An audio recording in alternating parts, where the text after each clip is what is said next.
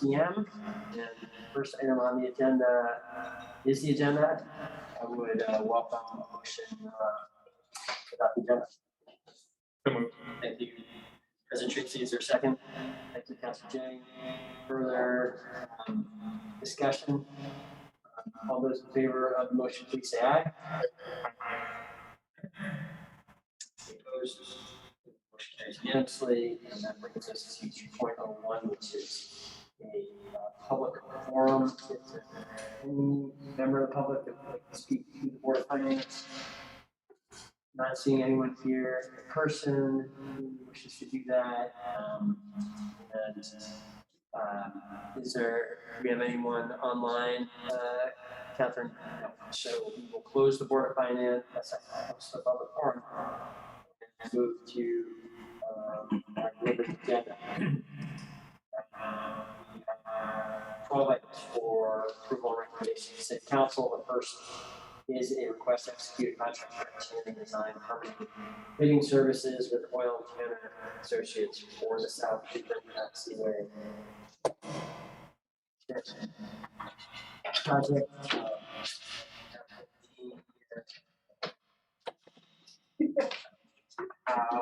Why don't you give us just a real quick? We talked about the apron many times. Give us a quick update on this latest. Of course, yeah. So this is not the terminal apron. This is on the south end of our airfield. Extending taxiway golf is what it's called, which is a parallel taxiway with our main runway. Extending it into a quarry area and expanding it to additional general aviation opportunities, which is defined as that new apron as part of this action. It generally is pretty simple. It's impervious surface extension and parking positions.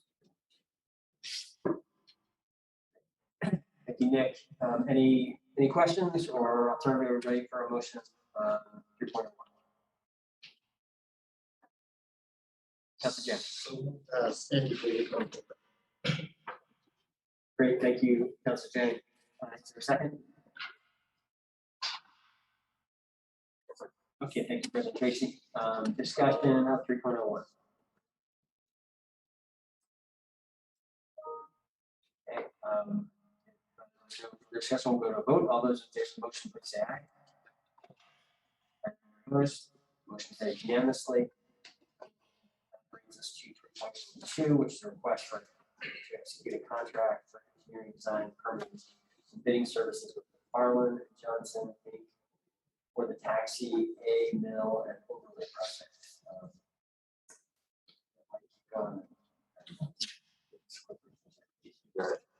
So this is adjacent our terminal apron, the taxiway that's right in front of our terminal area on the airfield side. That taxiway is aged. In fact, it needs quite a bit of crack filling and remediation annually. So this is actually to rehab that taxiway, refinish it with that mill and overlay, expand it slightly so that we can add a safer lighting system to the edge of that taxiway in conformance with FAA, and reopen it as quickly as we can. That's the highly used taxiway, as you can imagine, for large aircraft. So we're excited to move forward. Great. Are we ready for a motion or questions here, Councilor Paul? Thank you. I make a motion to take the actions recommended. Great, thank you. Is there a second? Councilor Jennings seconds. Discussion on 3.02. All those in favor of the motion, please say aye. Opposed? This brings us to 3.03, request to execute a contract for design, permitting and bidding services with Jacobs Engineering Group for the new Gate 12 Jet Bridge project.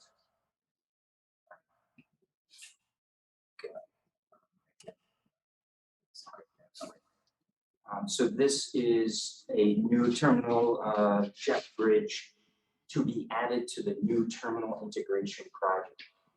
This is the $15+ million project that's currently being developed today.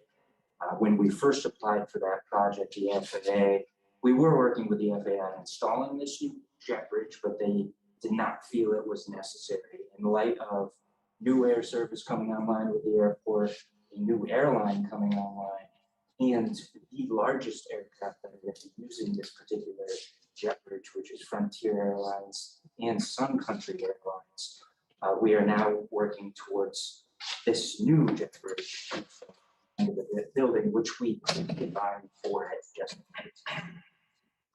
Right now, people are walking outside to get to the plane.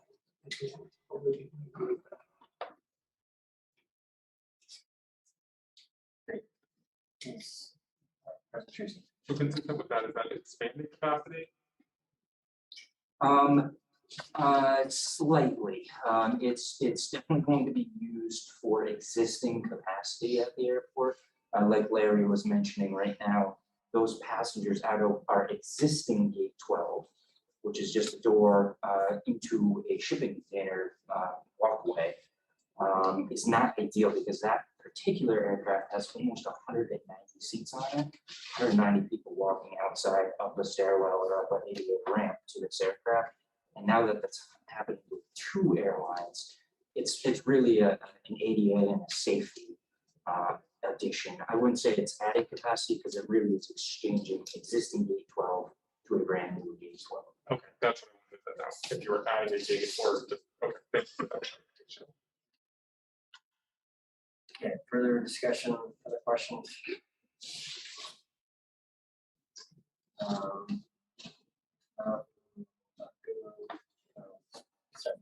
Motion. Councilor Paul.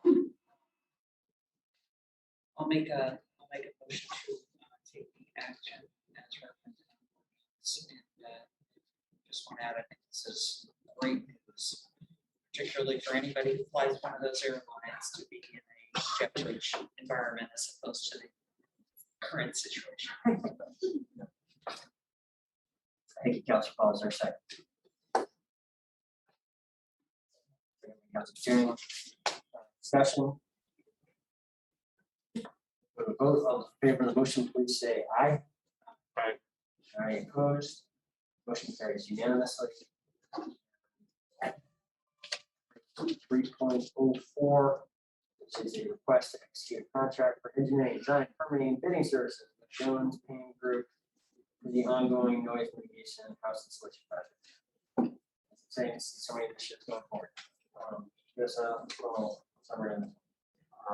Absolutely, and this one is concurrently happening with our existing plans and what we call our pilot program, which is to initiate an acoustical testing plan, an outreach program, and selecting of the 10 houses to participate in the first sound insulation program. This is now beyond that pilot program, adding additional houses or additional opportunities for more houses, as well as starting the design of the next phase of houses, not just the selection, which is what the pilot program entailed as we approved it a couple months ago. This is to actually move forward into design and construction of an additional 10 houses, and then design work into the next 50 houses for our grant for next year. This, in my opinion, this is truly bringing ourselves 1 year ahead of time, because we were looking at the pilot program extending for about a year as we went into construction and only doing outreach for the next 50 houses.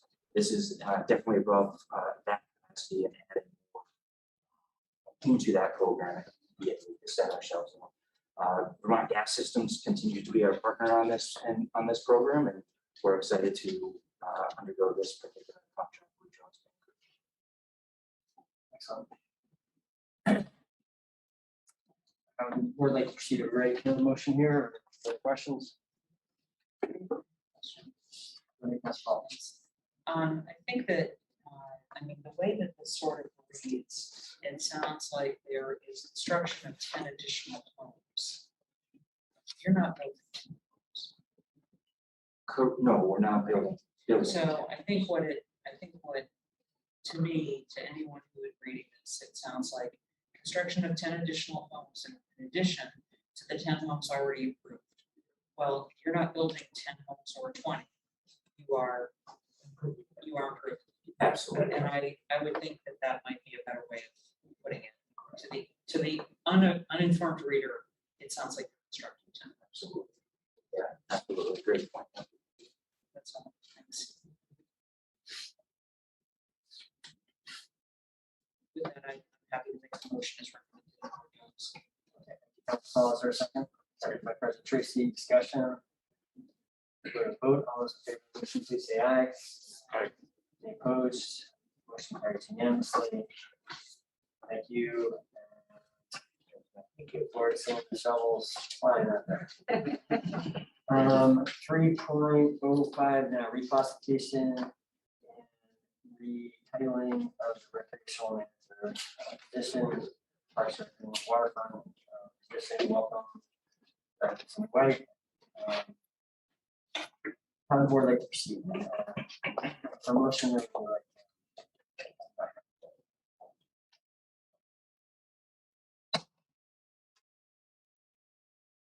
Well, I always feel badly when we have people.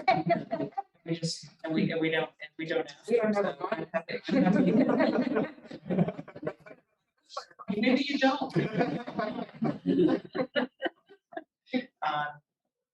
But I'd be interested in hearing either on the other one or the other two. I mean, you've got two that are new positions or retitling. Like, We talk about them both at the same sure, time. okay, if you're talking about the recreation manager, you can just kind of some of the changes that have come about since.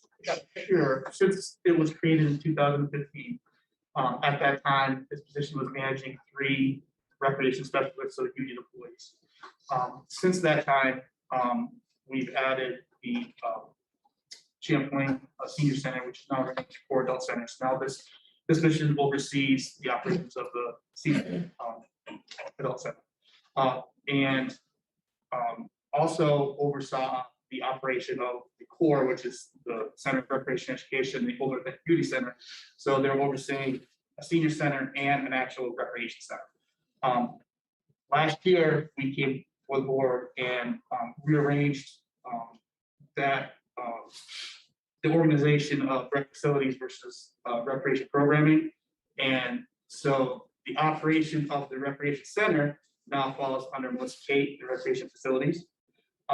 But this position has added all of the programs, so full-time employee and all the programming at the ice rink.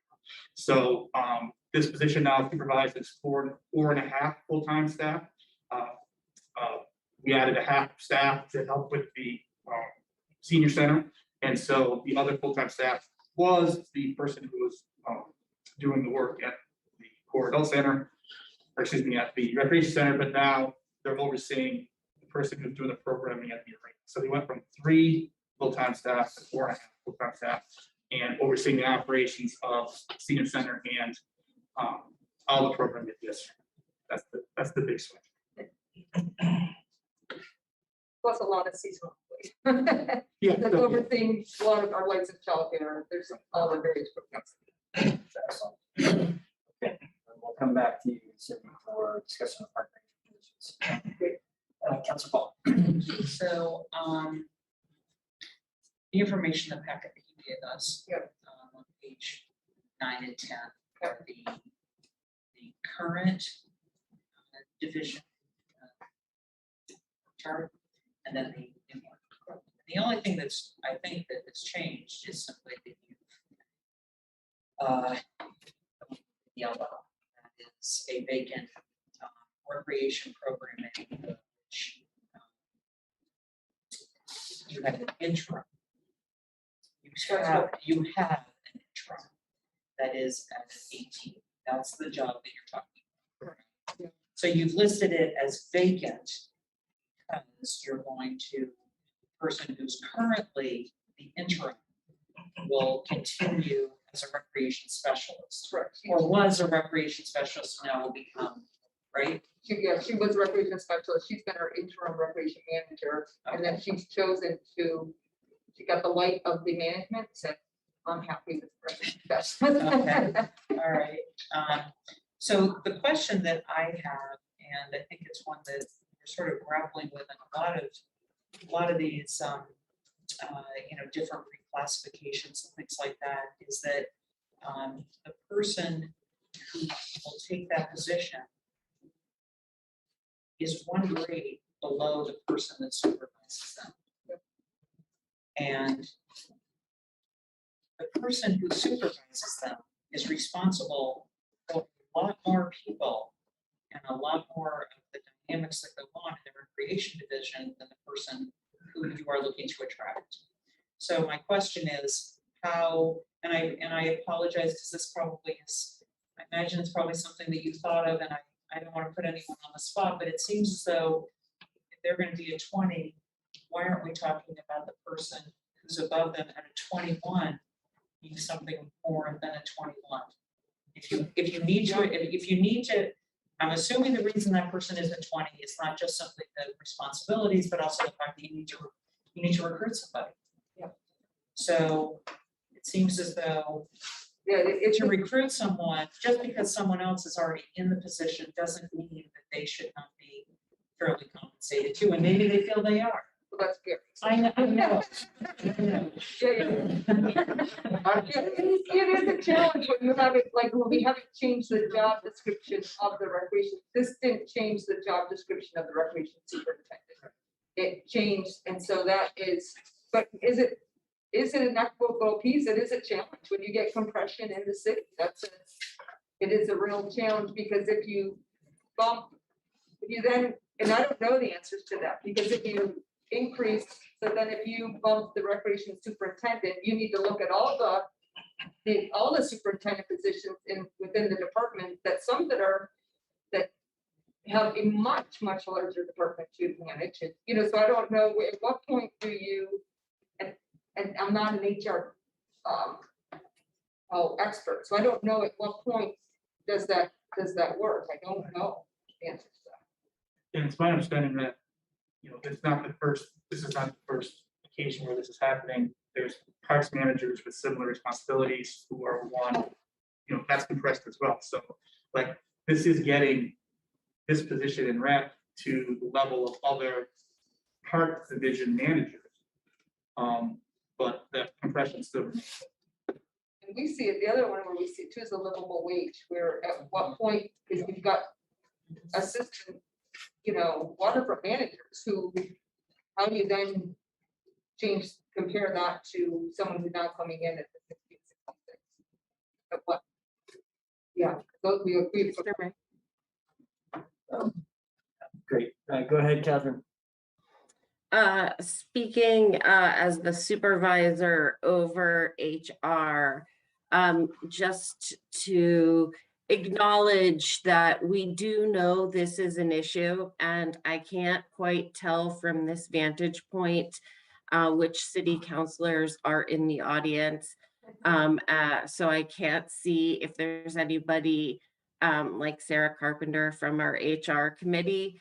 But it is something that we are looking at over the next perhaps fiscal year or two, looking at our holistic compensation plan and several of the areas where compression could be an issue. Okay, I mean, I just, I hear you. I know your nature, and it's wonderful and incredibly admirable. I just feel as though it should be at least acknowledged that this is a challenging thing. And I'm sure it is citywide. Thank you. Thank you for that. That's a problem. So where are we? I think we have made a motion. So how did the board like to proceed?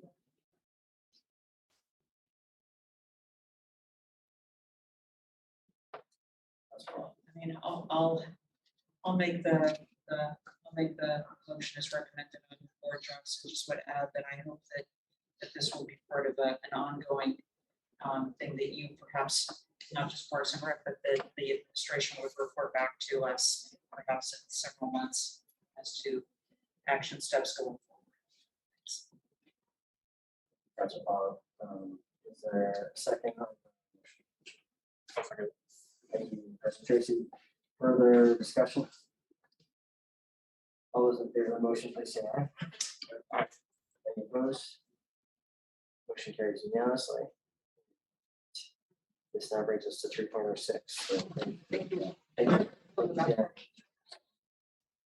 Appreciate 2 new positions and a reclassification and retitling. Some position in the water fund purchases. Recommendations to city council and resolve. Creation. Our ranger position, 2 personnel. Significant bump. Cindy, would you like to have a discussion? Yeah, so we are incredibly excited to be here to be this beginning, the start of our urban park ranger program. I say the start and that we're here, but obviously there's been work behind it to get to this point. I first want to just start by introducing the team that will be overseeing the park ranger program. Aaron Miro, who's our waterfront superintendent, and then Alec Keating, who is one of the ones that we're there, campground manager until we get through all this here. And I couldn't be more pleased to have the waterfront team stepping up to oversee the park ranger program. Just the work that we've been doing to date, shows their commitment to the program, their attention to the detail, from making sure that they've got office spaces ready for them to be coming into working collaboratively with other departments as we pull together the job description. So, in many of the challenges that we've been having in our parks, many are on the beaches. But then they're also throughout the city. So that's one of the reasons that we have the reclassification and retitling of Alec's position is he's no longer going to be just the beaches in North Beach, but they also having the urban park ranger program, which is a citywide program. You said, floor is open for questions, discussion, motion.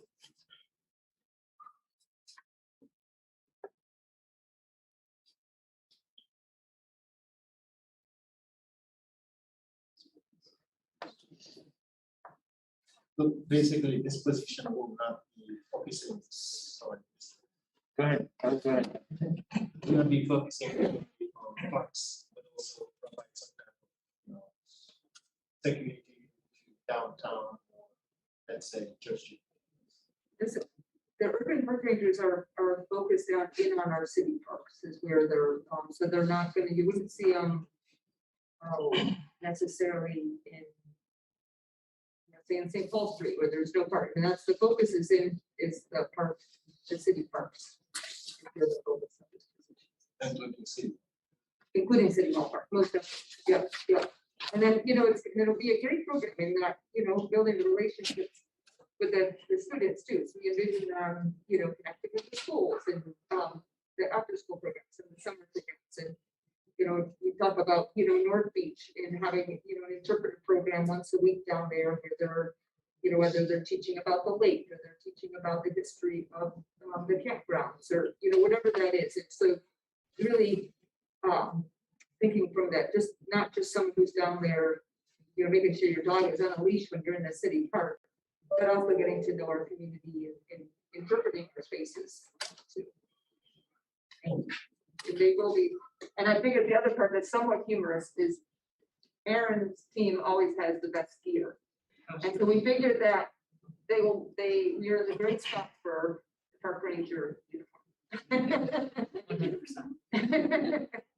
I just know myself, we often camp, and when I go and camp and you have a question, that you're looking for somebody when you're there. And so we hope that we can, that same thing. If you have a question when you're in one of our parks, you look around and, hopefully one of our rangers is nearby. Great.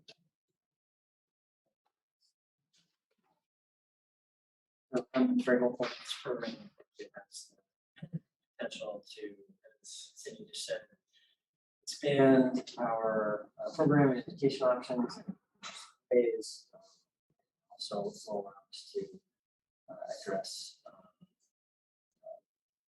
management of the parks and address behavior issues, other issues that come up from time to time. And that is another tool for us to resolve those circumstances that is having to rely on the place to do so, which I think is welcomed by public, welcomed by police. One additional call out. It's the end of the police having enforcement responsibilities on our parks. But it's as another areas of our efforts, it expands our the types of professions that we have responding to a variety of situations that we face in our public spaces. So I just remind the Board of Finance, of course, that this was part of our budget. We approved the creation of these two positions in the budget, and part we did reallocated revenues that freed up the police department budget, and so we hope that we can move forward and take this next step.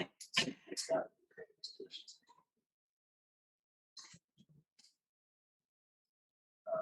Did we get a motion? No. So, are we able to take that step tonight, or is there concern? Go ahead, Captain. I'd like to make the motion as indicated. Okay, great. Thank you, Councilor Jane. Seconded by Councilor Paul. President Tracy. Question. So when looking at these positions, did you all do any comparison between the CSO positions at BPD and these positions? Do you feel like there was overlap? It seems somewhat similar. We didn't look at the CS, we've been really focused on the parks piece, so we didn't do a, look at those and then compare them to these as far as, making sure that there's not, I guess, that overlap of duties. I mean, it's really are focused in our parks and our spaces, and so, I mean, but it's, the way I look at it, Tracy, is, working together, and that's when we're, then that's that communication and sharing with each other. I'm sure that'll be a regular meeting between the CSOs, the CFLs, our urban park rangers, because it's in CEDO to figure out how do we work together to accomplish all that we need to do in the city. So it's one where they won't be working in a vacuum. Sure. And how did you determine the compensation rates for these positions versus the CSOs? Right. Remember correctly, the CSOs are at a lower grade. Is that right? Good question, President Tracy. I'm not sure I can specifically answer this. Catherine, go ahead. Is there a member of HR present? Yeah, I'm Danielle from HR. Yeah. I Danielle, actually you wanna come up here? oversee, yeah, sure.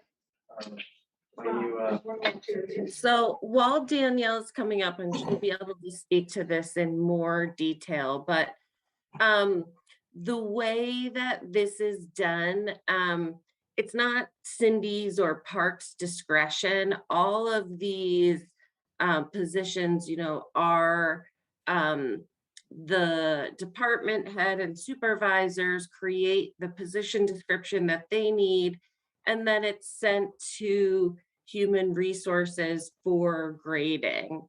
And so it is an objective process. And Danielle, you can flesh that out for us if you would. Sure. I actually happen to oversee and support the police department as well as Burlington Parks and Rec, so I can speak on that. Currently, the CSO position is graded grade less than these current positions that have been graded. But recently, we were asked to take another look at those positions because the grading hadn't been looked at for those, or reclassification, even though the position changed a little bit earlier this year. We obviously had some change in the department, and so we are looking at those positions again. And so hopefully they will be part of another reclassification within the next couple of weeks to get them aligned with the 15 or the 16, I can't remember what it is. But because when going through these positions, we did not think it was equitable to have the CSOs graded lower than these park ranger positions. I don't think the job duties, while they're not the same, the level of what they're doing, the presence within the community was really, I don't want to say the same, but they're doing different work, but the presence within the community, it was the same. So we wanted to make that note within the CSO positions. And hopefully we can move that forward in the next couple of weeks. Okay, thank you very much. Yeah. I appreciate that. That really helps. I just wanted to note that one of them is a lead ranger, and so that they'll be assisting with the, hiring. And so one of them has similar duties that we have with many of our working for. Okay, thank you for that.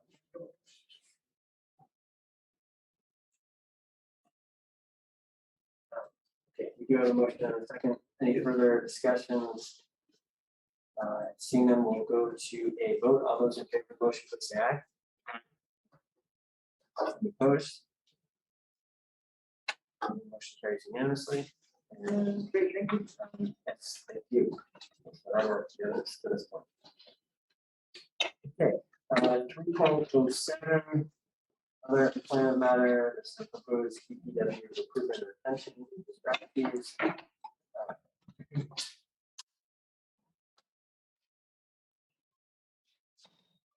Welcome, Chapin. Chapin, why don't you summarize this? Great, happy to. Thank you so much for inviting me here to the Board of Finance. I'm joined by members of the team who really worked to flesh out these recruitment and retention strategies. Ron Jacobs, ASME representative, Division Director Megan Moore, and Director Lee Perry. DPW or first responders. As you saw in the memo, we have 30 open positions. That would be a cause for concern any time of year, but especially heading into the winter season. Water main breaks are prevalent, plowing is needed. Frankly, we've struggled to recruit. As you saw in the memo, we've received the fewest applicants per opening of any department in the city. We, in this week, 7 days, had a $2,000 hiring bonus in the town of Calais for the street maintenance workers. So not only do we need to focus on how do we recruit, but how do we retain during this important period. Thanks to working through a great collaboration with ASME, HR, city attorney, CAO, mayor's office, in short order after a very successful HR committee meeting on October 29th, we transitioned into 4 proposed actions that are in the memo, 3 of which we're seeking your action on tonight. First is relating to recycling. Too often, recycling is taking from street maintenance, which is limiting our ability to actually plow and do proactive efforts. Usually, it's the other way around, where we use recycling to help us plow. So we're seeking to reclassify recycling because we've had persistent openings and add an FTE. Second, we're proposing a hiring bonus through the winter season, March 31st, 2022. And I want to note, thanks to Ron's very effective proofreading, that the MOU in your packet does not agree with the memo.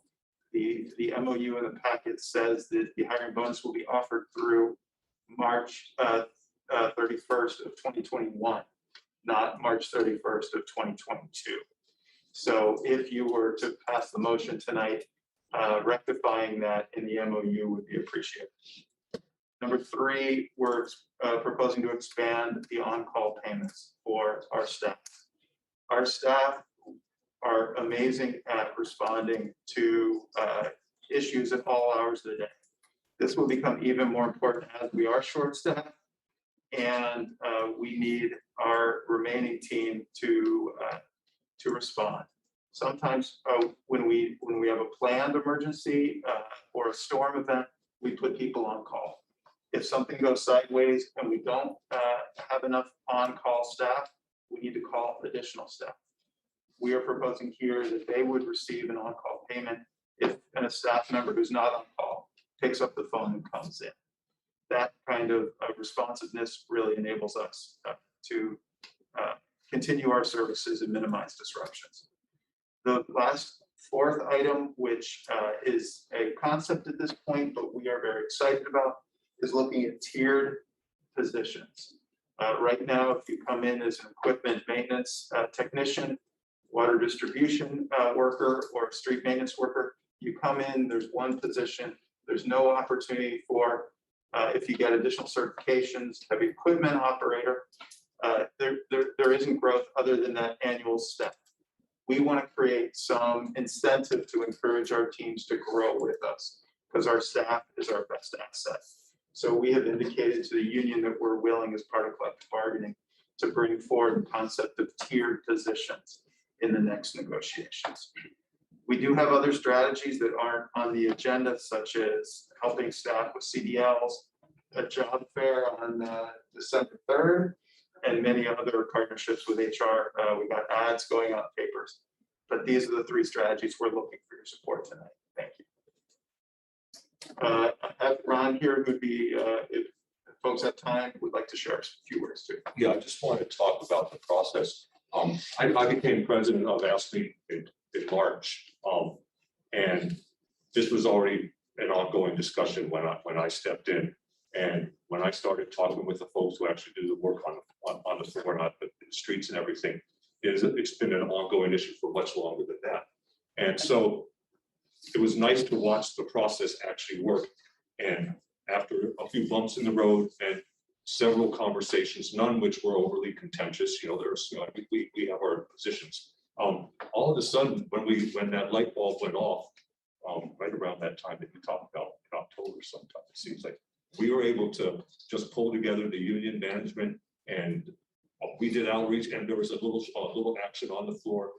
The workers in streets signed a petition explaining their situation and their stress and everything. And so I just wanted to mention that because that emphasizes that it wasn't just something that union leadership did or anything. This was responding to the people who are doing the work, and their frustration is echoed in management's frustration in that, we need to fulfill these positions. And so we're all very hopeful that the short term, the first three steps will relieve the short term situation. And then the fourth one that provides this tier process that we will discuss when we open up collective bargaining next year will actually provide people in these positions with more than hope, but actually a better paycheck. So.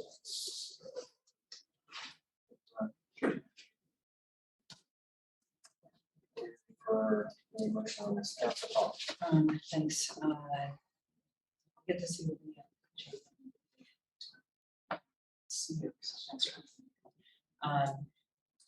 My only question was just something that was really along those same lines. I mean, I think that tiering is just wonderful.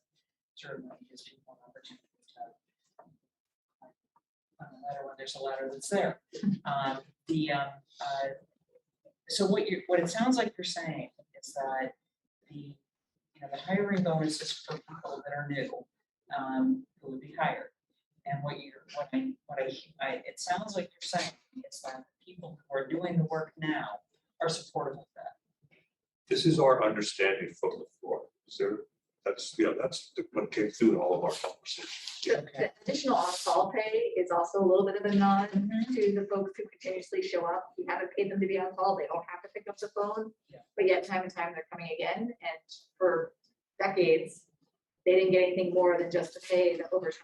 And so why not give them that little recognition that they made themselves available? So I think that was a little add for the existing folks. And then the sort of long-term concept of the tier, and having real long-term growth in your wages probably helps folks as well. And in addition, and just as a matter of what they do in their daily work, their daily 8-hour shifts or however long their shifts are, the idea of relieving by filling this extra recycling position will really change how often streets people have to be called away from their regular jobs to go fill recycling, because that was a major point of contention, and that was how when I first stepped into the position, that was the first thing I heard at the first local monthly meeting, that when their steward spoke up, and basically it's been on the agenda almost every meeting since then. I mean, I just wanted to be sure. I mean, the MOU is literally 1 page long, which you don't usually see union type things that are 1 page long. Nothing against union. We're concise. MOU. But what it does say is that that AFSCME waives its right to collectively bargain over these issues and will not grieve or litigate the implementation of the measures. So I just wanted to make sure that the people that are doing the work now are, to your knowledge, supportive of this. Because, I think they would be, if we can fill these, if these positions can be filled, the fact that they won't be doing like $100 an hour worth of work. It's, they're back down to getting paid for, we're doing the kind of work we're getting paid for, Okay. and decreasing the stress. And the fact that it's a MOU until we start bargaining next year and then see where we go from there. okay, thank you. Thanks again for being here. Okay. Are we ready for action on this further question? I'll make a motion to take our action as recommended in board docs. Thank you both. Discussion. Go ahead, Councilor James. I mean, I think this, it seems that internal, we try to look into this, like, internal from the administration, and also us. You, first. Yeah. But if you also, you look at the data, there are some city departments that are extremely bad in terms of hiring people. And one of them is Reclassification and BPRW, right? Have you consulted them in order to see what strategy has been and why they successful? Right. Thank you, Councilor Chang. We have, through our coordination with HR, I have not spoken directly, but some of the conversations that we've had with HR is that a number of the positions in trying to get more applications are generalist type positions where more people could be assumed to be qualified for positions where when we start getting into technical work or work with significant physical requirements, we've really struggled to cultivate. I don't know if our HR manager, Lynn Reagan, would like to add anything. Just to add to that, that's what we're seeing. We're seeing at Burlington Electric over at the field plant. We're having to repost open positions. We've had difficulty filling them. Same with Department of Public Works. Very physical labor positions. They're not positions that you can work from home with. And that's what we're also seeing a lot more of during our interview process with our more administrative positions. That's become a number one question is this position remote or hybrid? And so that's something that we're also, looking at with Karen as she, creates the work from home policy for the city. But we can't do that with a lot of these streets positions, the water distribution, field tax. And these are very physical labor positions, and it's hard to find people to fill them. Or they require on-call. Or recently, somebody who resigned, it was their spouse can only have a certain type of job. If they have to be on call on nights and weekends, that means their spouse can't work those nights and weekends, and so it reduces their overall earning power. So I mean, there's some real fundamental things about how society has been structured in the past and how it is now, and I don't know exactly what we're going to do with that, other than really try to incentivize people to come to some of these really important trades jobs. And I think there are two other elements about code. And one of them is I'll be putting this together. But also let's take into account that we are public workforce is a big travel from all sectors of life, right? But when we get to the union negotiation, I think maybe the environment would consider having it at least on a temporary basis, because this is going to be on something we need to keep on. That's one. The second element is also, it might be also the manager, because some of your employees may be required to do some technical work, but they don't have the training. It may be also some kind of, like say, attention to that as well. Because most people need to get the training required, and this memo will not include anything that talks about professional development within what we try to do here. I think there are all of those elements we need to take into account.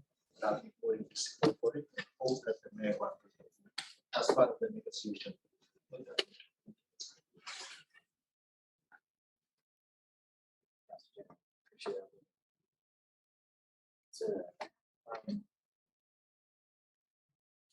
Any further discussion on this item? We have a motion, a second.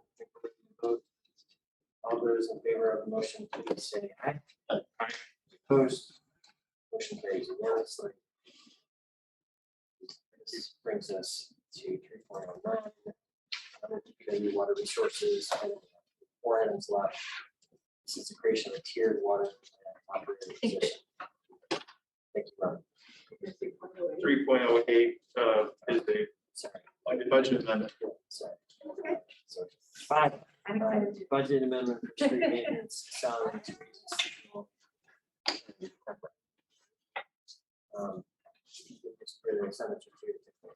Sure, this is to accommodate for what was an error and an oversight when we were building the budget in 22. We created a line for seasonal workers for street maintenance. In the implementation of the budget, it somehow didn't get caught. Team clerk treasurer, team BPRW has found a resolution for this by adjusting another line item to allow us the $87,000 for temporary seasonal help. So this is part of what we'll need to kind of fully staff for the winter. So appreciate everybody's effort to help us get there. Thank you.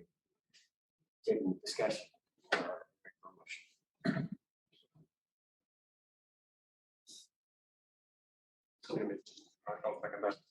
Moved by the Councilor Jennings, seconded by President Tracy. Discussion.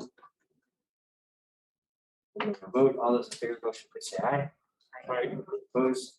Motion carries unanimously. That brings us now. Thank you, Lee. Now we are at 3.09.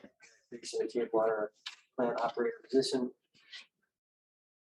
Would you like to say words about this, Mike? Sure. I mean, fundamentally, the need to add an additional FTE comes out of the fact that we have this one position, it's a very fundamental position in the water plant, the senior plant mechanic. And the schedule that I inherited and the structure that I inherited has that water plant mechanic working on the rotating 24-hour shift, which means that this person only overlaps with the chief for project coordination 5 times in a given month. Is working at nights where one doesn't really want to do big water plant projects and also doesn't have access to the other plant mechanics to actually work as a team to complete what can be sometimes challenging and dangerous projects. So we did look at various possible scheduling alternatives. There's an existing schedule MOU that we've been talking about for many, many years. And while ultimately I think we will revisit that scheduling MOU and determine whether or not the plant could be operated with a different set of, instead of having two people on at all times. Right now, where the plant is, last upgraded in 1984, still has a lot of things that can go wrong. Having 2 people on at all times to protect Burlington's water supply, we do feel is necessary. It also, enhances the safety. Having somebody there by themselves does create a lone worker situation. So at this point, in order to get the senior plant mechanic on days, we would need to add this other 9th person to the operations staff so that we can maintain the 8 people who do the rotations. In doing that, we saw an opportunity. We've been talking for a long time about the tiering. And while we haven't quite crafted the full upper tier level, we wanted to make sure that when we added this position, we started to think about that eventual ladder. And in particular, in the operations field, a lot of our experienced operators are retiring. We're trying to grow the next new crop. And so they don't necessarily have operations experience. They don't have their license, right? We need to provide a doorway for them to get in because they wouldn't be able to be hired under the existing job description because it requires you to have certain things. But we can get them in the door, train them in our facility and grow them up to where they can get to the 17. So that is what we are proposing here. It was in the budget that you already approved for FY22. It just took us a little while to figure out the tiering. It was our DPW's first attempt at tiering, but we learned a lot from Lynn and from B.E.D and how they've done it. Very good. Thank you, Megan. Floor is open for questions, discussion, motion. That's fine. Thanks. I'll make the actions recommended. Councilor Boswell, second by Councilor Jennings. Discussion. Seeing none, we'll go to the vote. Those in favor of the motion, please say aye. Those opposed, motion carries unanimously. Thank you. And this brings us to a final BPRW water resources item. This is the proposed final agreement for two historical water billing errors that we have talked about previously. In executive session, we're ready for actions tonight. Chip, would you like to summarize? I'm gonna have the division director make a market response. Yes, so we continue to chip away at some of the historical water billing errors that we discovered in 2017. I wish they would go faster, but we just continue to chip away as we work on all the other things that we manage. And so we have two historical water billing error settlements here. One is for underbilling that occurred at Burlington Country Club, in which we are settling with them, paying us $150,000 over 5 years. It is less than the possible calculated amount, but there were a couple of things about this particular calculation or underbilling, which resulted in us recommending that we come to an agreement on sort of an in-between amount. The other one is a memorandum of understanding agreement for the resolution of the overbilling at UVMMC, which is us owing the medical center $209,000. And the really cool part I'm excited to share with you is that they've been extremely collaborative and innovative with us in taking this money, and instead of us just writing them a check and then doing whatever with it, we're actually pouring it into some pilot projects around real-time smart metering. And then really taking this opportunity to work together with the facility staff there and ensure that the hospital does not ever run out of water, which is one of my chief concerns and certainly their chief concern. So really looking at all of the different pipes, their internal structure, and making sure we can run various scenarios and understand what the risks are with different scenarios, and then how does that pour into our capital improvement plans? You know, what mains around the hospital might we need to repair or replace? What mains on their campus should they be focusing on, right? So that we build a better system that is more resilient to any of the possible things that might occur.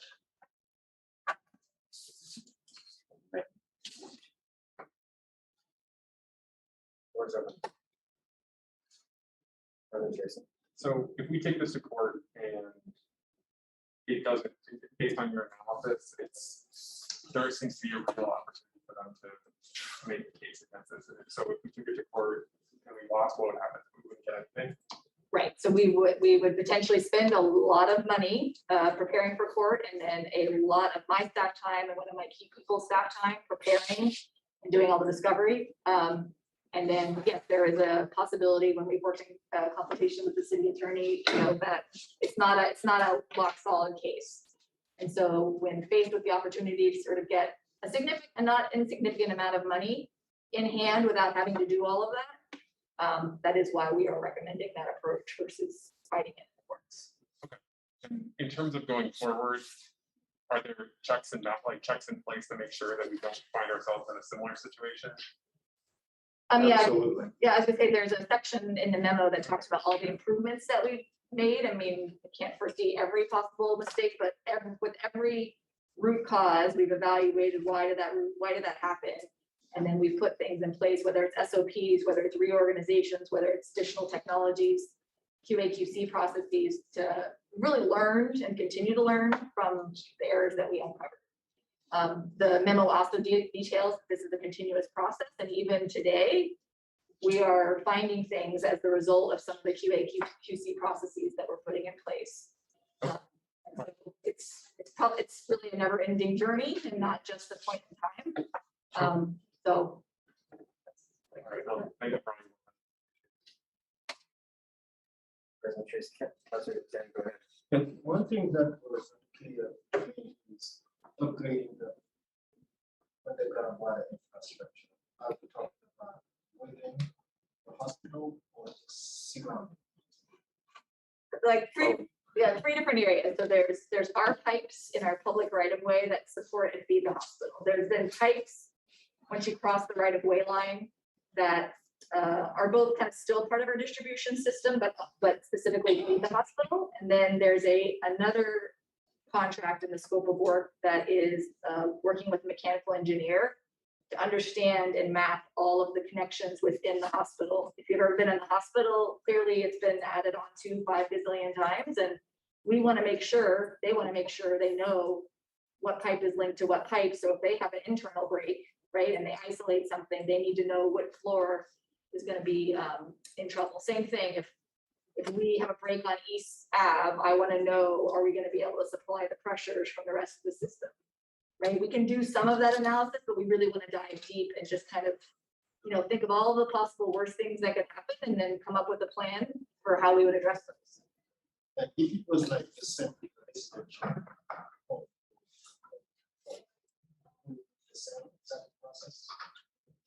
it seems one day I remember made it clear to me here that the city did not want to try to be people's property. They try to listen.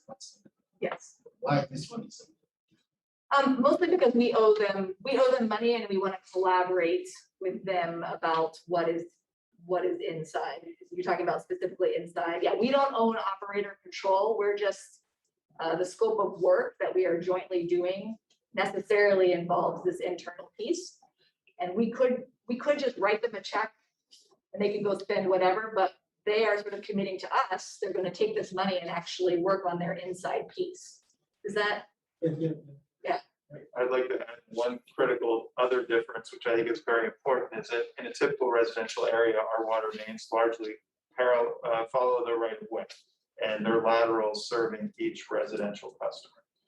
On the campus, both for UVMMC as well as UVM, there are historical mains running on and through parcels up there without the level of documentation that we would want. So part of this is really running to ground. Whose main is this? Who's maintaining it? What's the condition? What's the emergency plan? That there are, for better or worse, these legacy issues up there that predate our tenure that we feel called to resolve. Good partners and also there's an opportunity to organize. Yes. Thank you.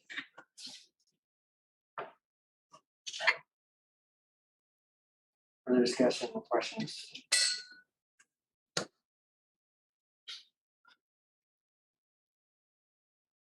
Ready for Council Chairman, second by Council Paul. Further discussion. Seeing none, we will go to a vote. All those in favor of the motion, please say aye. Any opposed? It's unanimously. Thank you. Secure you and the State Attorney's Office for numerous others for many months of years of work to get everything there. Some of my agreements plan to ensure that kind of changes. Issues. Bob Rustin was a big help many years ago through to the CAOs and Attorney's Office. So thank you. And Eileen as well. For anyone watching home, recent issues that go all the way back to 2009 at least.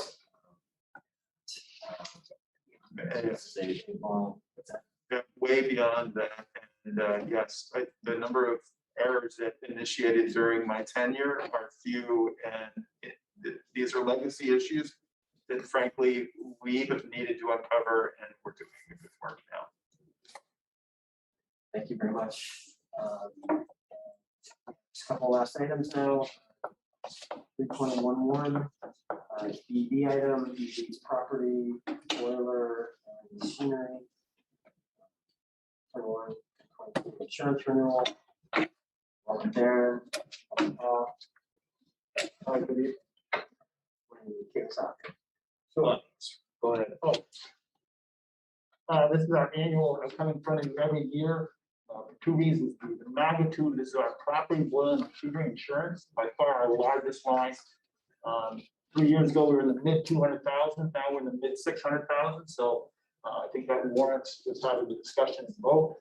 And two, because legally, even though it's a single policy year, it ranges over 2 fiscal years. So there's some legality around that, whether we do that or not. So we just err on conservative. We are. In a nutshell, we're looking for your vote and approval. This line of insurance is so large. This is our 3rd year in a row. We have the same 4 carriers: Aegis, StarTech, Zurich, and AIG that combined to write this policy. We're still right up. This is how it goes. The 24th hour, we're right up against it, waiting for AIG to give us a final number.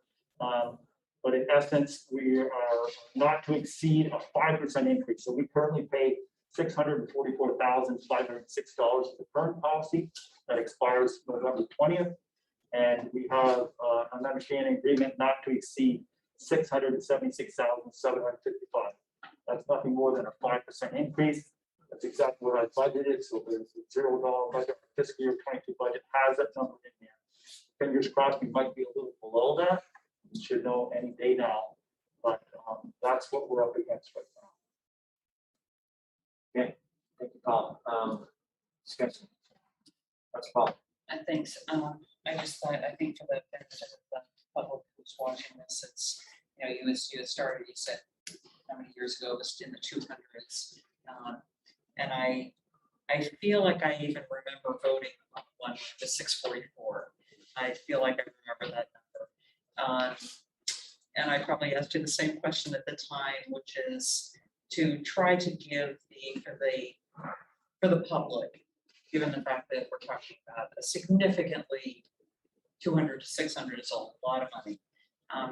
What, in your opinion, has led to that significant increase? What are the reasons, and are there any things that we can do that could mitigate that going forward? Because at some point the 676 could become 900, and then what do we do? If you could elaborate. Absolutely. Thanks. So Hickok and Morgan is our insurance agent. Paul Plunkett is behind me here, but specifically in his memo that I attached my document, we identified 5 specific areas that's driving that. In 2018 was 228,000. 2019 went to 579, and then, as you mentioned, 2020 was 644. So now it's somewhat leveling off, if you can imagine that, in the mid 600.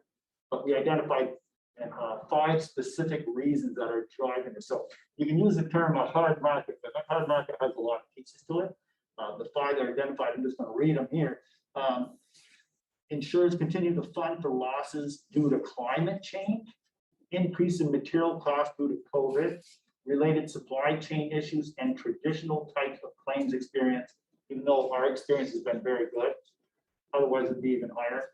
And additionally, reinsurance costs, which is when the primary insurance tries to cede off some of the business to the public. So those are the 5 main driving forces. Sort of a perfect storm. Commissioner Paul, absolutely. We were optimistic that we're kind of reached this flat level for a while.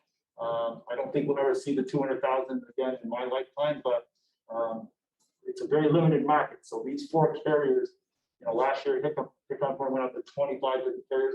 The biomass industry scares a lot of underwriters. They've had significant losses. We're not part of that, but it's no different than your neighbors paying higher homeowners auto rates. Very limited market. So supply and demand, this is what we're up against. What can we do? Your second part of the question, and identified that. A lot of you asked some great questions last year. So in addition, from specifically the property, boiler, machinery, AIG and some of the other carriers that underwrite this had a list of recommendations. The biggest one on that list, we're in the middle of finishing that this Wednesday, was a secondary boiler feed pump system in the fuel station. We put a lot of time and money into that, but had we not done that, we would have been either not written at all by these carriers, or had an even more significant increase. So we checked off a lot of those boxes. There were 23 recommendations 2 years ago. We're down to 6 right now. They're still outstanding beneficials. So that's specific to the property. Other things, if we can't save any money or shave premium in our existing policy, we've identified here, and without, I know, time crunch, but we've done a lot of things on the other lines, working closely with Hickok and Boardman. Specifically, we have a professional liability insurance policy. We just eliminated it. It started in 1994. We didn't have one that's specific to our engineers. We saved over $50,000 from our current budget by just eliminating that policy. And you're saying, well, does that mean we're not coverage? No, we joined with the city of Burlington because we have the advantage that Hickok Boardman, through Paul Plunkett, represents the city also as an agent. So we joined with the travelers policy with their directors and officers, public officials, and their professional liability. So we saved a little over $50,000. We're looking at exploring, we are with the city on workers' comp and auto, and we would never break away unless both parties can save money. So Hickok Boardman's looking at that. We're looking at this combining with city on the property policy. There's what's called minimum premium for insurance carriers. We're not there yet. We're getting dangerously close. So if that happens, it may be beneficial to both the city and B.E.D. to combine on a property policy. So they're looking into that. Looking in the city with the cybersecurity, I'll need to tell you how huge it is now. We got into the ground floor several years ago, paying not very much money, but as that risk increases, we may combine, looking into combining with the city on their cyber policy. Joint captives, you know, the Vermont Captives Insurance Association, Vermont is number 3 in the world. Bermuda, Cayman Islands, Vermont. So there's a lot of unknowns with the captive, but Hickok Boardman looking into that's something we can, during these hard markets, to join a captive. That's very common when things get really tough. And finally, I mentioned again the recommendations that we're knocking off and that made great strides with as far as the fund. So that answers that question. That more than answers the question. I know you've done an awful lot of work on this, and the captive thing is certainly an intriguing thing. I guess the only thing I would just add is that I do remember having this conversation last year because the increase was so significant. And it would seem as though some of the reasons, and I realize this is a moving target, but it seems as though some of the reasons are very time-sensitive reasons. And I just wonder if 2 years from now, there's no more supply chain issues. Let's assume that COVID is a thing, relatively speaking, a thing of the past, that it would seem as though we should be able to maybe even pay less. But I don't know. Insurance companies are probably just like everything else. Once it's gone up, it's hard to get them to go down. Yeah. But I don't want to take up an awful lot of time. Thank you. Thanks so much for your explanation. Sure. Just a little bit concerned about the timing, knowing that it's getting negotiated this month.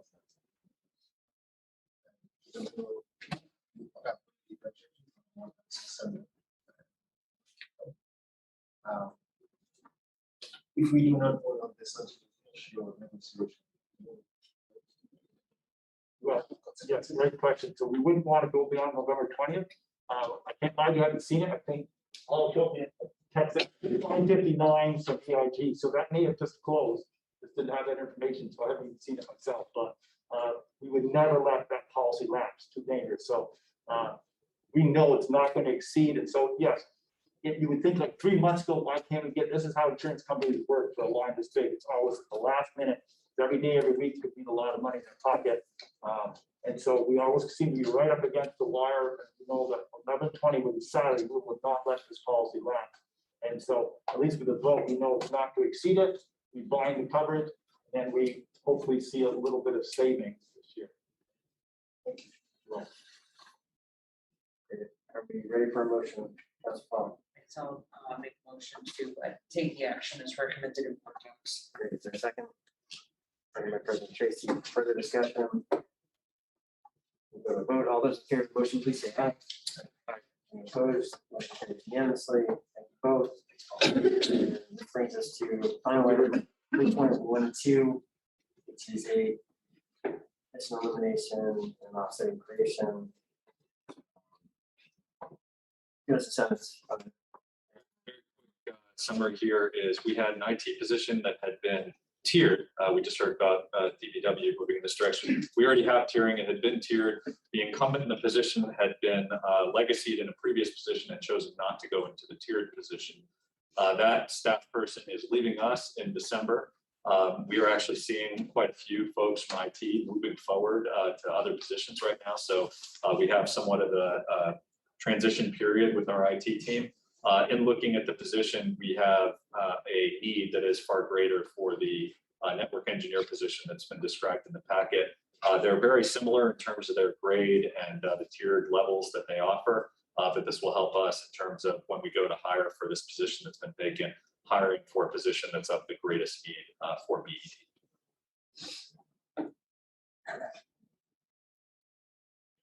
Council Paul. Second. Further discussion? All those in favor, please say aye. Aye. Opposed? Motion carries. Thank you. Vote. And application, we are adjourned for finance at 6:17 p.m. Remind me of that, what are we doing now? Going upstairs, then we're coming back down. Yeah. Make the motion. Few minutes to spare. Just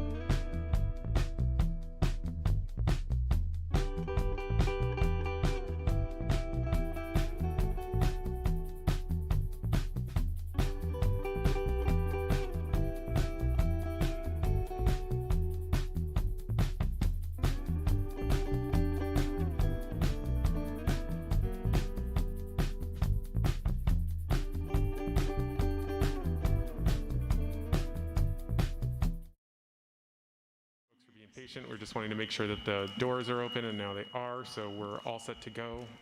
I will call to order the meeting. First thing is the pledge, so we'll do that.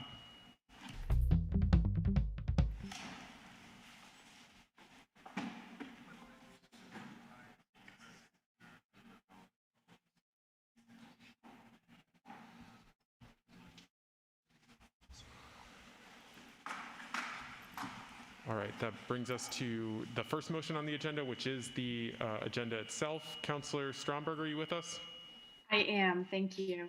I move to adopt the agenda as follows. Add to the consent agenda item 5.20, communication Mary Danko, Library Director, regarding pilot a branch library in the North End, with the action to waive the reading, accept the communication, and place it on file.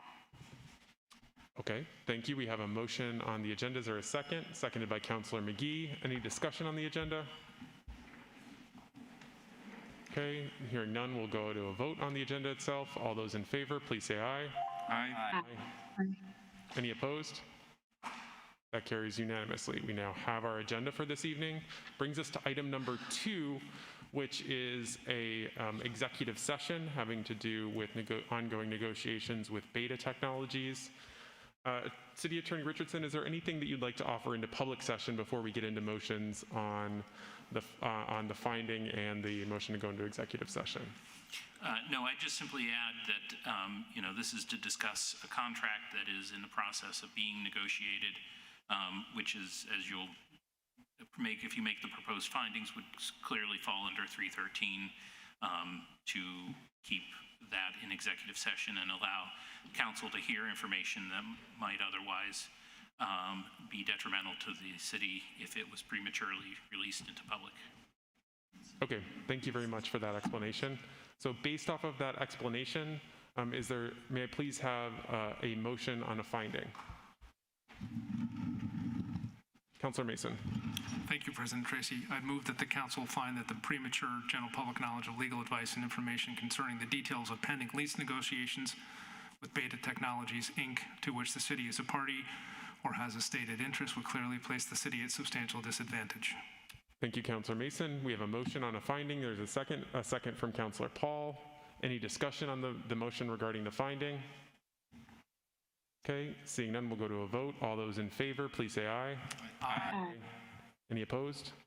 That carries unanimously. Now, based on that finding, Councillor Mason? Thank you, President Tracy. Based on the finding, I'd move that the council go into executive session to receive confidential attorney-client communications, 1 VSA Section 313A1F, and a pending contract and lease agreement matter, 1 VSA Section 313A1A. And note that those present will include the mayor's personal staff and City Attorney Richardson. And Jeff Director Glasper. Longo, oh yes, Acting Director Longo as well. Thank you. Yeah, oh, and okay. Excellent. Okay. And the two, okay, the full airport staff. Okay, thank you. And actually, the two outside consultants, I think, were contained in the motion. Jeff Glassberg, sorry, and Jeremy Farkas. Okay, thank you very much. Okay, so we have a motion to go into executive session. Is there any discussion? Okay, seeing none, we'll go to a vote. All those in favor of going into executive session, please say aye. Aye. Aye. Any opposed? That carries unanimously, and we are going to go into executive session. Councilors will head downstairs to the Busher Conference Room. And for folks who are here for the regular city council meeting, we will reconvene up here once we're done with that. We'll try to be back at or before 7:30 for the public comment. We may be a little sooner depending on how long our conversation goes. So if you want to hang out in here, you're totally welcome to do so. If you're here for public forum, you may sign up using the forms in the corner here. If you're participating remotely, you can sign up for public forum by going to burlingtonbt.gov/citycouncil/public forum, and you can sign up there. That's only if you're wanting to participate remotely in the public forum. We have sign-up sheets here for folks interested otherwise. Thank you so much. We'll be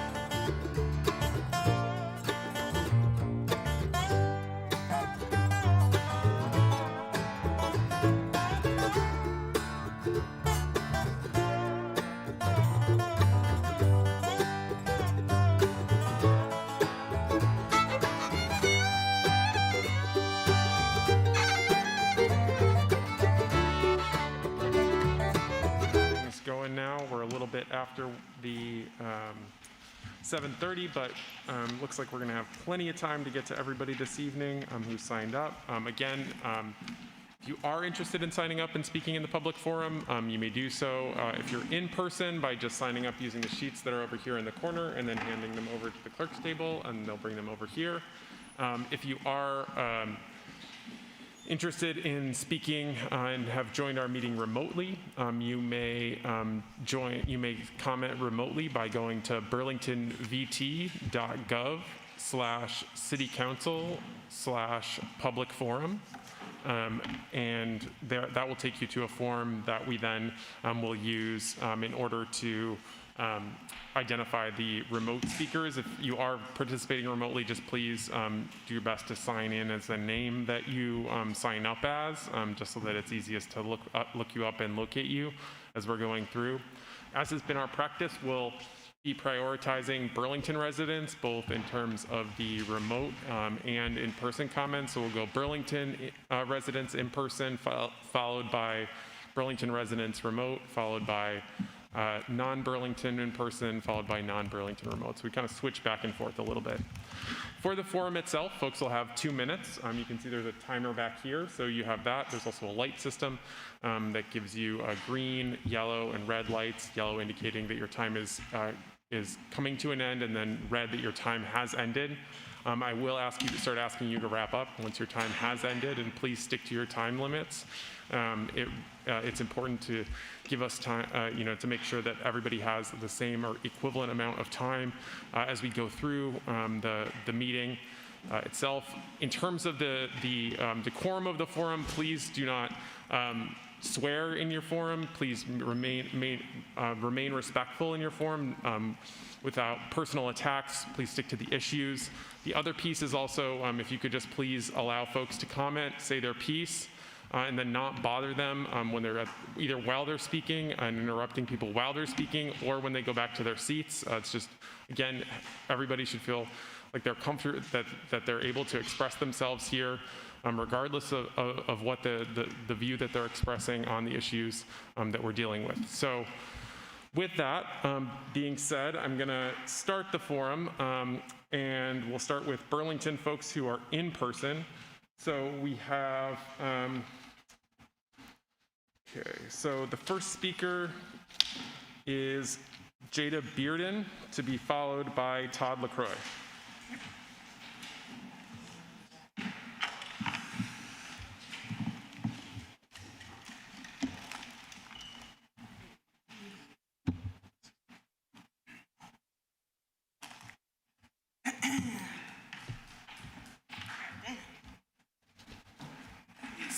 Chairs. Okay, hi, I'm Jada. I use they, he pronouns, and I'm here in solidarity and support of Sears Lane.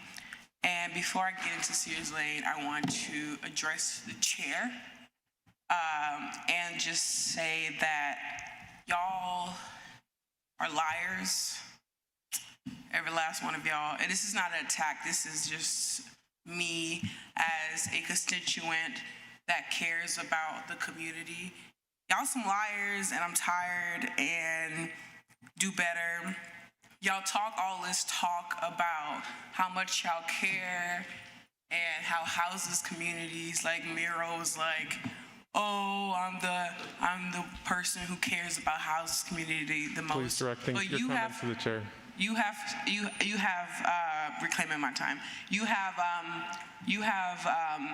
not been at Sears Lane once, and that is the truth. So put your money where your mouth is. Speaking of money, how dare you tear down tiny homes? You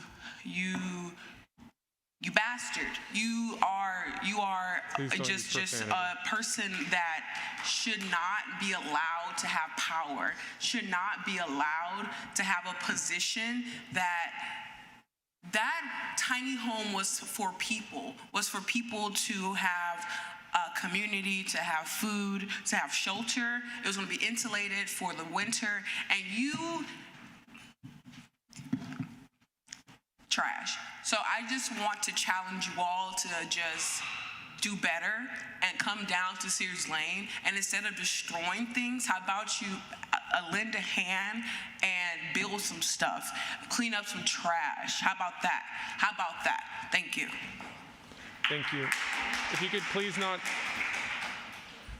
and if folks could please refrain from personal attacks and using profanity. Our next speaker is Todd LaCroix, to be followed by Lee Morgan.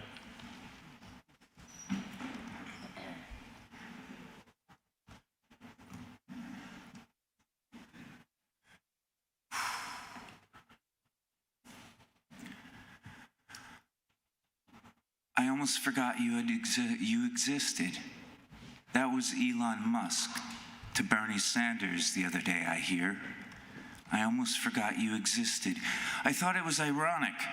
I thought back to the day that Bernie Sanders' chief of staff was throwing me out of their office when I was going there to complain about being beaten and tortured and left for dead and dehumanized, and a false police report that ruined my life filed by them to CYA themselves.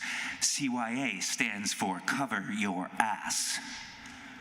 And for the last 10 years, CYA has destroyed my life every time I try to get you all to recognize what happened to me.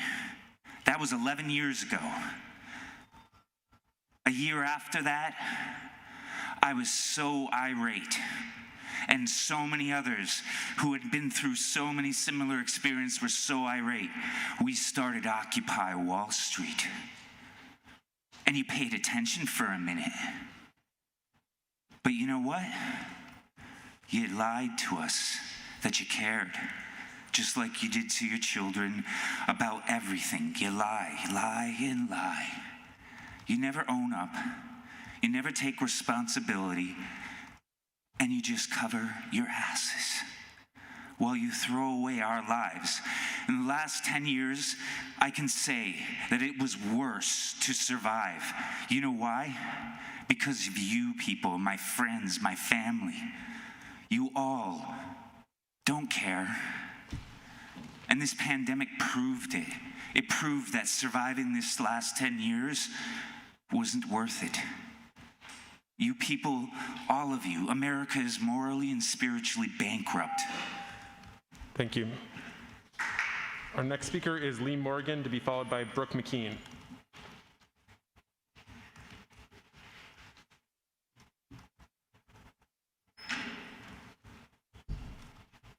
Hello, my name is Lee Morgan. I use they, them pronouns. I live in Burlington. This isn't going to be smooth. I'm like just feeling a lot of different emotions. I feel like everybody voting on the resolution tonight should feel a lot of emotions because it's about human life. I stand in solidarity with all residents of Sears Lane. I feel, I stand in solidarity with those who took opportunities to move out of state because that was what was best for them. I stand in solidarity with residents who took funds for campers because that's what they felt was best for them. I am in solidarity with campers who have moved in with family because that's what's best for them. I stand in solidarity with campers who will seek to take advantage of the long-term hotel program because that's what's best for them. And I stand in solidarity with residents who remain and will return to Sears Lane because that's what's best for them. I stand in solidarity with residents because of their difficulties or choices or a mixture of both will not be able to follow any sort of lease or rental agreement. I stand in solidarity with campers who will not be able to maintain even a 28-day stay in a hotel.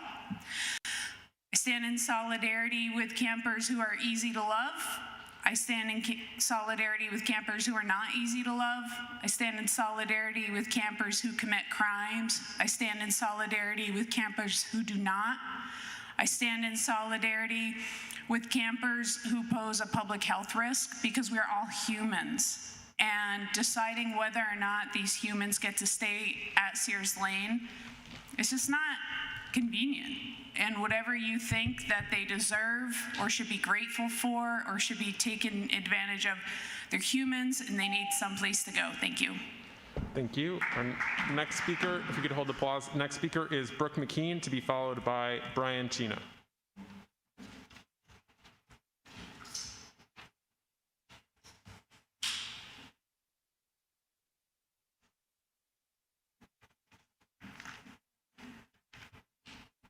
Hello, my name is Brooke McKean. I use she, her pronouns. And I'm here in support of the resolution relating to recognizing the rights of houseless community members. And I am here in solidarity with the residents of Sears Lane. I want to make it clear that the passing of this resolution, agenda item 6.02, and allowing community members to occupy public land really is the bare minimum of what this city and you all as city council members should be doing to support houseless members of our community, and also to address the horrifying housing crisis and the ongoing gentrification that is actively happening in our city, and which is causing immense harm to our community as a whole, but more specifically to the most marginalized members of our community. Let us also recognize that the city of Burlington is situated on the unceded land and territory of the Abenaki people and the Wabanaki Confederacy, and that no city council or city official should have authority over who and how one occupies or utilizes public stolen land. It is nearing December and another harsh Vermont winter, and it is critical that you all, as the city council, act fast. With the 28-day emergency housing assistance ending soon, in less than just one short month, there is an added sense of urgency to pass this proposal and to allow Sears Lane residents to return to their homes. It is imperative that Sears Lane remains self-managed, even with an outside group or some sort of facilitator, as the proposal reads. It is also important that the RFP stay open for as long as necessary without the restriction of a time limit. You all have the power and the opportunity to do your part in protecting and supporting your constituents and your community members in the most basic way. If you could just please wrap up. Yep. So voting in support of this proposal should not yield any hesitation whatsoever. Yep, and should not even in any, like it should not Your time is up. even be a question. Thank you. Thank you. Our next speaker is Brian Chena, to be followed by Fareed M.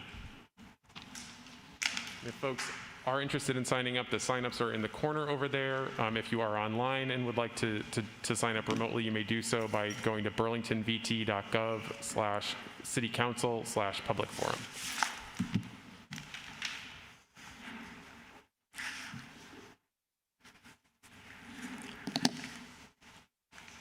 As a state representative, I took an oath of office in which I swore to not take action that would be injurious to the people, that I would not lessen or abridge their rights, and that I would conduct myself as a guardian of the people.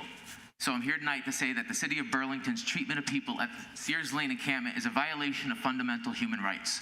The United Nations Universal Declaration of Human Rights states that disregard and contempt for human rights have resulted in barbarous acts which have outraged the conscience of mankind and the advent of a world in which human beings that enjoy freedom of speech and belief and freedom from fear and want have been proclaimed as the highest aspiration of the common people. Article 1 states that all human beings are born free and equal in dignity and rights. And Article 2 clarifies that everyone is entitled without distinction of any kind, and Article 5 states, no one shall be subjected to torture or to cruel, inhuman, or degrading treatment or punishment. It is cruel and degrading to remove the toilet from Sears Lane during a public health emergency. In fact, it's torture. It is cruel and degrading treatment to deprive people of shelter and warmth by tearing down structures, especially as hotels reject them without us having a plan in place for supported housing. Article 25 says that everyone has a right to a standard of living, and there's a lot of detail that I'm going to skip. The standard of living for unhoused people has been shaped by our laws and policies, which have benefited those who have the most power and resources by causing harm to those who have the least. The humanitarian crisis at Sears Lane is the result of the failure of a carceral state which causes trauma through use of force that reinforces the problems caused by trauma that lead to homelessness. We can respond to this crisis by breaking out of this cycle of abuse instead of perpetuating more harm. In 20 years, how are people going to look back at us? Are they going to see us as cruel, or are they going to celebrate how during this difficult time we came together, and instead of kicking people while they're down, we reached out our hands and we brought them back into the circle? The forced removal of people from Sears Lane might make the problems disappear for some, but they will only get worse for others. Let us give more now than ever. Let's surround them with a circle of love, and let's take care of each other better. Thank you. Thank you. Our next speaker is Fareed M., to be followed by Will Keaton. Last Thursday at 4 a.m., 4 police cruisers showed up at Sears Lane with 2 bulldozers, and they dismantled the tiny home that volunteers have built. We had UVM students from their UVM Club of Engineers help insulate the community kitchen there and started to construct the first of tiny homes from using our own resources. I've been cooking and serving food at Sears Lane since the fencing went up, and I can say that the communication coming from the mayor's office about how everybody there is mostly gone and has been taken care of is contradicted by reality on the ground. The reason that the tiny homes were built is because we are anticipating, because we understand that the housing that some folks have there is only temporary, and that people will be returning, and it's getting colder. Some of us who were experiencing homelessness previously also know how the hotels treat this guest with a different standard. So sure enough, 2 or 3 days into this hotel stay, some of them were forced out and are now back living in Sears Lane because they have no other place to be. I know Burlington is a city with a creative economy. 2 blocks down from Sears Lane is an innovation center with a lot of companies there focusing on alternative energy, and about half of them has social impact as their mission. So let's put our money where our mouth is. I know the city can do great things and engage the business community to come up with some solution, something new, or at least not go back to police and bulldozers and incarceration as the solution. Thank you. Our next speaker is Will Keaton, to be followed by Julie Masuga.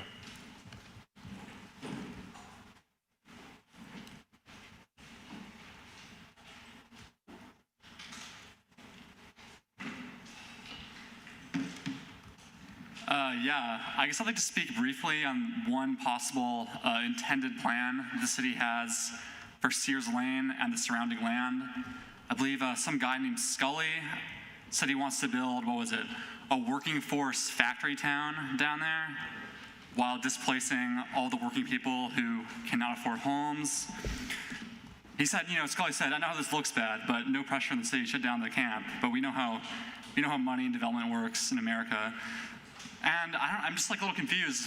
Did we forget what factory company towns were like in America back in the day? What's the plan here?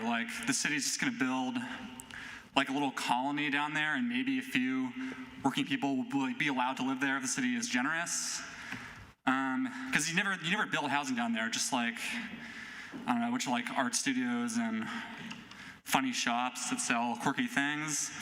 And so, we see what's going on. We see the city's policy towards Sears Lane, which I would describe as murderous as winter is about to come, as the city tears down homes that the people themselves built, which was, I guess, an embarrassment to the city government because people did by themselves something the city seemed incapable of doing, as it insisted that it was doing as much as possible to help the residents of Sears Lane, which is a lie.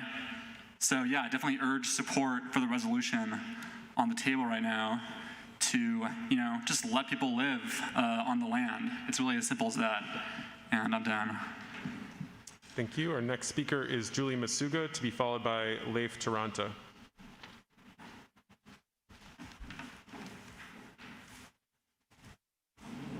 My name is Julie Masuga. I use she, her pronouns.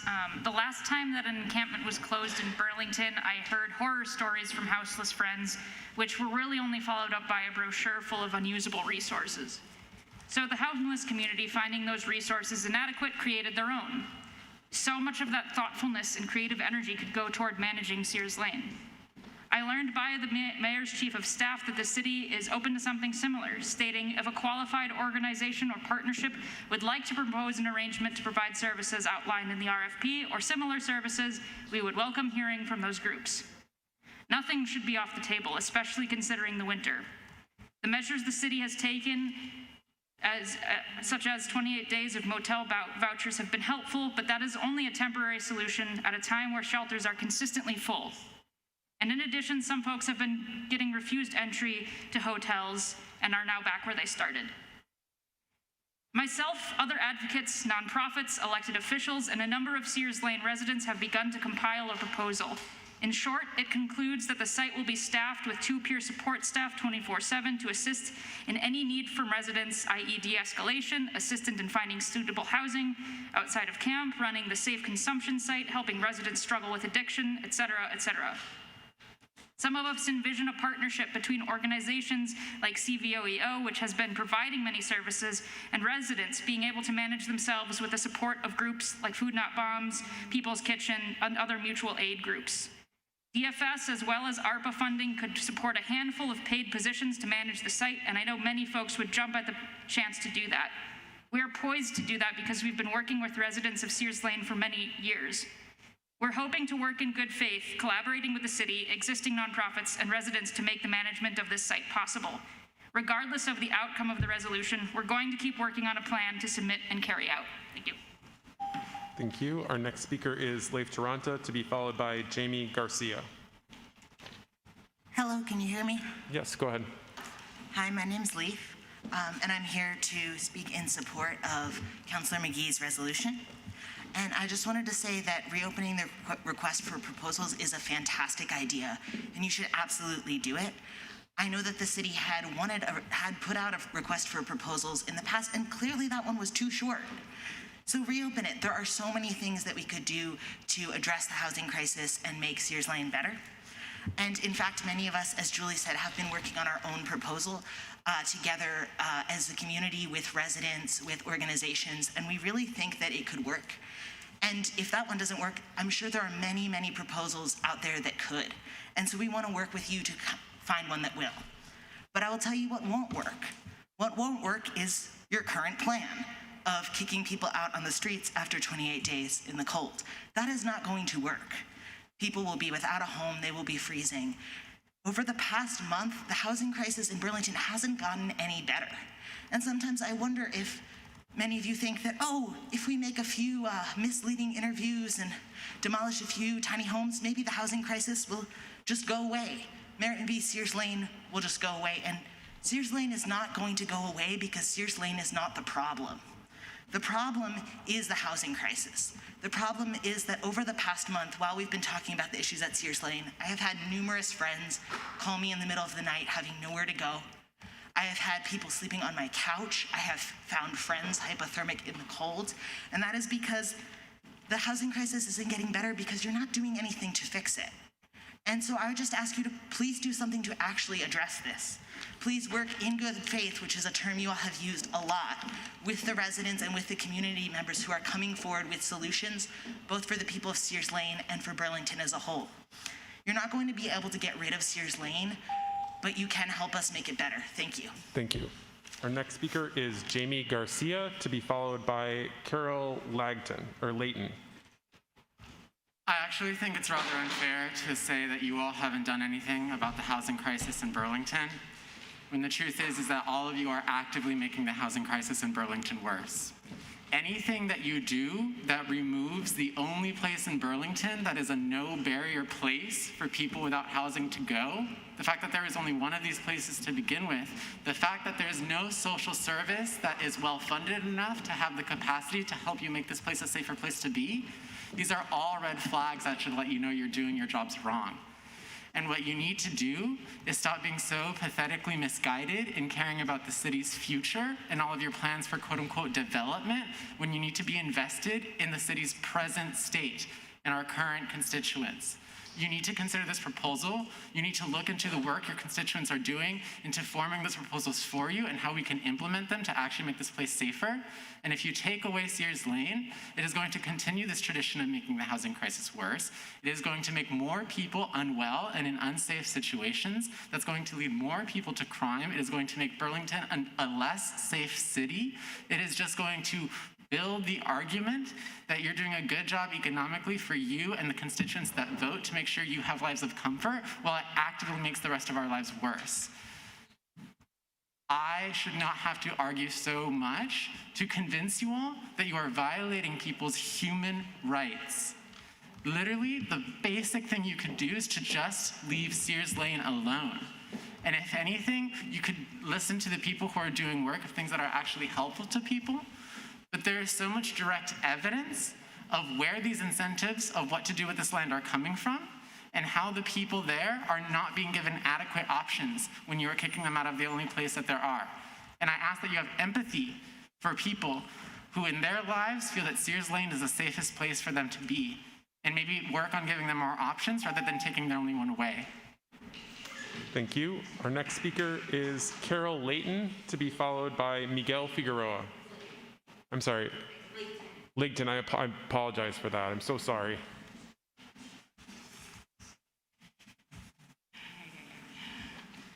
I'm from Sears Lane. If you could just speak into the mic, please. I hate these things. I'm from Sears Lane. Whatever we say to you, you're gonna say no anyway. Doesn't matter what we say. Anybody says. Whatever they do, you're still gonna be no. If you could just speak right into the mic just so they can hear. Whatever we say, you're still gonna say no to anything. I see the way you act when they're talking to you. We're people. We're not nothing. We've been from nothing and tried to bring ourselves up. And you doesn't matter. Because to you, we're nobody. And that's where you want us to be. You don't want people to know we're there. You don't want people to see us. Because what that does is bring everything down. And that's not right. None of it's right. We're people, we're trying to make a life. And you don't like it because we're not like you guys. We actually have a community that cares about each other, that takes care of each other. And all you guys want to do is smack us back down. Nobody should have that right. Not you, not God is the only person. And you're not God. So why do you have the rights to say we can't build and have a community that takes care of each other?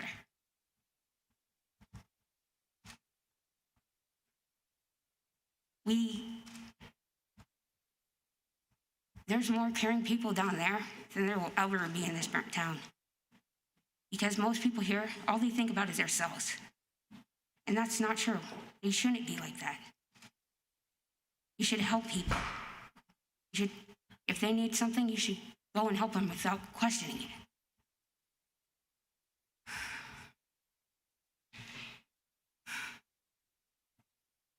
My mom taught me to, if somebody needed my help, to help them. And I'm pretty sure your parents taught you to help people and not take people's homes away or people's stuff away from them. That's not a way to be. And that's what you're coming out as to us. You're destroying what we built. Thank you. Our next speaker is Miguel Figueroa, to be followed by Alexis Grundy. Hey, how's it going? I'm back. So, I don't know, this mic up, I'm a little bit tall.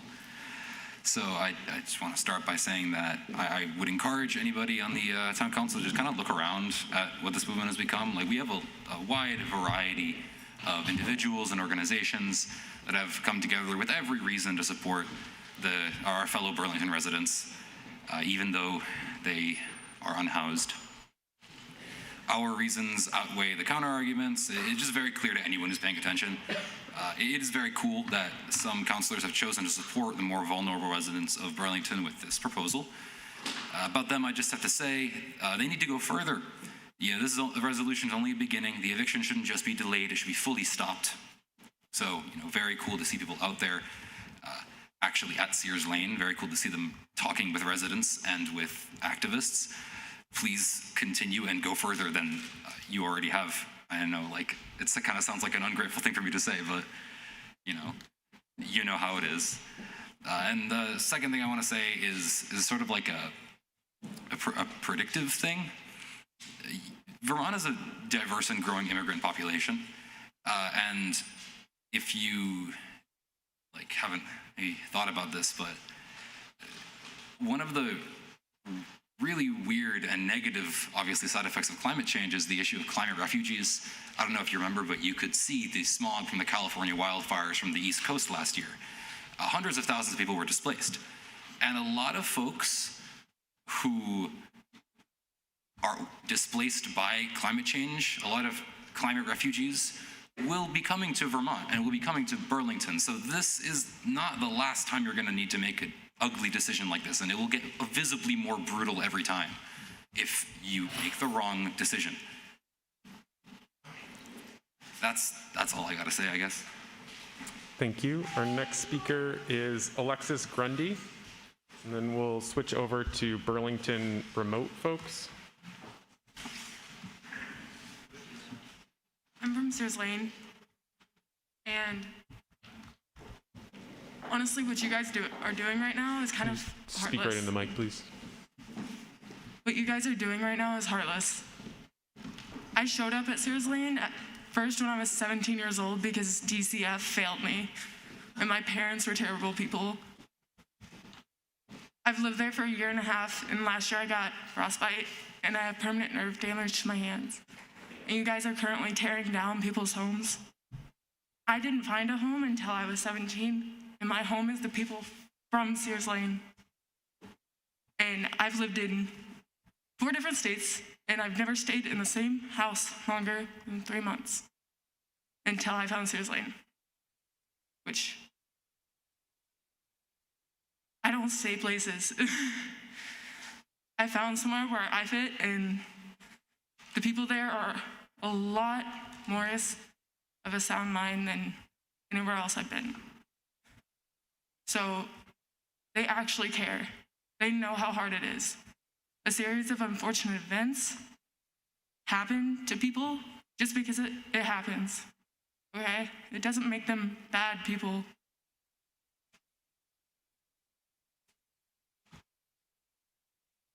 It just makes it harder.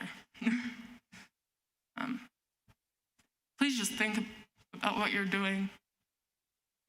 Like, honestly, please. Thank you. Thank you. Next speaker is, we did get a couple more Burlington in-person folks, so I have Gray Beretta to be followed by Christopher Aaron Felker.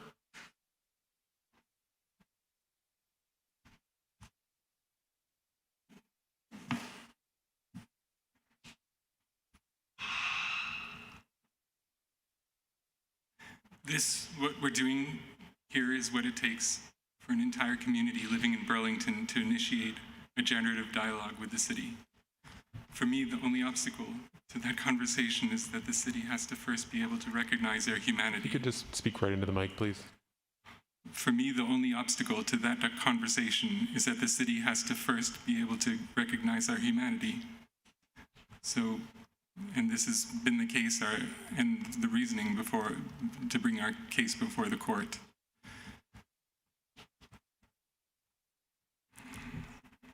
I'd like to just sit for the last few minutes time that I have in silence and just to listen to the land, who's also part of this conversation and has called us to that piece of land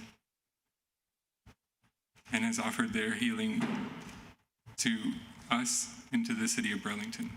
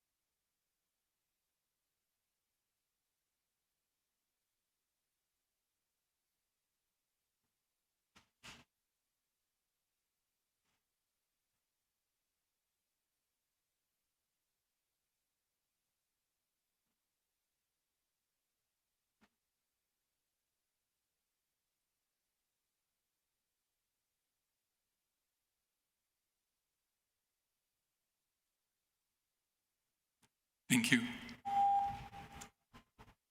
Thank you. I have Christopher Aaron Felker. And then we'll transition to the Burlington folks who are participating remotely this evening.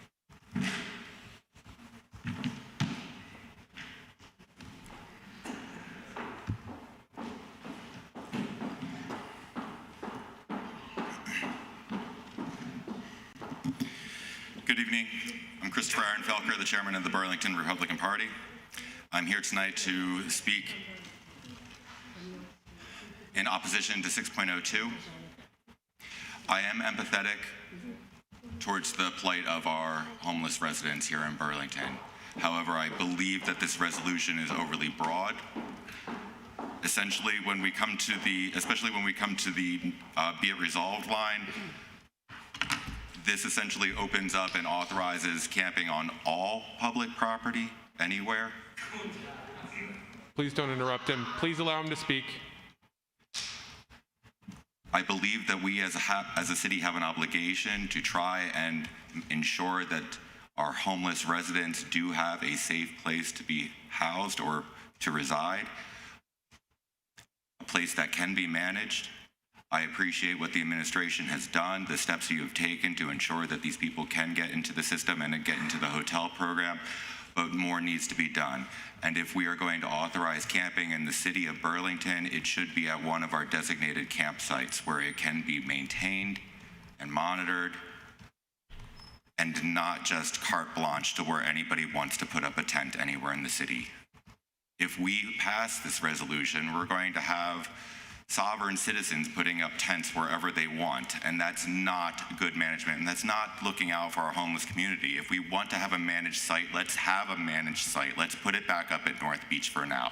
We can have some adaptation on what we did last year to try and ensure that our homeless community was safe, which worked, and I appreciate what you did last year, and we can do more this year, but the situation at Sears Lane is untenable, and this resolution is, I'm sorry, I can't defend it and I can't support it.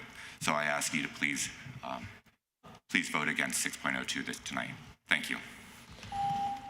Thank you. Our next speaker, we're going to transition to the folks participating remotely. Please. I'm sorry, what is that? Okay, what's the name? I must have missed it. Ryan. Okay, I see it. It has a PO box on it, so that's the only reason I missed that. I'm sorry. If you'd like to join us, please come and speak.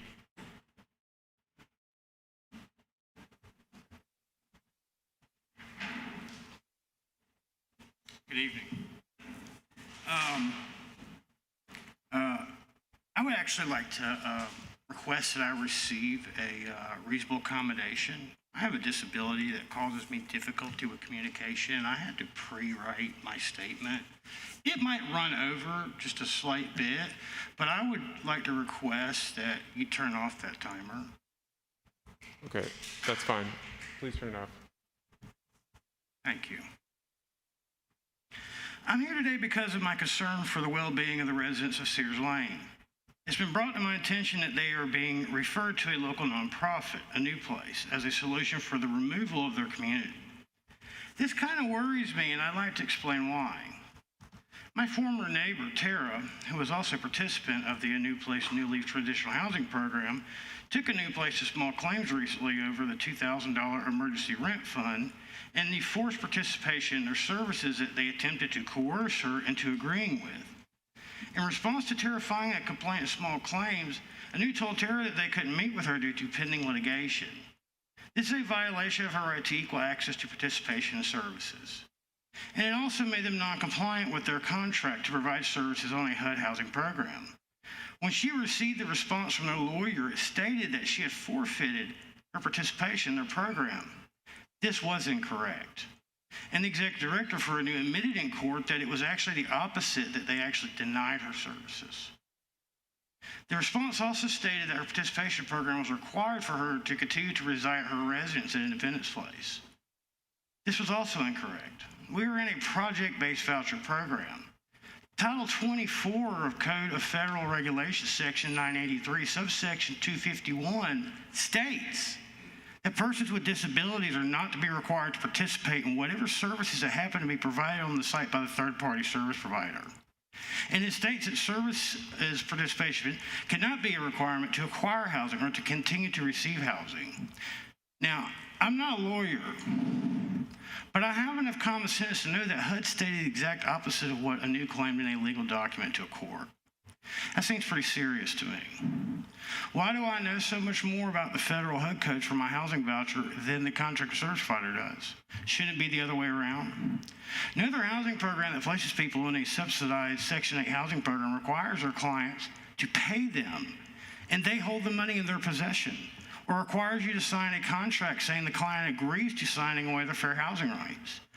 Why don't other housing service providers do this? Because they can't. It's fraud to do that, period. This outcome doesn't help the people of Sears Lane. I'm sure a lot of people at Sears Lane have already gone through the new experience. So why continue to repeatedly commit the same actions and yet still expecting different results? That's insane. Thank you. Thank you. You could hold the applause, please. Our next speaker, we're going to transition to Burlington folks who are participating remotely. So if you signed up as a remote participant, we're coming to have you speak now. So you'll see the 2-minute timer on the screen there. And I'll just read off a couple of names just so that folks are aware of who's coming up and who's on deck. I have William Stevens, Willow Starkey-Kruder, Sophie, Thea Zalewski, and Beth Rice-Bradley. Those are the first couple. So I'm going to go.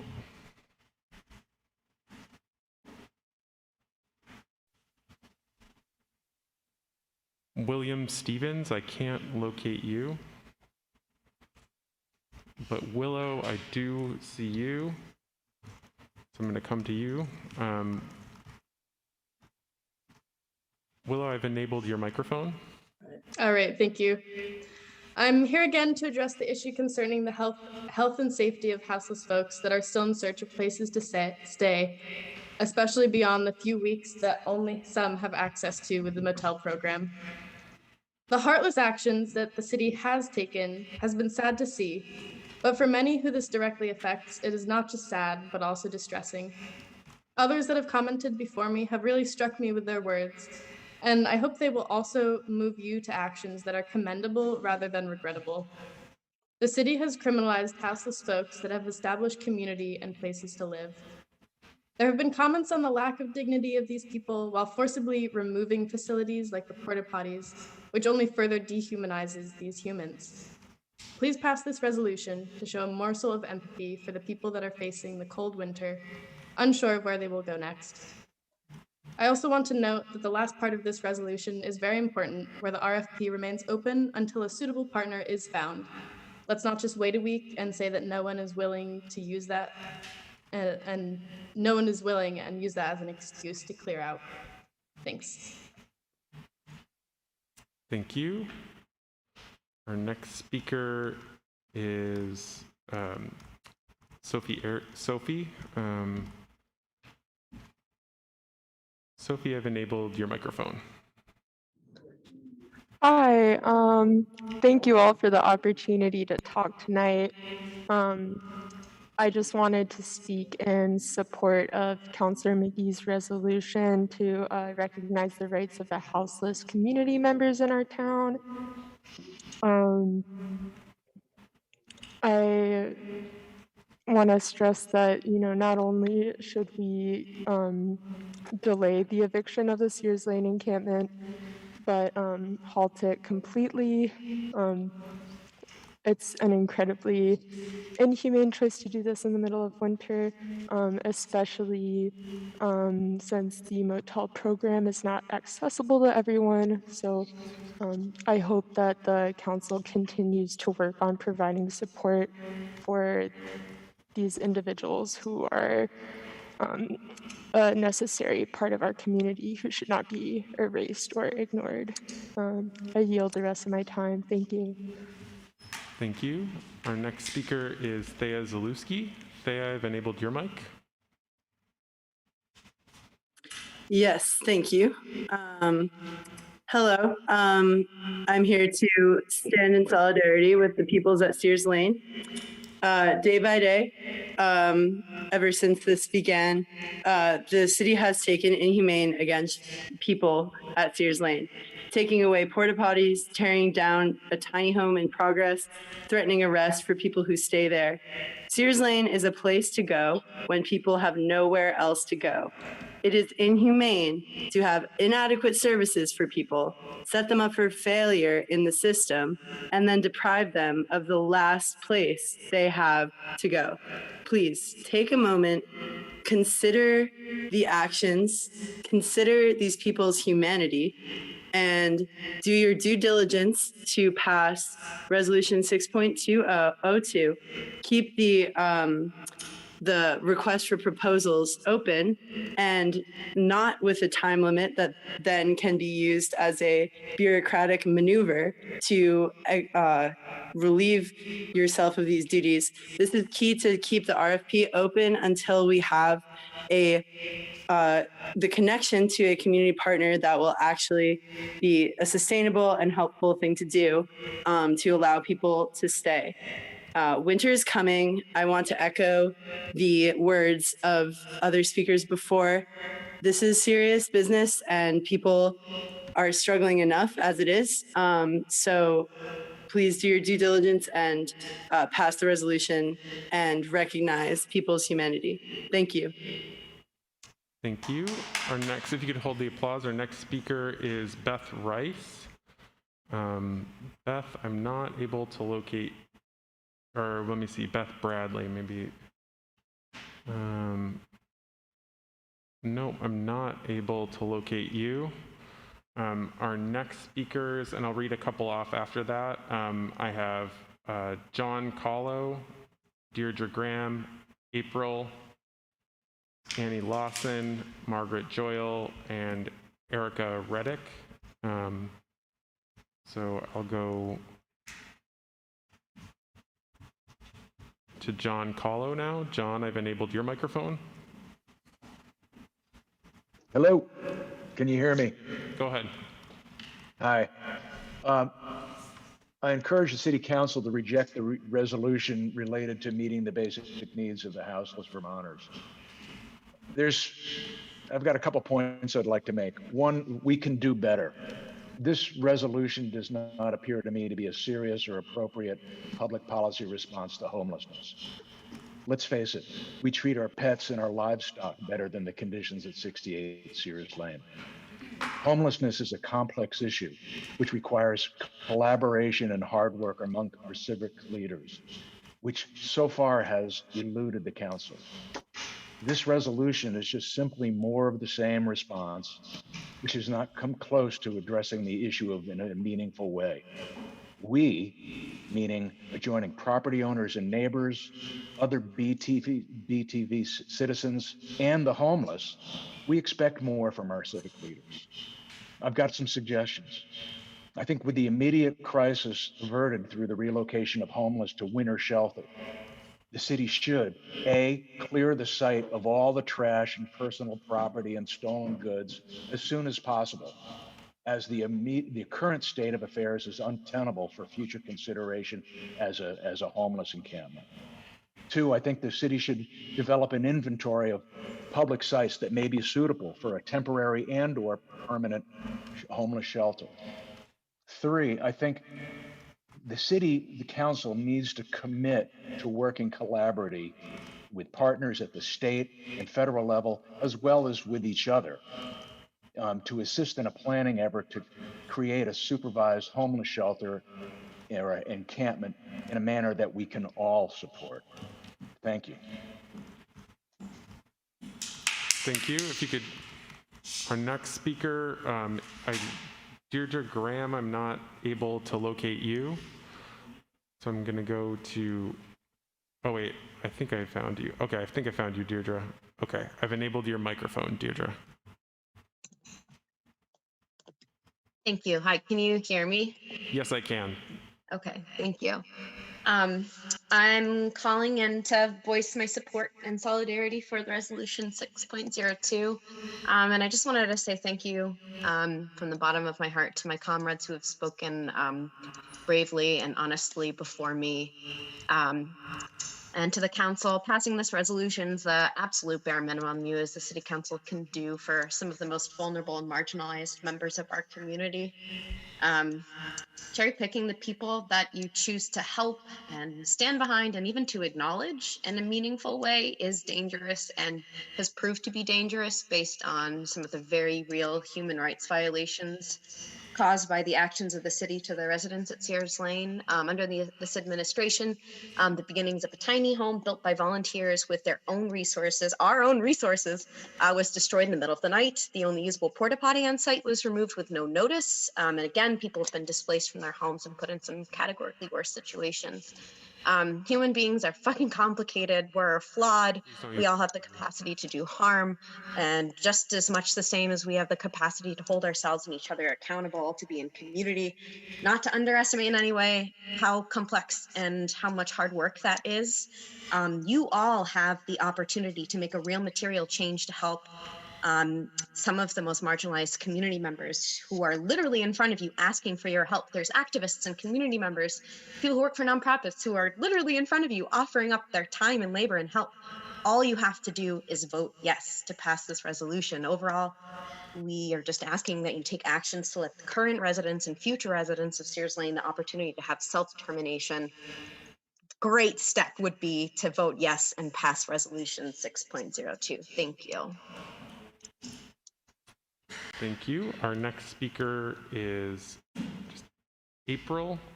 April, I believe I've located you. Okay, perfect. Yep, I found you and I've enabled your microphone. Hello, can you hear me? Yes, I can. Go ahead. Thank you. So I'd like to start this calling upon remembering the name of Paul O'Toole, who is a 56-year-old man in Burlington who froze to death on the corners of South Union and College Streets in 2012 because he had no home and no access to shelter. This is a life or death issue, and the city has blood on their hands if they do not act on this immediately. That's the first thing. Second thing, I want to read it what someone said, come to Sears Lane, talk to the people there. Stop making decisions that drastically affect the lives of people who you don't know. Come there and talk to people and get to know the people. Evicting people does not solve any of the underlying problems. It just compounds them, displaces them, and makes it worse. The underlying problem is lack of affordable housing. And this is not the same thing as a shortage of housing, period. We built a tiny home in a week. I helped buy some of the wood. We did it in a week. And then BPD tore it down. So this is not an issue of housing in general. This is actively choosing to tear down houses that we helped to help try to address this in literally a week. Imagine how much more could be accomplished if we all come together and do more than in just a week. So that is all. I support the resolution. I agree it's not going to completely solve the issue, but it's a start. Let's start. Thank you very much. I see the rest of my time. Thank you. Our next speaker is, got a couple more online before we transition back to in-person. So I have Annie Lawson to be followed by Margaret Joyle and Erica Reddick. Annie, I have located you and have enabled your microphone. Hi there, my name is Annie Lawson. I use she, her pronouns. I live in Ward 4. I'm a clinical social worker and I appreciate having the time to speak tonight. I'm most struck by the part of Councillor McGee's proposal that asks the city to just simply keep the request for proposals open until a suitable proposal is found. This seems like the bare minimum that City Council and Miro's administration can do, just simply remaining open to people creating solutions for the problem that this council and Miro's administration have played an active role in creating. Your job as city councilors is to create and pass legislation that supports the residents of this town and meets their needs. And the city council and this administration created the housing crisis by allowing developers to avoid building affordable housing just by paying a fine. Trying this incentive clearly did not work, and here is the result. Nowhere near enough affordable housing and nowhere for people to go other than the homes they build themselves. If you can pass legislation that creates zoning and permitting requirements, you can pass legislation that will only approve developments that provide affordable housing, rather than letting builders opt out of this and pay a meager fine instead. You are the ones with this power. You are the ones with the seat at the table.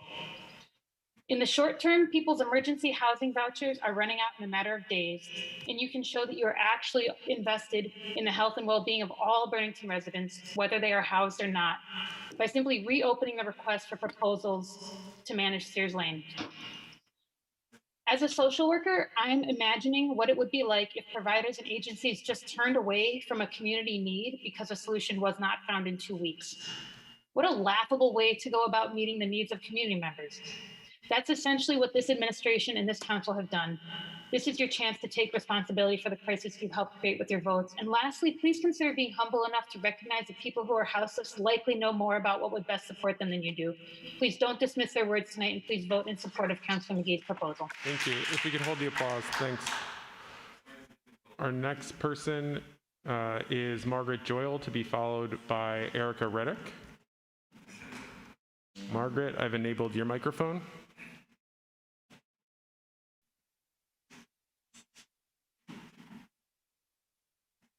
Margaret Joyle, I've enabled your microphone. Looks like you're muted on your end.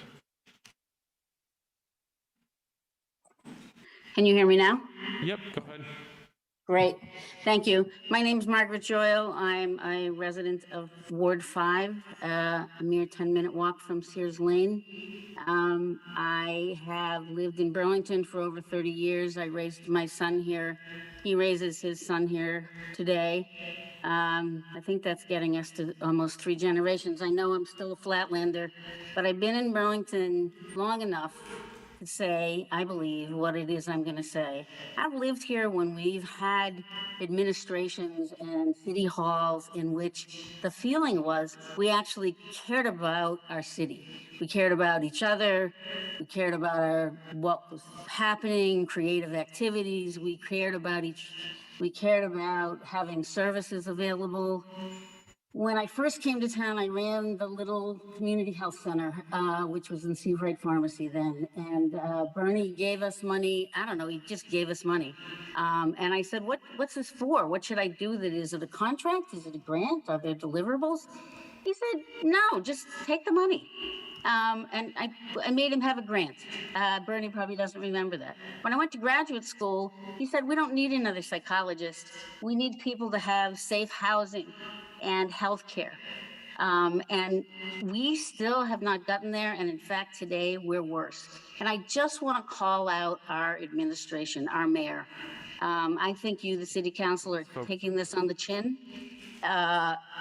We have a giant hole in our downtown. I don't know why anybody from any persuasion politically voted for him again. Please focus on the chair. And I go to Sears Lane, I deliver food. There are solutions to houselessness. There are causes for it. We can do better. We know how to do better. Thank you. Thank you. Our next speaker is Erica Reddick.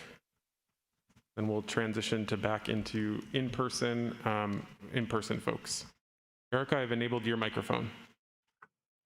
Thank you for the time, Mr. Chair. I appreciate it.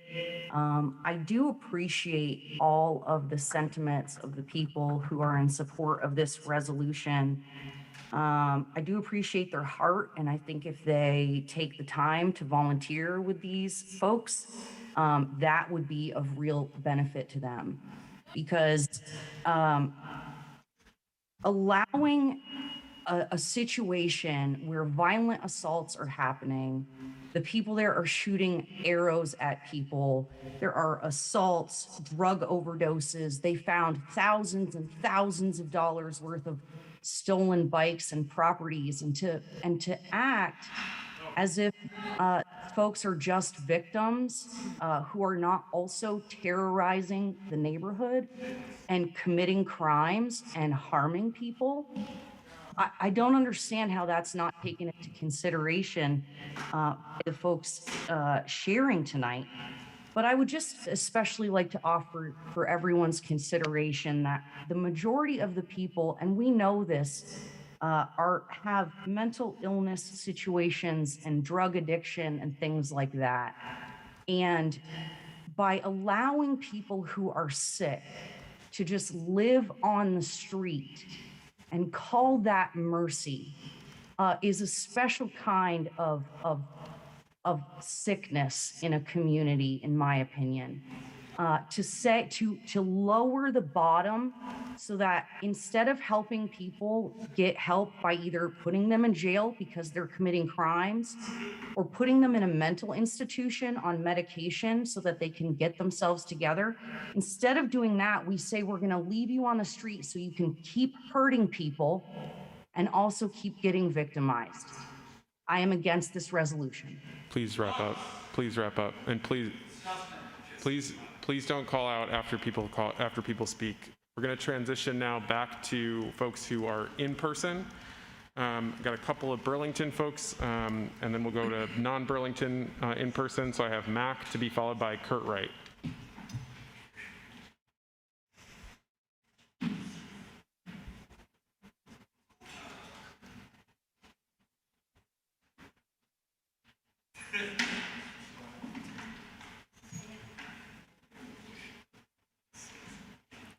Can y'all hear me? Yep, go ahead. Okay. An unnamed resident of Sears Lane has been recently charged with 32 felonies of stolen property, and he purposely started a raging bonfire a week ago to stir up more anger and frustration within the city. How come this someone could be released so often? This is a failure of our police force, and the most active Sears Lane has been recently. 4 out of 5 times that police were in the camp for tracking people down, it was to track down this specific resident. The rest of the times was to find the stolen property discarded. The system failed at holding this individual accountable for the wrongful activities, and the good people there suffer for it at Sears Lane.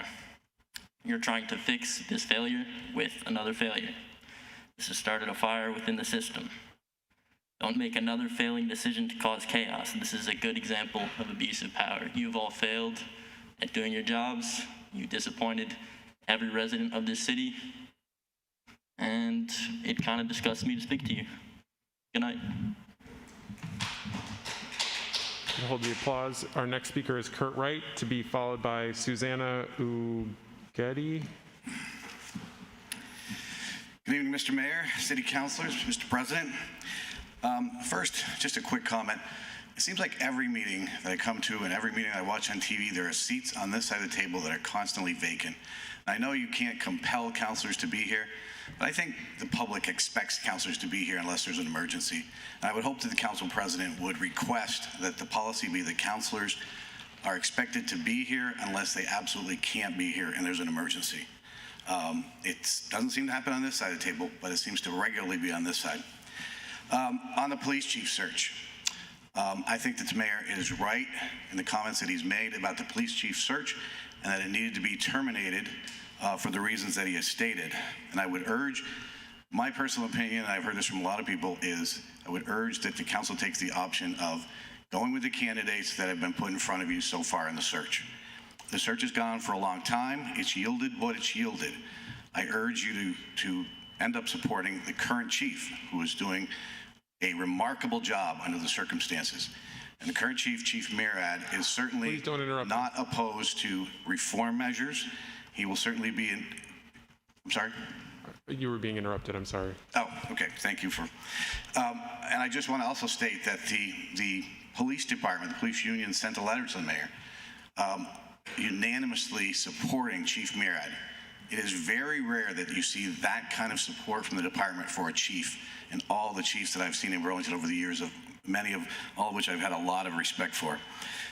The police department has been maligned It has been demoralized, and it is time to begin to rebuild the trust in the police department with the council, with the leadership in this city. This is one small way to do it, which is to provide the consistency, the stability that is needed, and start to bring the morale up by hiring the chief back, Chief Miro. The police department has been in limbo for a long time. It's time to move forward on this. Thank you. Point of order, President Tracy. Yeah. I just want to ask folks, please keep the outbursts to a minimum. I'm passionate about this also. I want us to pass this resolution and be able to have this conversation, but continued outbursts from folks in the crowd don't help. So just please consider the impact that this has on the larger conversation. Thank you. Thank you. Our next speaker is Susanna Ugedi, or I'm sorry, I'm having difficulty. That's actually right. Please correct me No, that's if I messed it up. I apologize. correct. That is correct.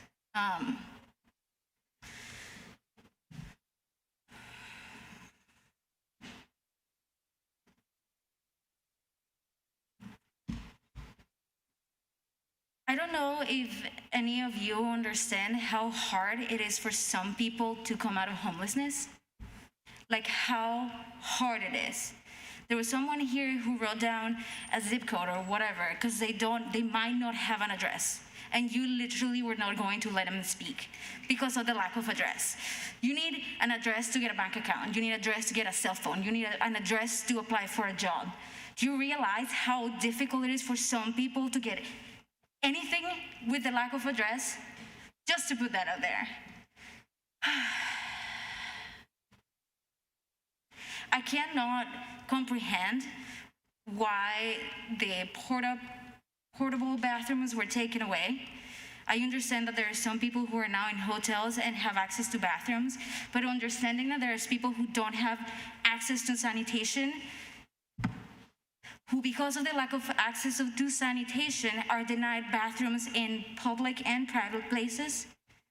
And so if you start seeing human feces on the streets, know that you have taken away the only toilets that some people could use.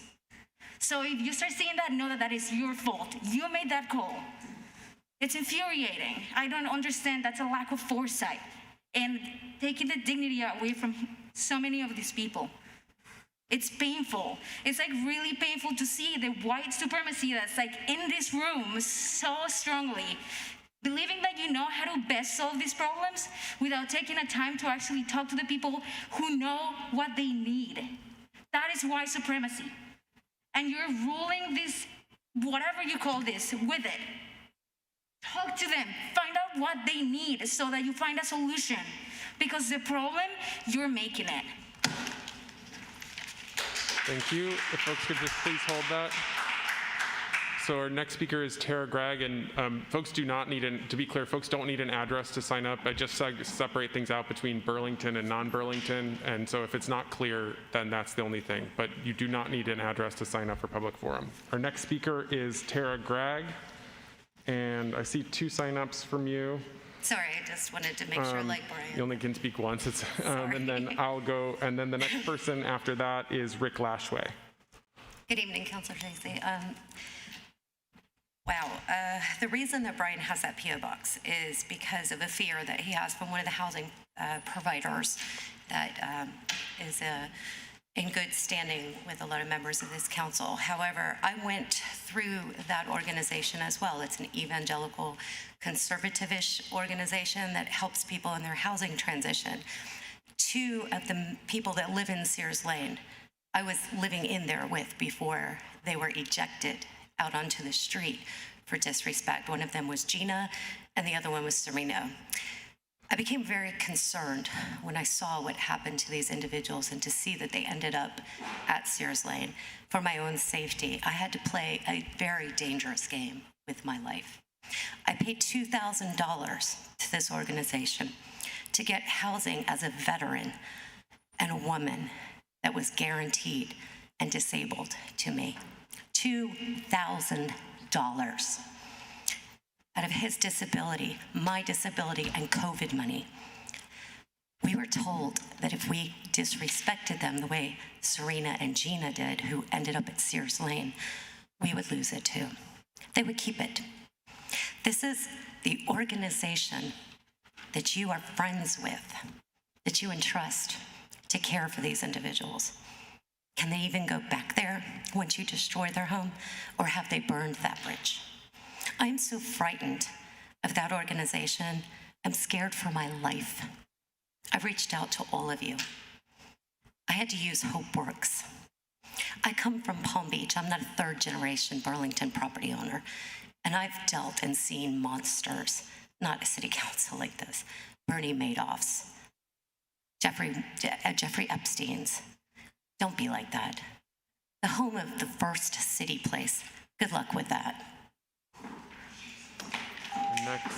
Our next speaker is Rick Lashway, to be followed by Sue Getty, already spoke. Can't speak twice, so Bruce Alice.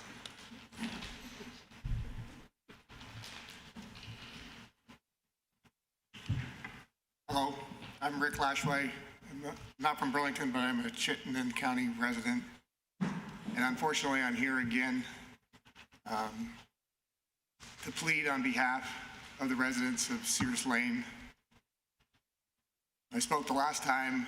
I was concerned that as I looked out across the faces after listening to 2 hours of other people speaking, that you guys had already made up your mind. And I was very sad to find that was the case.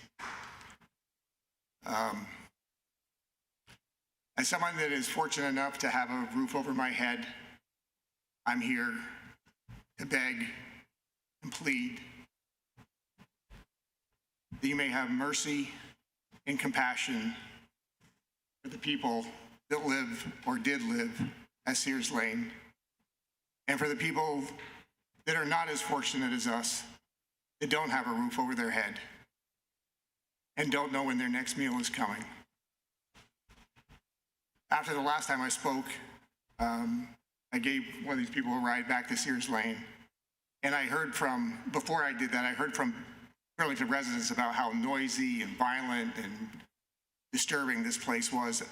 And 10 months of visiting there, I never experienced that.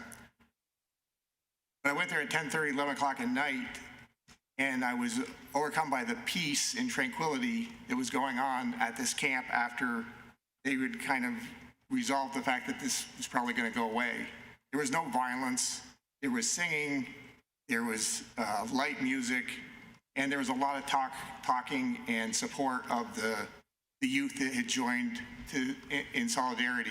And I would like to give a shout out, because I was there in the pouring rain with these young people, Champlain College, UVM, wherever they come from, great individuals that also were offering support. And I was very impressed with them on that Tuesday morning when fortunately their houses were not. Please wrap up.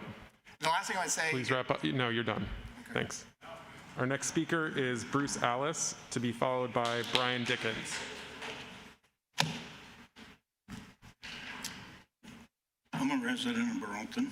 If you could speak into the mic, please. And I'd like to speak about homelessness, pride, and laws. Homelessness, is it because they can't work? If it is, why are they not diagnosed by a doctor and put on disability pensions and getting Section 8 housing?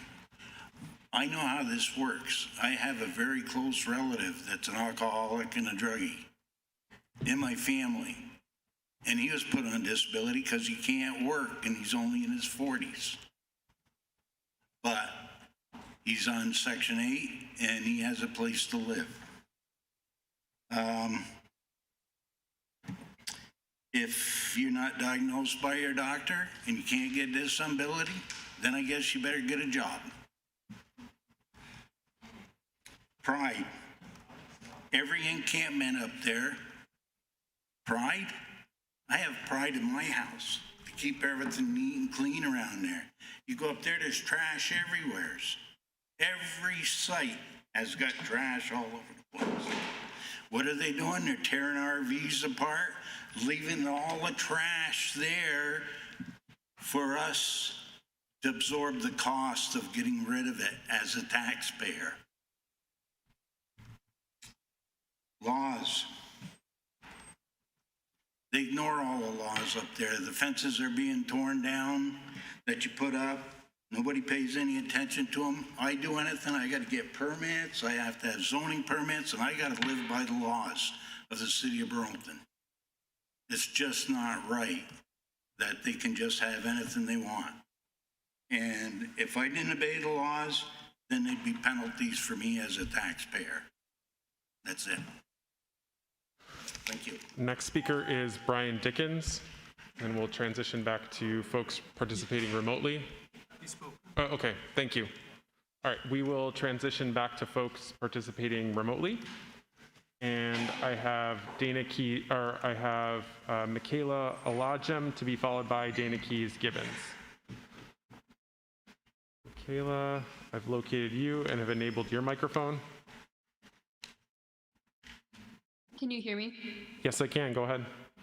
I'm just calling in support of the resolution for the encampment at Sears Lane, and to echo what so many others who have also spoken in favor have said, and to listen to the residents there and to leave the proposal and the window open for more proposals. And to understand that, like, if people can't just go away, they can't just, like, there is no humanity, even though it might seem like that's what it is on some surface level of sending them off to some place. It's just people don't want to see the suffering that is all around us all the time, and that some people very unfairly have to deal with more. And I don't know what everyone has gone through at Sears Lane, and I don't know to what extent people are dealing with mental illness and stuff, but as someone who has been in a mental health facility, I don't think that's the answer to everything. And I think listening to the residents there and making sure that their voices are heard is more important than clearing out all the stuff and saying that as some authority that you can just start over without any regard for their lives and community that they have built. I cede my time. Thank you. Our next speaker is Dana Keys Gibbons, to be followed by Joshua Reap. Dana, I've enabled your microphone. Hi, this is Dana. I'm calling in right next door from Winooski. I'm a healthcare worker in Burlington, and I'm calling in with the majority of people tonight to speak out in solidarity with the residents of Sears Lane, and to ask you to pass Resolution 6.02 tonight without amendments. Again, this is the bare minimum that you can do with the power that you hold tonight. And I really hope that you can take this action and really consider everyone's humanity. I'm really disappointed to hear so many personal attacks of the residents of Sears Lane tonight. I didn't think that was acceptable in this setting. So please pass the resolution. Thanks. I cede the rest of my time. Thank you. Our next speaker is Joshua Reap, to be followed by E.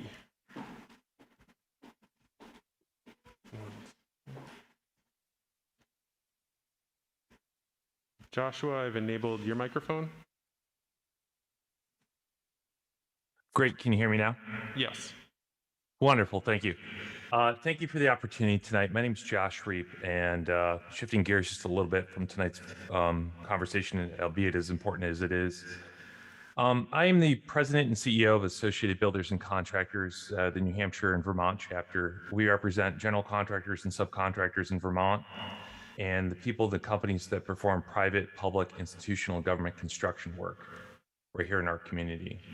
We're concerned about proposal changes to a law that we find problematic in several ways. I'm talking about the responsible bidder ordinance that is currently being debated amongst the committee. As written, the pre-qualification criteria, bidder contractor to subcontractor liability, damages and debarment provisions are all substantially flawed in our opinion. I have submitted a letter which outlines our concerns, and for the brevity and sake of tonight's discussion, I encourage you to just simply read the letter for more details. But I will leave you with this and say, from a practical perspective, the proposal will certainly deter competition from current and potential bidders in Burlington. Our construction economy is very robust and very competitive. For the first time in my experience, the contractors are turning away lucrative projects because the demand for the service is at an all-time high. This legislation, as crafted, would limit the ability of the city of Burlington to secure multiple bidders and perhaps, in some cases, any at all for any public procurements if the changes proposed do go forward. So in conclusion, I just say thank you for your time and consideration of our viewpoint, which is again detailed in the letter I sent you on Friday. I yield the rest of my time back to the chair, and thank you. Thank you. Our final speaker for this evening is E. E, I've enabled your microphone.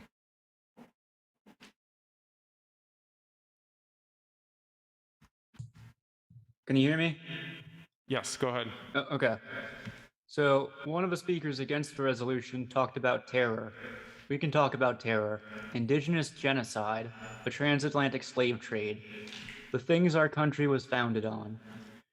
No one actually wants to talk about those things, though, because if we did, we'd have to acknowledge that we were built on a shit ton of genocides. Which puts the whole thing into perspective of kicking people out of land that was stolen from indigenous people in cities built by stolen people. It really makes you think. That's it. Thank you. That is our final speaker for this evening. So I will close the public forum and we will move into our agenda for tonight.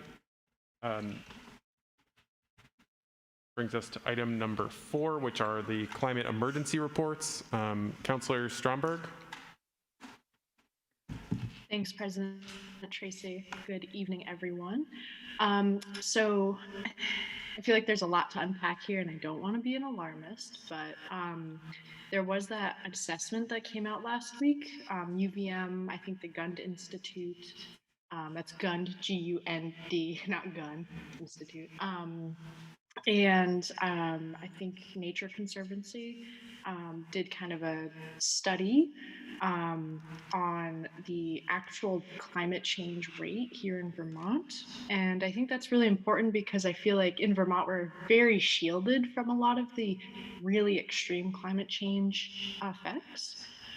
So I'm just going to summarize really quickly what I kind of gathered from that report.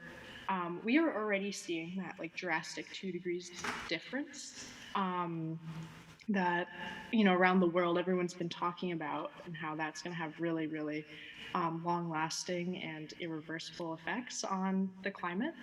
And so I think it's very notable to say that that 2 degree difference has taken place in the last 30 years, which is, I mean, it can be a lot of years, but it's such a blip if you really think about it. And since 1960, our winter temperatures have risen 2.5 times faster than the average annual temperatures. And a lot of the bodies of water in our state, so our ponds, our lakes, streams up in the mountains even, and especially Lake Champlain, have been thawing a lot sooner each spring in a very notable way. We're becoming a very, very wet state, and apparently, and I didn't know this until literally today, Vermont, our like average weather is on par with Portland, Oregon. And I know some folks out there that like can definitely attest to the weather. So it's very interesting to kind of see that parallelism. One thing that was really, really concerning, 92 bird species are expected to disappear from our state in the next 25 years. 92 birds, like that's probably a conservative number because we are all learning about new species all the time too. I mean, especially like fish, we only know like 2% of the ocean. So I think that that's really scary. And the fact that that's going to happen for a fact in my lifetime and many of yours, like I just think really, I don't know, that's very concerning. Again, I'm not trying to be an alarmist, but I don't know. I feel like I just want to bring these things to the forefront and keep us talking about it as a council.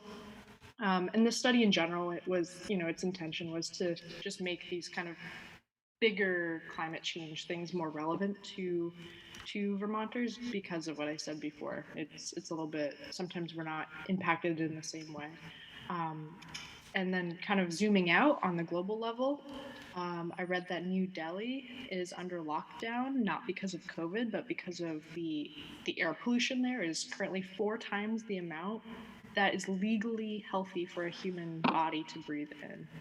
That's literally today. They closed down their schools. People are not allowed outside. That's horrible. They know that the particulates in air in general, we're seeing this in our own country, can actually contribute to carrying not just COVID, but like other viral particulates and make it more transmissible. So, I mean, everything's like in this bad kind of cycle. And I just wanted to make sure that that's on our minds because people are really being impacted. And it's quite scary, and this is a new document that came out, so I just wanted to bring attention to it at this time. So thank you very much. Thank you. Anyone else with a Mayor, go ahead. Thank you, President Tracy. I appreciate Councilor Stromberg's concern, and certainly I share it. I think it's also important as we are having these conversations to remember that we actually can solve this problem. We are making progress with respect to the climate emergency. The projected warming that the globe faces has been reduced since the world met at the Paris Climate Accords by a full degree, from 4 degrees to 3 degrees. We're not where we need to be. We need to get to 1.5 degrees, but we are making progress. And one of the big ways that we're making progress is through electrification. The electrification of our vehicles, of our homes and businesses, and the heating and cooling of our buildings represents a very promising and optimistic solution to the challenges we face. And it is what is at stake, again, in the special election that is before voters right now with the Net Zero Energy Revenue Bond. I wanted to just share, and there'll be more details to announce about this in the days to come, but because of the work that Burlington is doing in this area, we have been approached by the Rewiring of America as an organization that has launched a Mayors for Electrification. And the city of Burlington is one of the inaugural cities to join this group, and it puts us in direct touch with numerous other cities that are trying to lead the way at the local level, really lead the country, given that we're far ahead of where the national plans are at this point. Look forward to sharing more details about this Rewiring America proposal in the weeks to come. Thank you. Anyone else with Councilor Hanson? Yeah, thanks to Councilor Stromberg and the mayor for speaking on this. And I just want to echo the thought that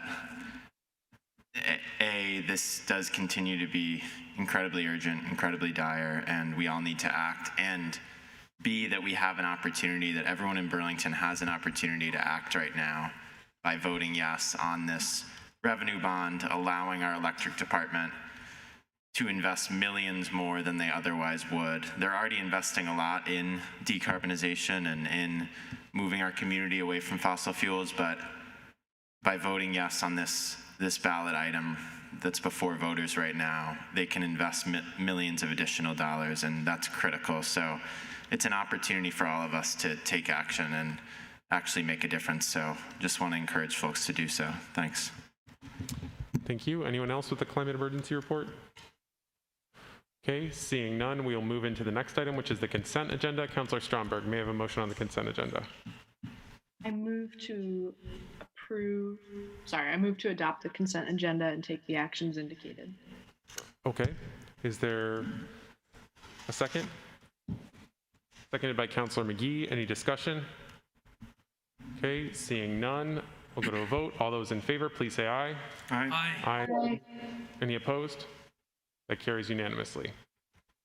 Before we move into our deliberative agenda, we have another meeting this evening. It should be relatively quick.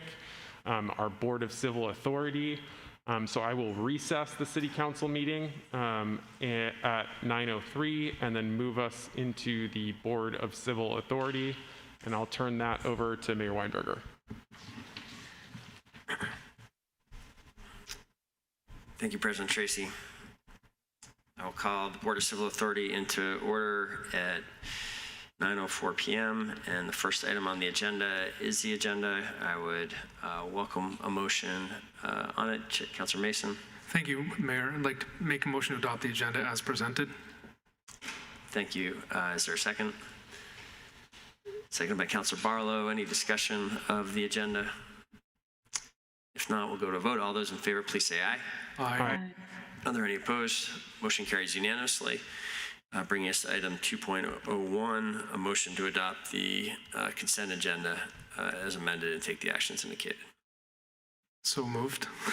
Thank you, Councilor Mason. Is there a second? Seconded by Councilor Hanson. Discussion of the consent agenda. Seeing none, we'll go to a vote. All those in favor of the motion, please say aye. Aye. Any opposed? Motion carries unanimously. This brings us to item 3.01, which is a communication from Eric Covey, the Chief of Staff from the Vermont Secretary of State's office. Again, inviting comments, recommendations, materials for the consideration by the Legislative Apportionment Board. No, Mayor, point of order. Missing something. Oh, I think you're on the sorry, did I apologize. Wrong meeting. wrong meeting. That was last meeting. Yes, good. I was confused how we were doing that again. This makes much more sense. Adjournment. We've accepted the consent agenda. We are adjourned at 9:05 p.m. Thank you, no Mayor. objection. We'll reconvene our city council meeting at 9:05 p.m. and pick up where we left off on the deliberative agenda. First item is a special indoor entertainment permit. Councilor Mason.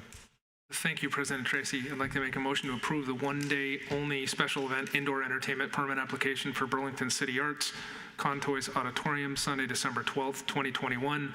Holiday music concert, 2 to 9 p.m. Dancing and amplified music.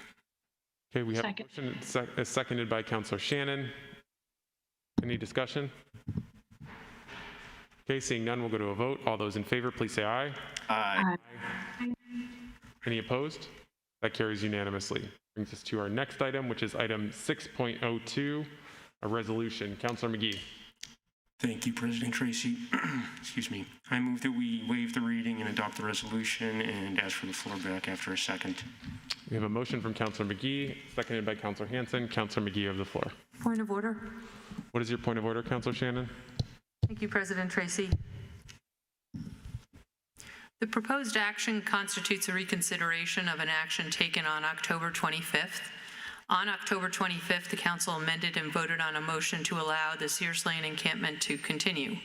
We are now being asked to vote again on the language we already voted to amend out of a resolution, which would allow an encampment which has largely been vacated thanks to the good work of city staff to reopen and continue operating despite the fact that it has been identified by the I won't go into that. Our council rules do allow for reconsideration when made by someone voting with the majority, but only at the same meeting or next succeeding meeting.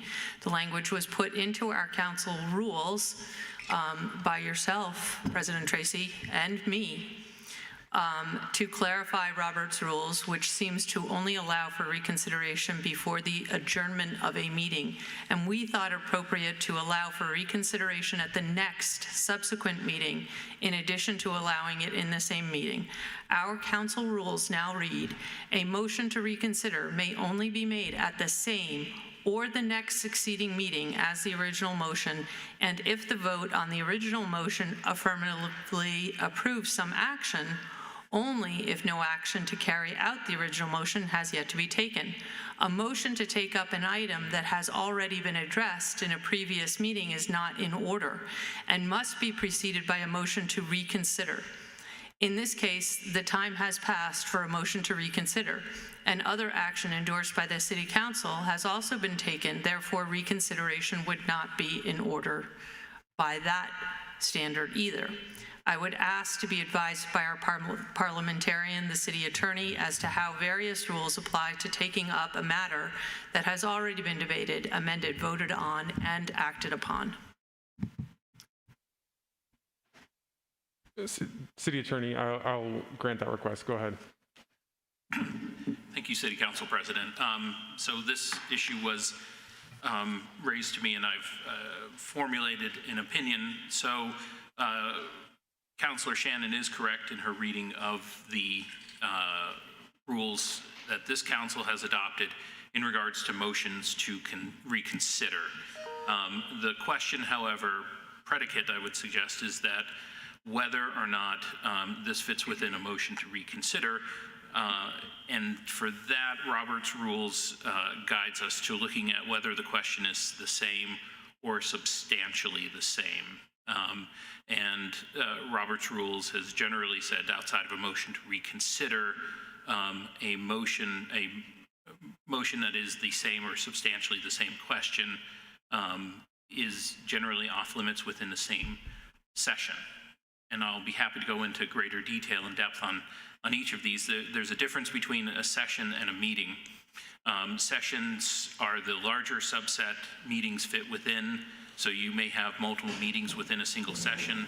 My understanding in doing the research is that the session has been defined by this council as really running from year to year, April to April, with the election of the city council president and new councilors. So taking that framework then, this would be both of these motions, and by the resolutions, I mean the one that Councilor McGee has put before the council this evening, and the resolution that Councilor McGee previously put before the council on October 25th, both dealing with houselessness, both dealing with the actions of Sears Lane. My analysis was that they are substantially the same question, and my analysis was based in part on the fact that the actions that were called for under the prior October 25th resolution are effectively countermanded in part by this motion, and I've identified what I would consider to be the key parts of that, which would be the first resolution of the current resolution in the second clause, so not dealing with the rights, but dealing with the actions for Sears Lane, and then the third resolution clause in full. The alternative to having this be, if the council president accepts my interpretation of the matter, would be what is known in Robert's Rules somewhat awkwardly as a motion to amend, I apologize, it's a motion to amend something previously adopted. And in that, the council has the ability to, within a session, effectively revisit. This is a motion under the motions that are made for rescinding or repealing prior motions. And those have to be warned specifically as such. If they're not warned specifically as such, Robert's Rules calls for a 2/3 majority to vote on that. That's my analysis in sort of a nutshell. I'd be happy to go further if the council president would wish any further, or any councilor at the council president's discretion would want me to explain any of that analysis further. Thank you. Councilor Shannon, you have the floor.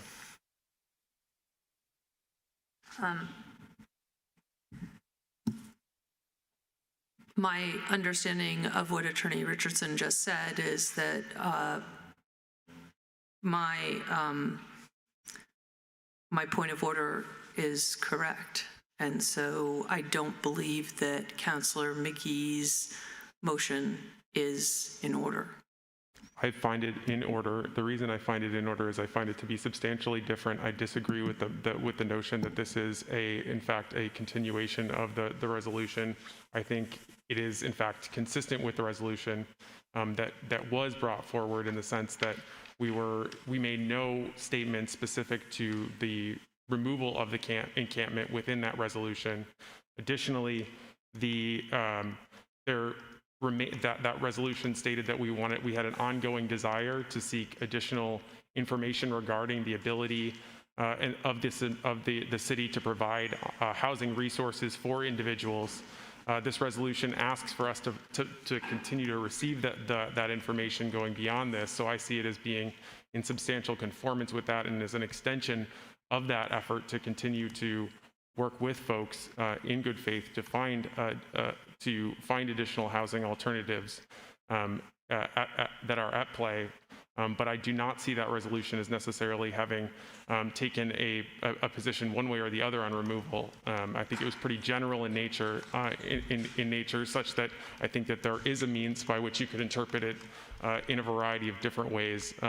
Would also note that there are a number of key new elements of this resolution, namely the desire to hear about what we're going to do when the motel stays and those programs become may not be an option for folks. The other piece being the RFP, which was not included in the original resolution. So and then you also look at a number of the whereas clauses, which there are different pieces in those clauses as well. So for that reason, I think that it is substantially different and worthy of debate. And so based off of that, I will allow the debate to continue.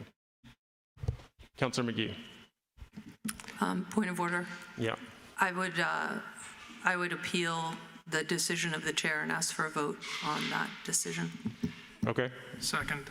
We have an appeal and a second. Appeals of the ruling of the chair require a simple majority of the council. Do you want the floor back, Councillor Shannon? Point of information. Yes, Councillor. Councillor Freeman. Is the appeal, is that debatable, or is it just, do we just vote? I'm just curious, I can't remember. Is the motion debatable, Councillor, or I mean, Attorney? Yes, it is debatable. There are limitations on motions to appeal, whether they're debatable, but they're not in this particular realm. This is debatable under Robert's rules. Okay. Okay, thank you. I was just curious. Thank you. Councillor Shannon, you have the floor. Thank you. I would note that while you don't know whether or not this is debatable, you trust the attorney's opinion on that, yet you don't trust his opinion on a much more complex matter. I think that the processes of this council are extremely important, regardless of where you fall on an issue. And I will note that I challenged when we had a situation with the B.E.D resolution that I actually disagreed with Councillor Jang on his motion to rescind the resolution. But in fact, I defended his right to. I didn't think our process was correct, because the process is more important than how we feel on any given resolution. So this is not about what you think we should do on Sears Lane. This is about a long-standing council principle, as well as principle of Robert's rules, that we don't debate the same thing twice. And one reason we don't debate the same thing twice is because when councilors don't get the result that they will want to come back again and again and again. And that is not good governance. You cannot run a meeting this way, much less a city. So I would ask for councilors to consider the sanctity of the process. I have not seen anything like this happen in my very long tenure on this council, and I hope it doesn't happen tonight. Thank you. Thank you. Councillor Mason. Thank you, President Tracy. While my tenure has not been as long as Councillor Shannon's, I have not seen a chair overrule an opinion of the city attorney in my 10 years on the council. And I appreciate the articulation, but that wasn't really addressing the opinion that was received. Some different whereas clauses and a different resolve clause doesn't get you over what Attorney Richardson has indicated. The reason this matters, I have people texting me who are listening to our debate And they're saying this is the same debate we just had 2 weeks ago. The same public commenters, all saying the same things. Some of the falsehoods that we addressed in debate. How long the administration left open the RFP, steps that were made, public health concerns, those were all addressed 2 weeks ago at 1 o'clock in the morning that we were all here and then voted unanimously to move forward. Based upon that, you can imagine the number of constituents in Ward 5 who have asked what's going on, and we've provided responses. I've been at public meetings on public health and safety and given an update in terms of the action this council took as it relates to Sears Lane. Guess what? Maybe we're wrong because 2 weeks later, some people on the other side decided, let's make another run at it. We've never done that before. And I fear it sets us down a dangerous path to open the door to that. So I will be supporting that motion and not allowing this to open again. Thank you. Thank you. I don't have anyone else in the queue. Councilor McGee. Thank you, President Tracy. I didn't expect when I got elected to this body that I would have to beg people to consider the humanity of our houseless neighbors. I'm bringing this resolution again tonight because we have not seen solutions that protect human life, and we have not seen considerable changes made that would make me feel comfortable, or should make any of us feel comfortable, that we have solved the underlying issues that created the Sears Lane encampment in the first place. People are still living there. We have taken away the bathrooms for the people that are living there. The police department has acted at Sears Lane, contrary to what Chief Miro has said. We, as a body, have a responsibility to advocate for not just the constituents that own homes, but the constituents that have no home, the folks that are houseless. And for us to not have this debate tonight, for us to not get answers for those people that at the end of the 28-day window of emergency assistance will have nowhere to go. For us to not have this conversation, for us to not pursue those solutions will be an abdication of responsibility by this body and complicity in the worst possible outcomes that face the people that live at Sears Lane.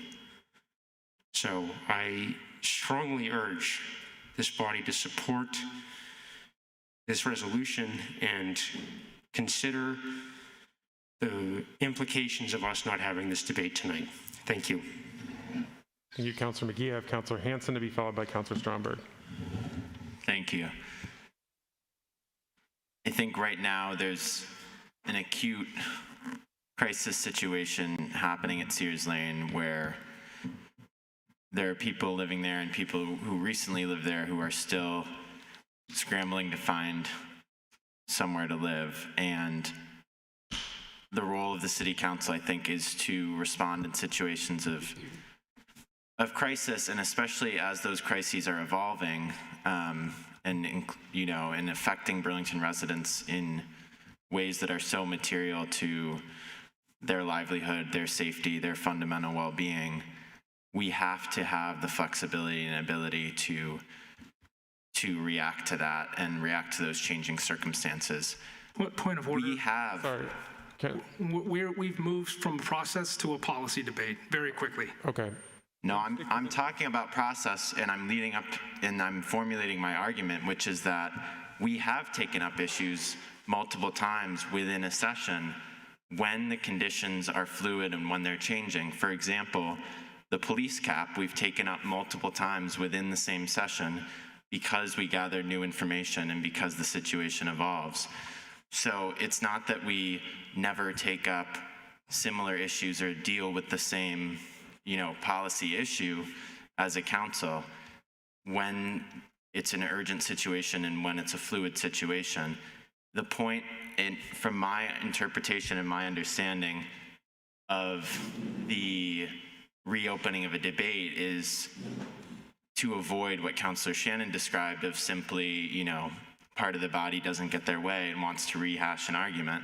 I agree with that, and I think that's good process. But when you have an evolving crisis that the council needs to respond to, there has to be that ability to respond to a dynamic situation, even if you're taking up a similar policy. And I think we've done that on a number of policy issues where we will look at a policy multiple times when the conditions are changing and when the body needs to step up and take that issue up. Thank you. Thank you, Councillor Hanson. I have Councillor Stromberg. Thanks. Yeah, what Councillor Hanson said was actually very along the lines of what I was going to say, especially about the cap, but also COVID. Like, that's an ongoing thing, and we're responding to this emergency as it evolves. And I think that, like, these are human lives, and we're literally putting them in direct danger. I can't imagine having to, like, figure everything out in 28 days, especially in Burlington with, sorry, I won't go into policy debate, but I do agree with that. I think that that's a really good point, because we constantly rehash things because there's new information. And I think we should. I mean, we have to. That's like an informed thing. It'd be really irresponsible if we didn't. And yeah, this issue isn't going away. And also, if it's not Sears Lane on the title or in the resolution or in the language or whatever, it's going to be another street. It's going to be another area. Like, there are houseless folks in many parts of Burlington and beyond. So I don't think it's like, I think we do need to have this discussion regardless. And like, if you don't support it and you don't have that compassion and you just kind of want this to go away from this area and not talk about it in this space, then just vote no on the resolution and stick to that. But I think that we should at least be able to talk about it, because I don't want to name names, but what it seems like, it's like there's pushback against even talking about something this important. That's just harmful. Like, there's no point in that. We don't even have a long agenda tonight. Like, we have the time to talk about it. And I personally would like to move forward on that. So thanks. That's all I have. Thank you. I don't have anyone else in the queue. Mayor.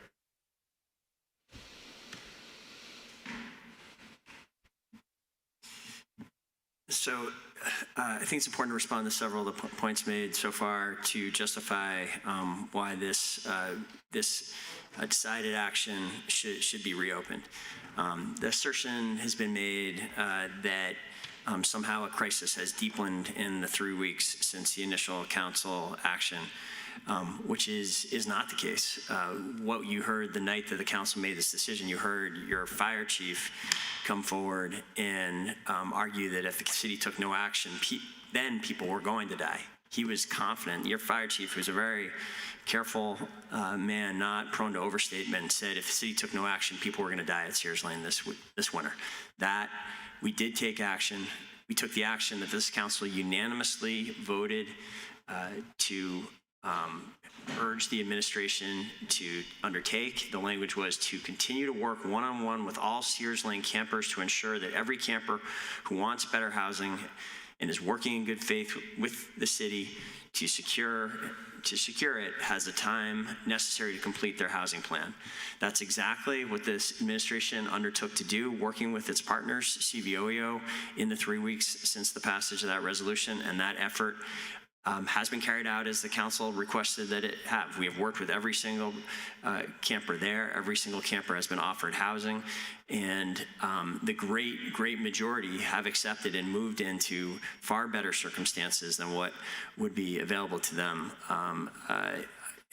if they had stayed at Sears Lane, and they've been happy with that choice. It is true that there are some number of campers who have not been able to stay in the hotel program. I will give you this further update that we are continuing, and when I say we, working with both the city staff and working through CVOEO, are continuing to work to find solutions that fit for those particular campers. And I appreciate the comment in the public forum that the efforts involve many different solutions for different folks. So we have made good on what the council asked it to do. There has not been an intent intensifying crisis. In fact, the crisis that was there has been addressed.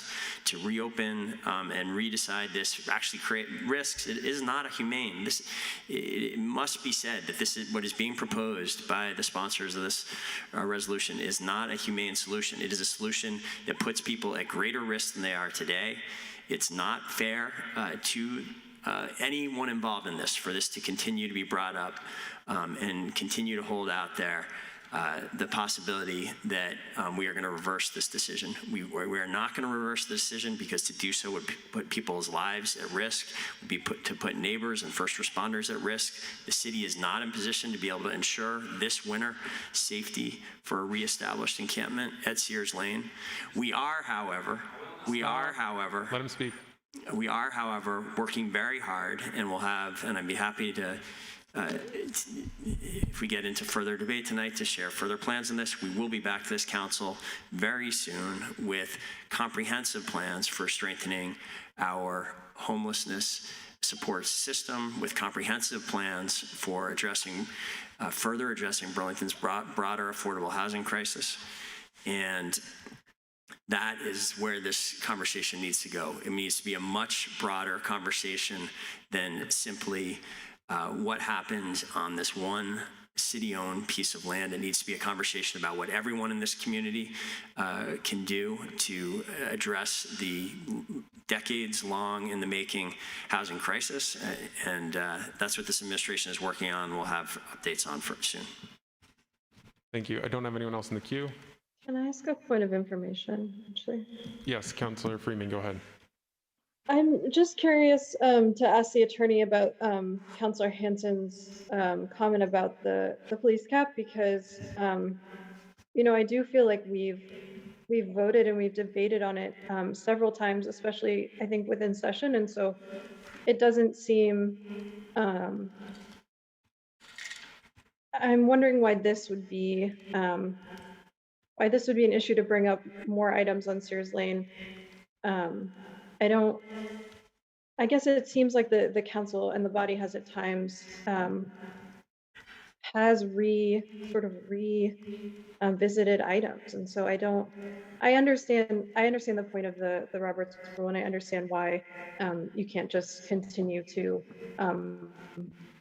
force the same sort of debate. It's not efficient, and it's not a particularly useful practice. But I think in this instance, there are new items being brought in the resolution that would, and I think other councilors have mentioned that the situation is evolving, and it's evolving in real time at Sears Lane. And so I guess I'm a little surprised. And I was curious if you could speak more to that, Attorney Richardson. Sure. Attorney Richardson? Sure, I'd be happy to do so. And there, I think, are a couple of points in response. One is points of order in public meetings are a bit like evidentiary objections, which is if you don't make them, they're effectively waived. So if there is a point of order, and I wasn't at some of those earlier police discussions, but if it wasn't raised, you know, it's one of these things, and it goes with the point of Robert's Rules of Order, which is to facilitate meetings. You know, this can feel very technical and it can feel very arch, but ultimately, at the end of the day, these meetings are intended to enable order. And so there's a general principle that if you do not object, it's not waived. The second point I would make in this is, you know, the question of whether something is the same or substantially the same is a difficult one. And I've given my opinion. The chair has given a different opinion, and I would say that reasonable minds can certainly disagree. I took the analysis, and I haven't been asked to opine on other issues of this sort. And, you know, I will try and be consistent to the best of my ability. But on a case like this, the key for me was, you know, was there specific action in the prior motion that was essentially set into motion by or allowed to continue by the prior motion? And, you know, that was the legal process as well as the physical process of ending the Sears Lane encampment. And this second motion seemed to go in a different direction. And that's why I, would suggest that if this motion was to be one, it would be to amend something that had been previously adopted, because it really did go to those particular issues. But again, it's, this is one parliamentarian's opinion, and it's a best effort at that. Unlike the question of whether something is or is not debatable, this is much more closer to a subjective level and an analysis. I still stand by my analysis, but I will very much agree that there is a certain room for debate, and that's why this Robert's Rules of Order is set up this way, which is you ask the parliamentarian. If you disagree, the chair makes a ruling. If the body disagrees, they appeal, and the decision is born out of that body. Thank you, Attorney. Councilor Freeman? That was it for now. Okay. I think another counselor had a question. Okay, I have Councilor Shannon to be followed by Councilor Hanson. Thank you, President Tracy. In your comments, you said that there was no statement regarding the removal of the camp in the previous resolution, but that's because the original resolution did have that language specifically about allowing the encampment to continue, and it was amended out of that resolution. That's why it didn't have it in the final resolution. I would say almost all of this discussion has been about the merits of the resolution, which is not relevant to this appeal. This appeal is only about, are we voting on the same thing twice, because you did not like the outcome of the October 25th vote. A case has been made that it's an evolving crisis. The only way that it has evolved is it has improved dramatically because we have been following the policy that we laid out on October 25th. I do have kind of a just a clarifying question, in that when we get to a vote, a yes vote would be in support of the appeal and overruling your decision. Is that correct? What a yes vote means? Yes, because you've made the motion to appeal. So if you support the appeal, you vote yes. Yes is in support of my motion. Okay, yeah. Thank you. Councilor Hanson. Thanks. So I think ultimately, well, clearly, because we're debating it and we're voting on it, it's up to the body whether, and these rules that we're using and these debates we're having, it's about how can we serve the city, and are we just an ineffective body repeating arguments and, rehashing the same debates, or are we actually debating something that has merit, that addresses a need in the community? And I would say clearly that is the case. This isn't just rehashing the same debate. This has critical new components to it and ways that we can serve people in need in our community. And so as a body, we have the ability to decide that, yes, this is something worth taking up. It's not simply a futile exercise or a waste of time. And the conditions have changed and demand a response from council. There's no porta potties. The porta potties have been removed. That's a massive material change for the people that are living there. So the conditions that people are facing are very different than they were the last meeting, and it does demand a response from city government in order to address that. Thank you. Thank you. Don't have anyone else in the queue. Are you ready to vote on the appeal? Okay, seeing none, we'll go to a vote. Will the city clerk please call the roll on the appeal? Again, if you support Councilor Shannon's motion, you vote yes. If you do not, you vote no. Councilor Barlow? Yes. Councilor Carpenter? Yes. Councilor Jang? Yes. Councilor Freeman? No. Councilor Hanson? No. Councilor Mason? Yes. Councilor Paul? Yes. Councilor McGee? No. Councilor Shannon? Yes. Councilor Strongberg? No. City Council President Tracy? No. 6 ayes, 5 nays, 1 absent. Okay, the appeal carries, and we will therefore not take up this item. Shame on you. They are Please stop it. Lee, please stop. Lee, please stop. Lee, please stop. Lee, please stop. You don't have the decency. Lee, please stop. Lee, please stop. Lee, will you please stop? Lee, will you please stop? Lee, will you please allow us? No, these are Lee, will you please? They are people, and you don't even have the respect. Lee, will you please? Debate it. Lee, will you please stop? You guys were gonna win. Lee, will you please stop and let us continue with our meeting? Lee, will you Point of order, President Tracy, may I? Councilor Mason. Will the mayor be addressing in his general comments an update on what the administration is doing and its plans between now and next meeting to address? Please stop. Please allow Councilor Mason to continue. Please allow Councilor Mason. You're not doing anything. Councilor Mason. Is the administration point of order or information? Is the administration intending during their general comments to provide an update in terms of, in essence, the second resolve clause, which is, what are the steps that are being taken, what are changes that have happened in state policy, and what can we do between now and our next meeting? Yes. All set, Councilor Mason? Yes, thank you.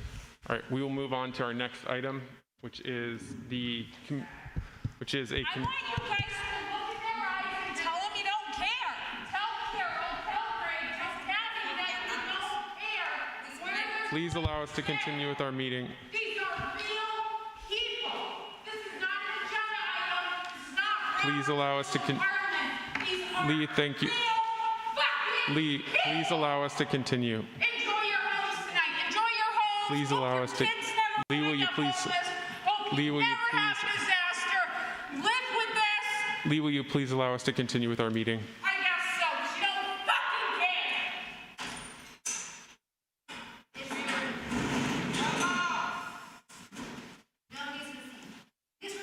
care. Please allow us to.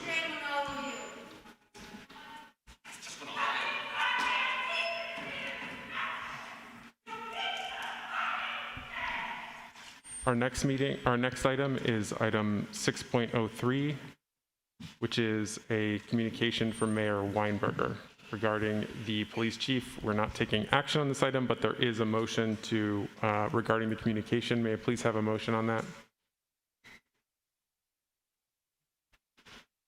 Yeah, can I please have a motion? Can I please have a motion on accepting the communication so we can get started with this item? I make the motion to accept the communication and place it on file. Okay, we have a motion. Is there a second? Seconded by Councilor Barlow. Mayor Weinberger.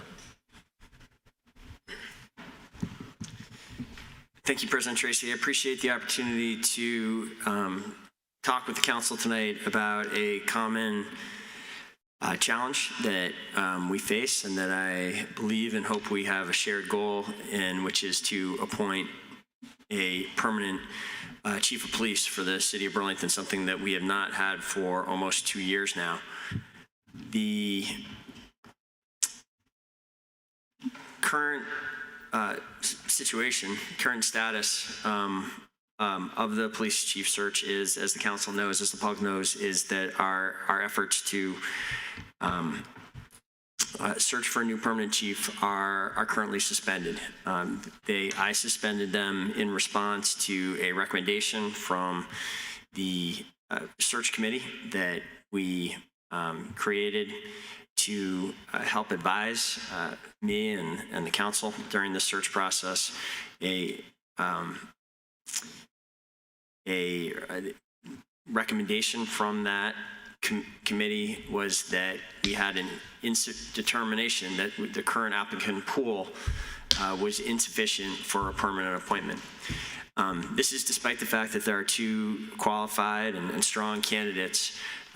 There was a feeling of the committee that regardless of that, because the pool of candidates had included only 21 total candidates, none of them women, and that only 2 candidates had made it through the both minimum requirements and then a subsequent screening, a preliminary screening, this was an insufficient pool for there to be a strong confidence in the process. And I agree with the committee that My goal since the start of the search process has been to lead a process that is transparent, informed by extensive public engagement, and that brings our community closer to consensus. Consensus I think we very much need on issues of public safety. And that as a result of a search like that, we result in a permanent chief with broad community support. The early steps towards this effort, I think, were significant and lay the groundwork where I hope that such a process would be possible. We talked to many different stakeholder groups. We had a broad public survey that hundreds of Burlingtonians participated in. We produced a report with an ideal candidate that I think had broad buy-in and support as to what the city's ideal police chief should be. And I am here and kind of initiating this discussion tonight because I think that is a worthy goal for us to be working towards, to have a chief that has been appointed after a process that meets that description. Unfortunately, what is now clear after months of advertising this position, after several rounds of advertising it, is that significant council actions are going to be necessary if we are going to be able to attract a pool that meets that goal. And I've laid out for you in this memo, and I'll review briefly here what I see as those five actions that are important for the council to take. If you share my sense that this is the goal we should be working towards, the goal of the search committee, that we should have a broad, wide pool of candidates to choose from, and if you share my sense that we clearly need to take, that that if that is the goal, we need to take the actions that we can, that we think might generate that in a quick as quick a possible period of time. It should also be a goal of ours to have a permanent chief in place soon. No organization does well with extended uncertainty about leadership. Chief Murad has, from my perspective, we've been very fortunate to have Chief Murad during this extended period to serve as an acting chief. He has served under very challenging circumstances, and I think he has proven that he can do this job. And yet, I still think it is important that we move towards having a permanent chief as soon as possible. So here are the five actions that I've laid out in greater detail in this memo. Clearly, we are below market in terms of the compensation for the police chief, and that has been established by two separate search firms, and it's been stated to me by multiple individuals that have chosen not to apply, and this has been one of the reasons listed as to why they haven't applied, people who otherwise would have been strong candidates. Secondly, I think if we are going to reopen this search, we need to do something that we haven't done over the last decade, which is we need an executive search firm to assist the city and really help lead the search process. This is something that I think it's really important, if we're going to go down this road, that it be clear, since it is something that is different for the city of Burlington to undertake, that it is not just the administration acting in this behalf, that this is something that has the council support. This is a process the council supports. Three, clearly an important priority for the next chief is going to be rebuilding the department after the dramatic cut and reduction in officers that we have seen take place over the last approximately 17, 18 months. And we still have 8 community service officers that need to be recruited. What I'm suggesting in this memo is that instead of putting those recruitment responsibilities on the HR department and on entirely on a sworn officer in terms of in-department capacities, that we give the department the ability to hire a civilian recruiter to really expand our recruitment efforts, to pursue innovative recruitment in new communities, including more racially diverse communities than we've successfully recruited from in the past. And to really work with candidates as they go through the long process of becoming a police officer to ensure that more of the candidates that start the process of becoming a police officer are successful in completing it. Fourth, I think it will matter to the next police chief to have better tools to communicate with the community and to build trust with the community. This was a finding of the CNA report, and I think will be material to prospective police chiefs that the council commit now to adding this resource. The lack of this resource is something that has been a concern and a problem for the police department for an extended period of time. Appreciated that this was recognized in the CNA report, and I think if we're going to address it, we should address it now so that prospective candidates can know this resource is going to be there. And then finally, let me speak to this one for just a minute, because I think it's possible from some of the comments I've seen in the public that there might be some confusion over this point. I hope that it's clear to all my colleagues on this department that I believe our current charter is problematic with respect to the fact that it puts near absolute power for disciplinary authority in the hands of the chief. I think there's nothing else like it in terms of a power almost without any checks and balances in the charter. I think it's a vestige of a distant time in which good government reforms were attempting to insulate chiefs from public pressure. And I think as a result, the unintended impact of this has been decades later that it has sort of insulated these decisions in a way that undermines the trust and legitimacy. I believe that I was the first of elected officials to say this is a problematic part of the charter, and we need to change it, and I still stand by that. However, I also believe that it is critical that a chief, and I think will be critical moreover for anyone considering this position, that a chief have a leadership role in discipline.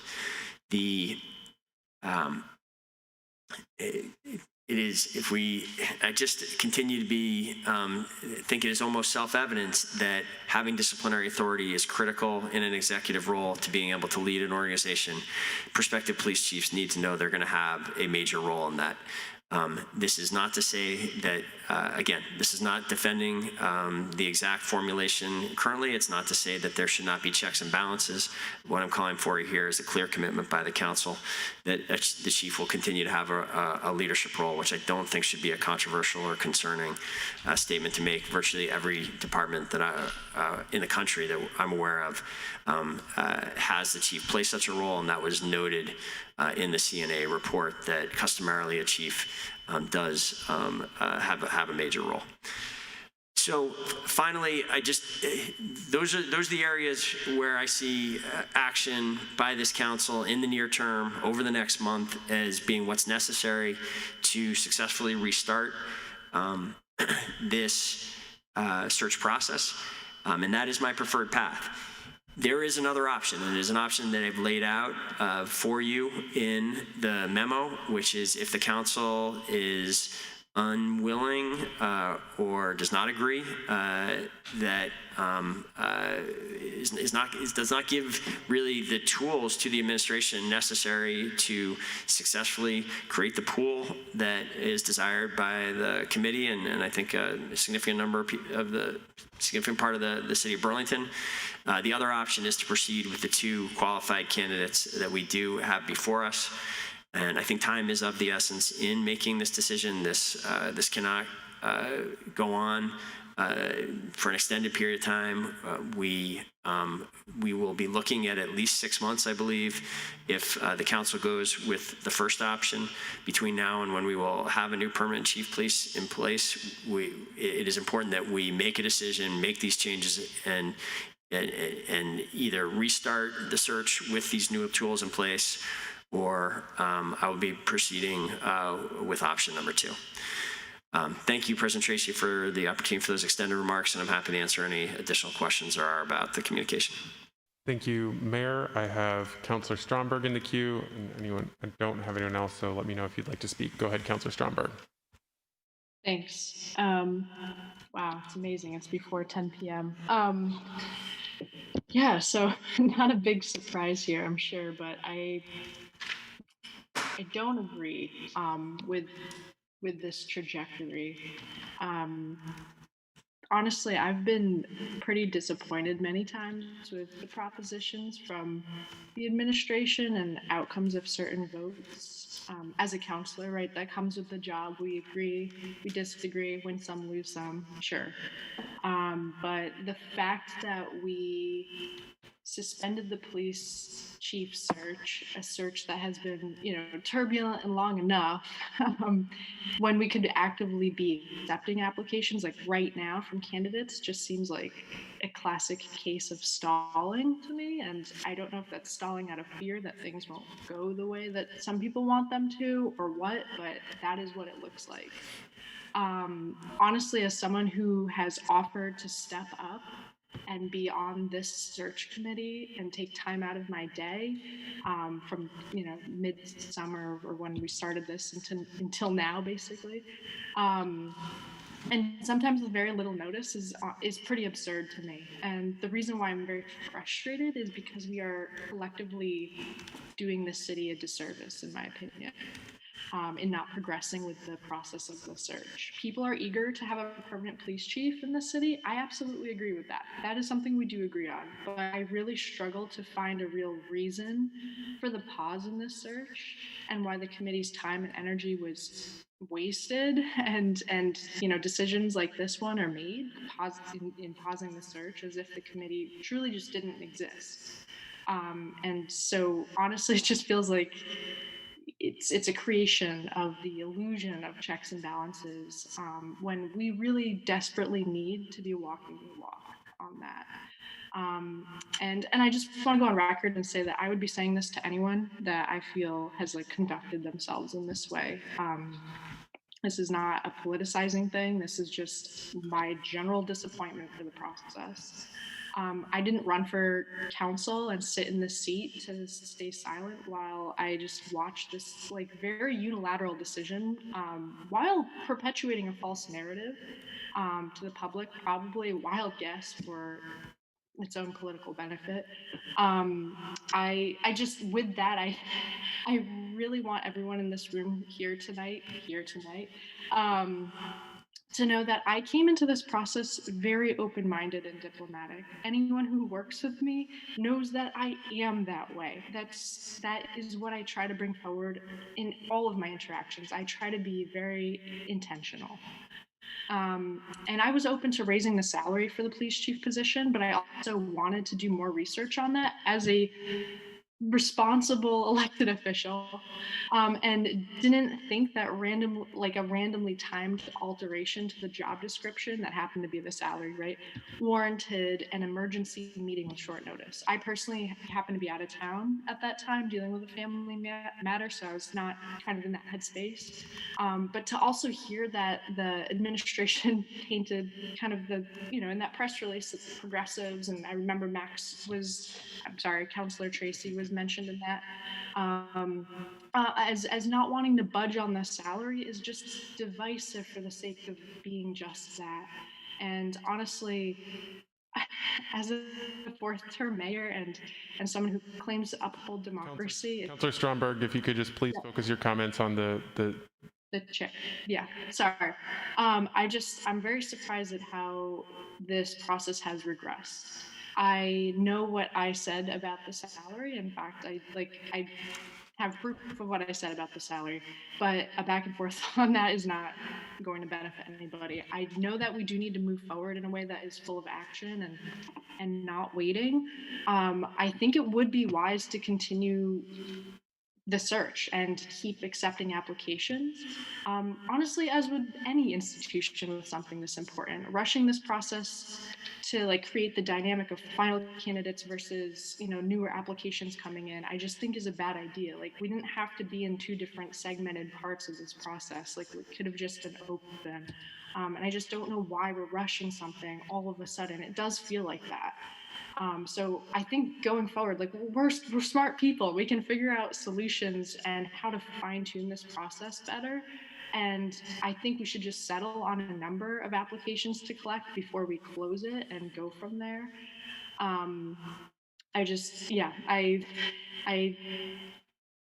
We simply didn't have enough applicants, and every applicant that has met the requirements, I think we keep them in the pool. That makes sense. That's fair, of course. I'm all for that.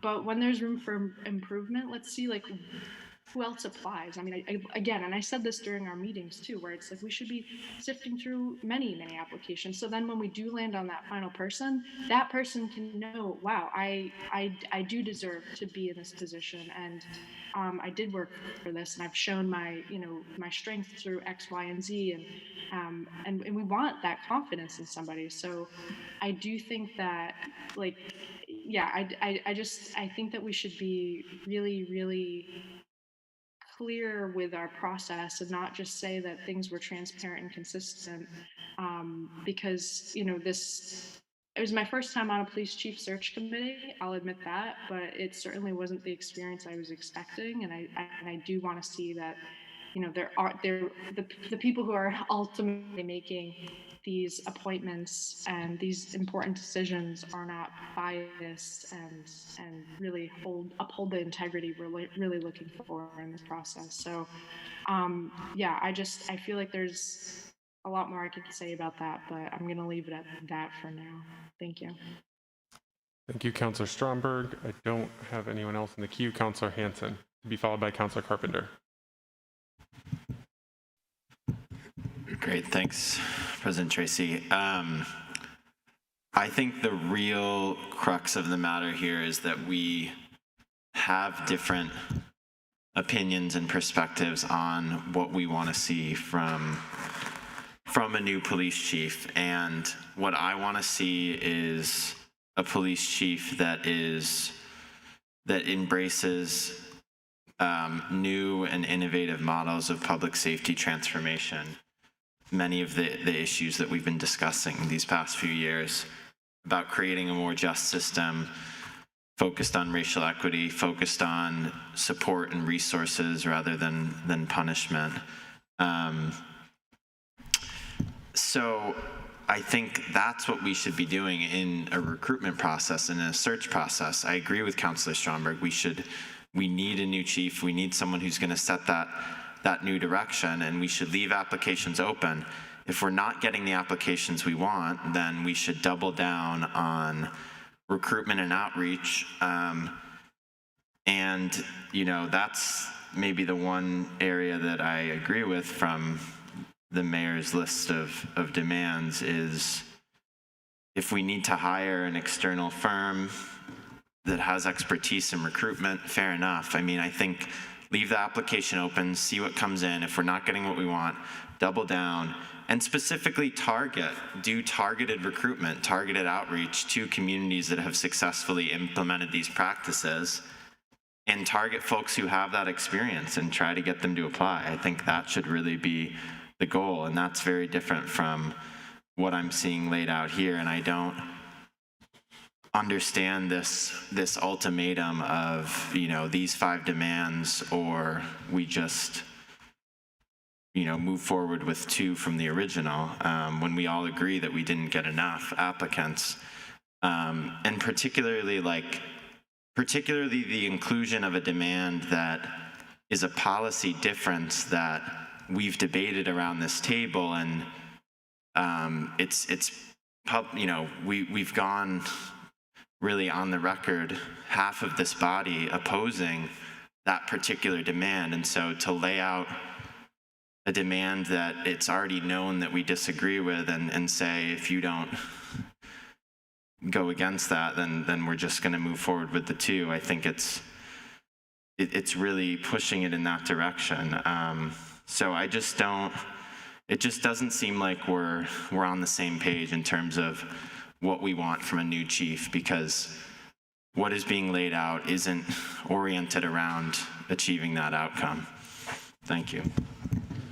Thank you. I have Councilor Carpenter to be followed by Mayor Weinberger. Thanks. Maybe just because I've been around a long time, I've been in, not obviously for the city, a number of these churches, and I'm actually, think it's unfortunate we didn't hire a recruiting firm to begin with, but we didn't. We haven't had to in the past. Those of you who have been around, we immediately did that for the school superintendent.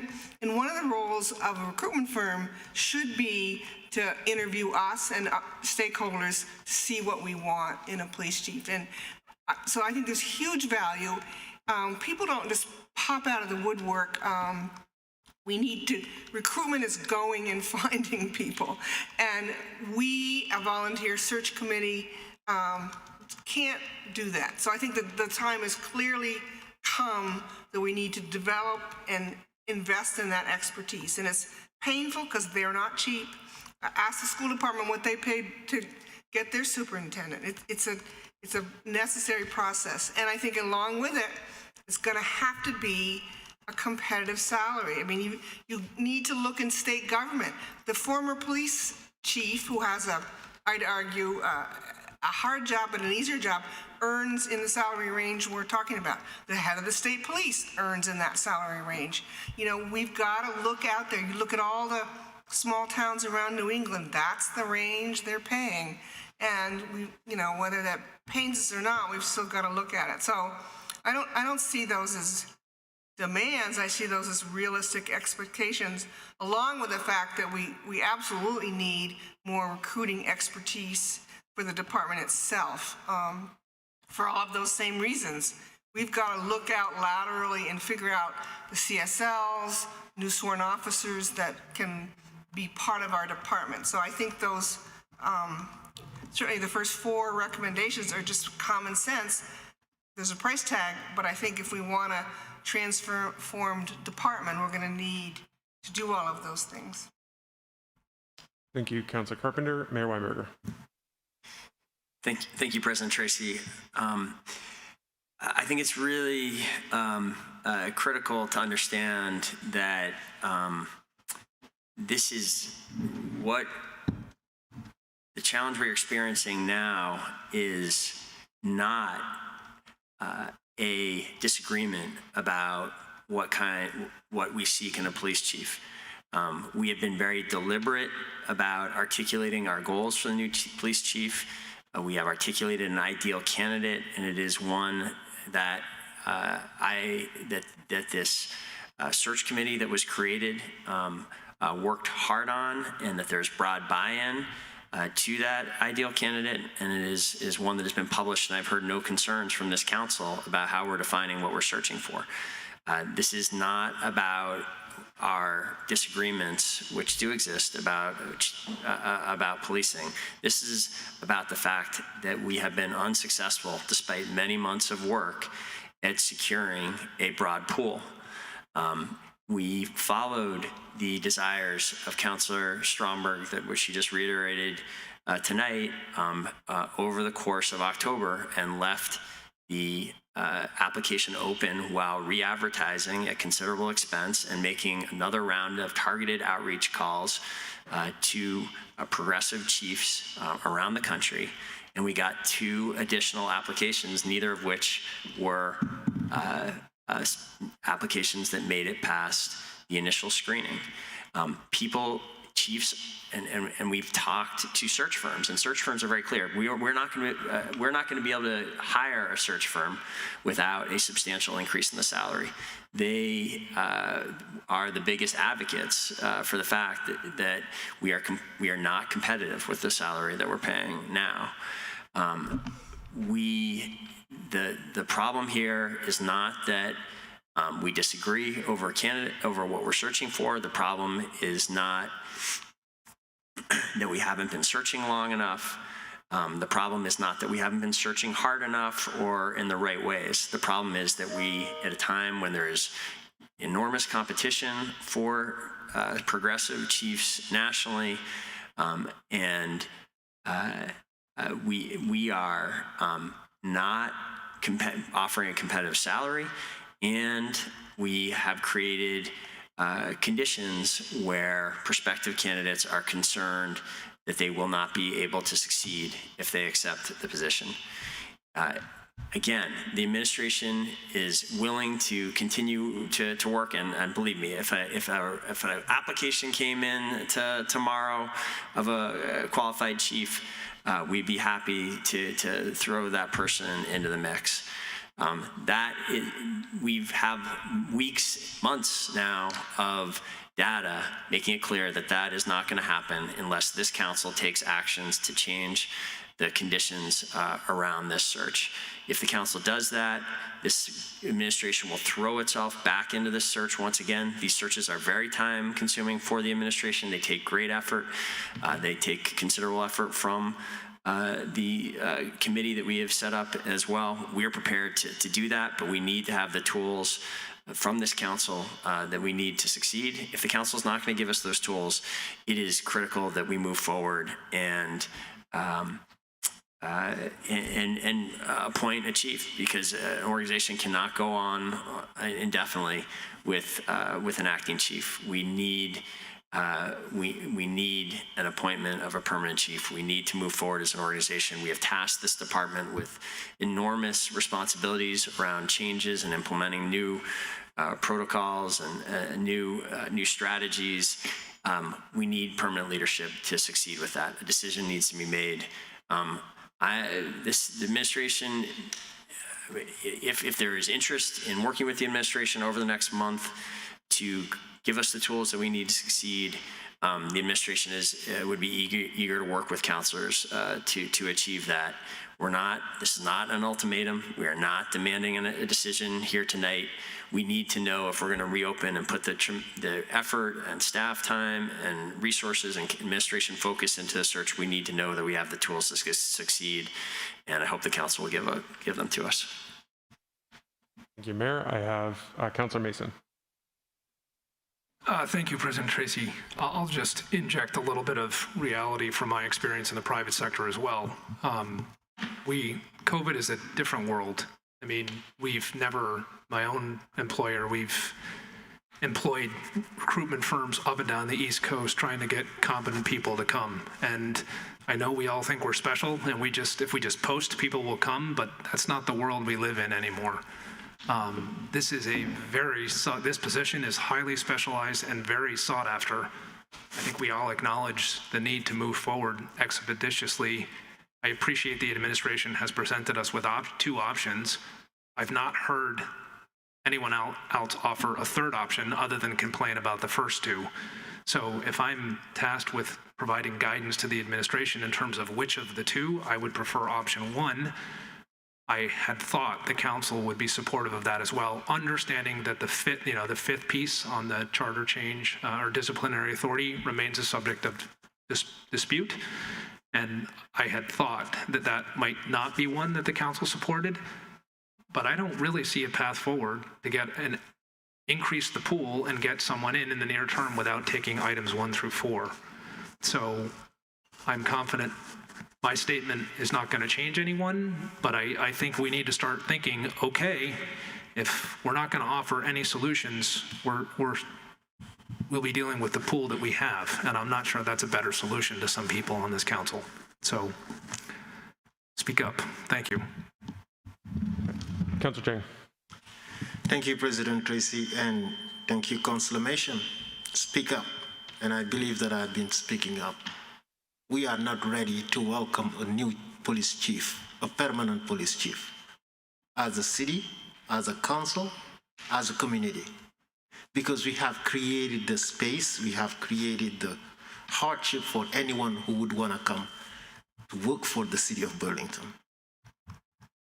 What we need first before all of this is a truth and reconciliation between us, the councillors, between the council and the police commission, between the police commission and the community, between us, in order to attract someone who would want to come and stay here permanently to lead our department.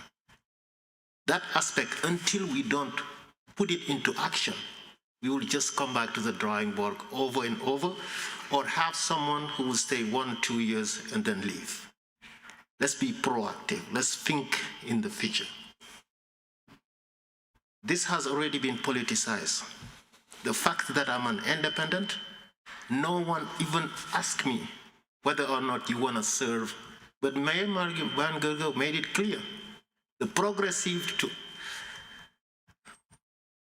appoint a progressive councillor, and for the mayor to appoint a Democrat city councillor.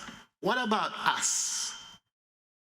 This is the city of Burlington. This belongs to all of us, and we already politicize the process. Let's take politics out of this, come together, and then search for a permanent police chief. We're not ready. And I'm completely in agreement that when the time is right, when we are together, yes, why not we increase the salary? We have to stay competitive. Why not also hire a firm that will help us in the process? But the most fundamental step, we have to make it happen. Thank you. Thank you, Councillor Jang. Anyone else who hasn't spoken yet? Okay, Councillor Shannon, I don't believe you haven't spoken on this. This is I have not. First round, okay, go ahead. Thank you.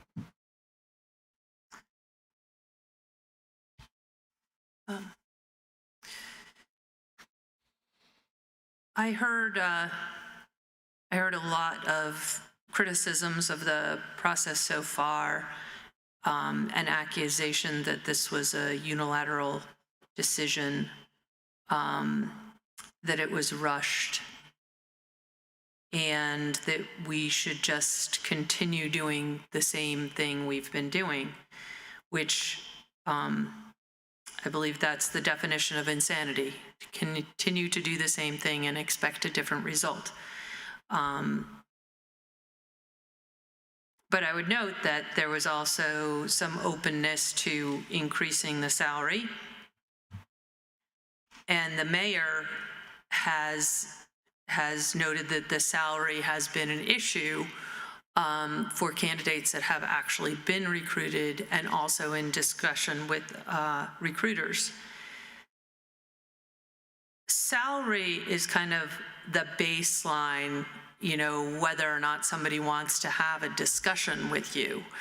But it isn't really the driving force as to whether or not they will choose to come work here.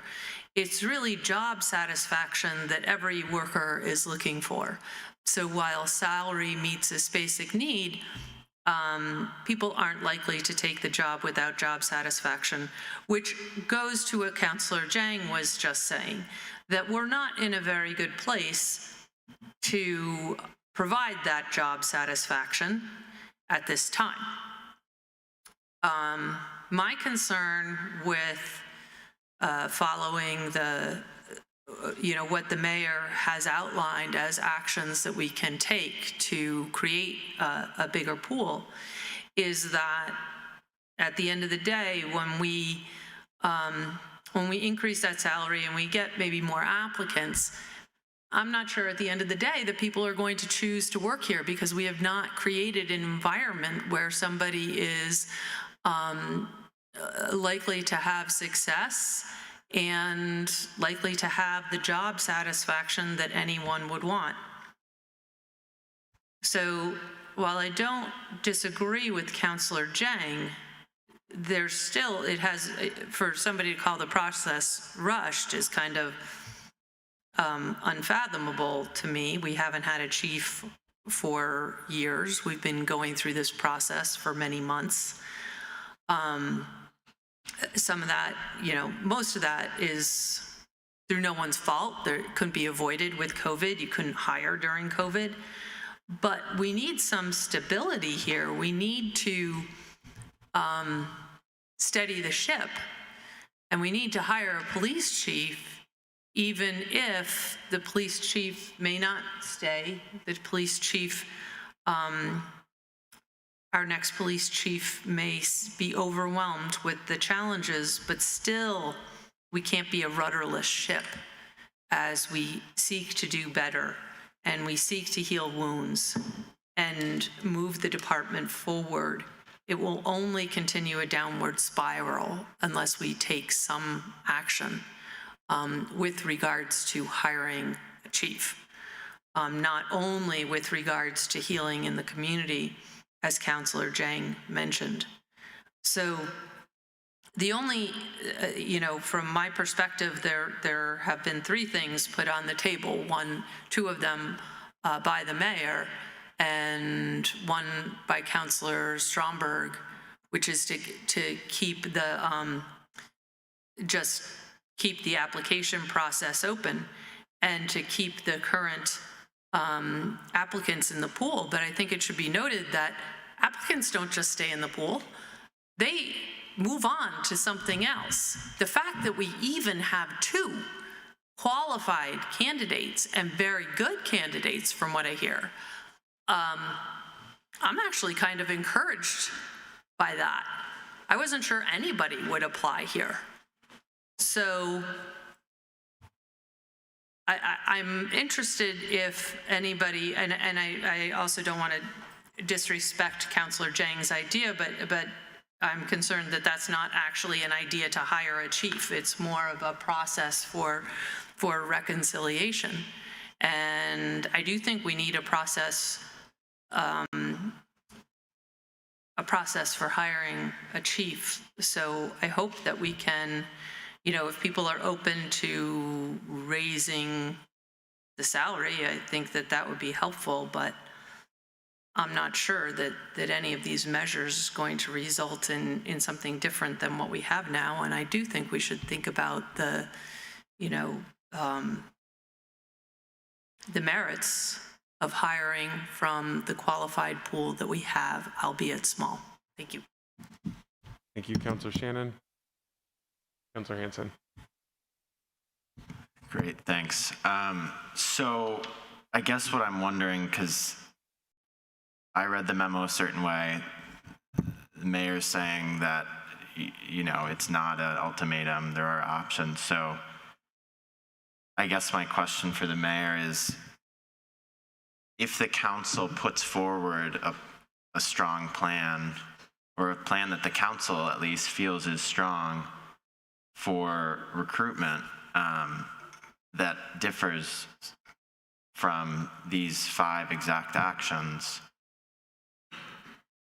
I mean, would the administration, be willing to support that? Or is it literally, we have to do these exact 5 things, or the administration's just going to move forward with the 2 candidates?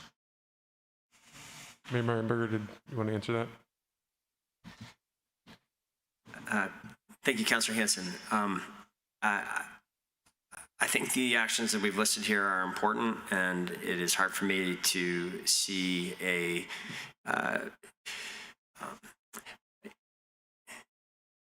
administration is the team that is going to need to carry out this search process, and I think it's my responsibility, if we are going to make another run at it, to have a viable plan. So I certainly care about how the council, what action plan the council settles on here, and the administration, I think, needs to be an active party in resolving that. And I can't see a plan being viable without at least some of the elements that have been described here. That said,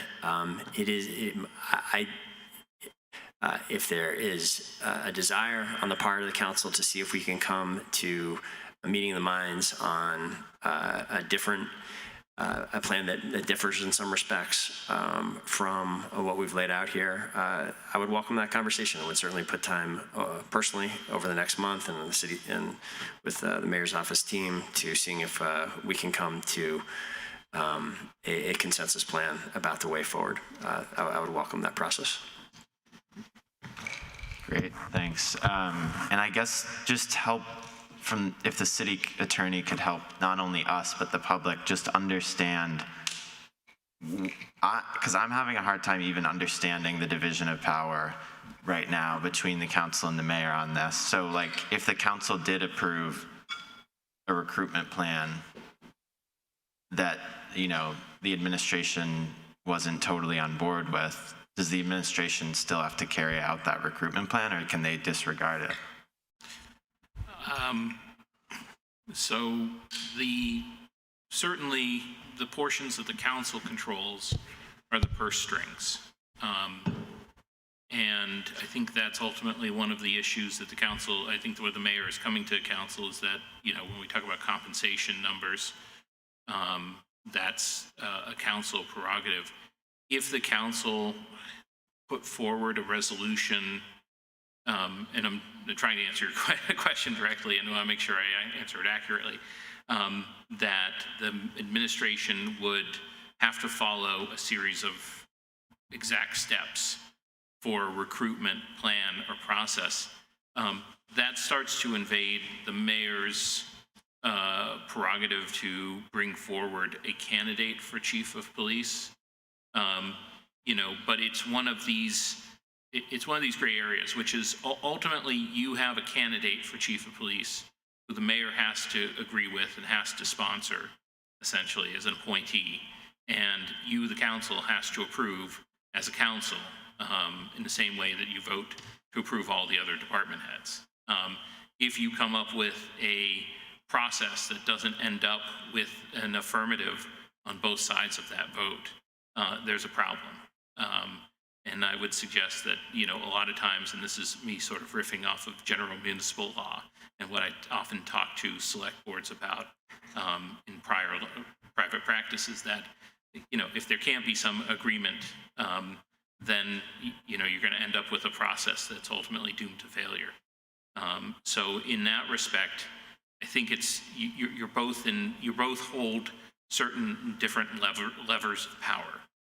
So if you say, Mayor, I want you to take 6 steps in recruiting and finding a candidate to bring forward to us, you know, I think the mayor ignores that at his peril, in that the process may produce a candidate that is unacceptable to council. At the same time, the mayor does hold some degree of prerogative as to the process in which he selects and finds these appointees. Okay. Well, I think clearly it's a bit of a gray area and it's a bit difficult to follow, but we're saying that we want the same type of candidates, the same type of chief. This action, this memo doesn't feel collaborative in that sense.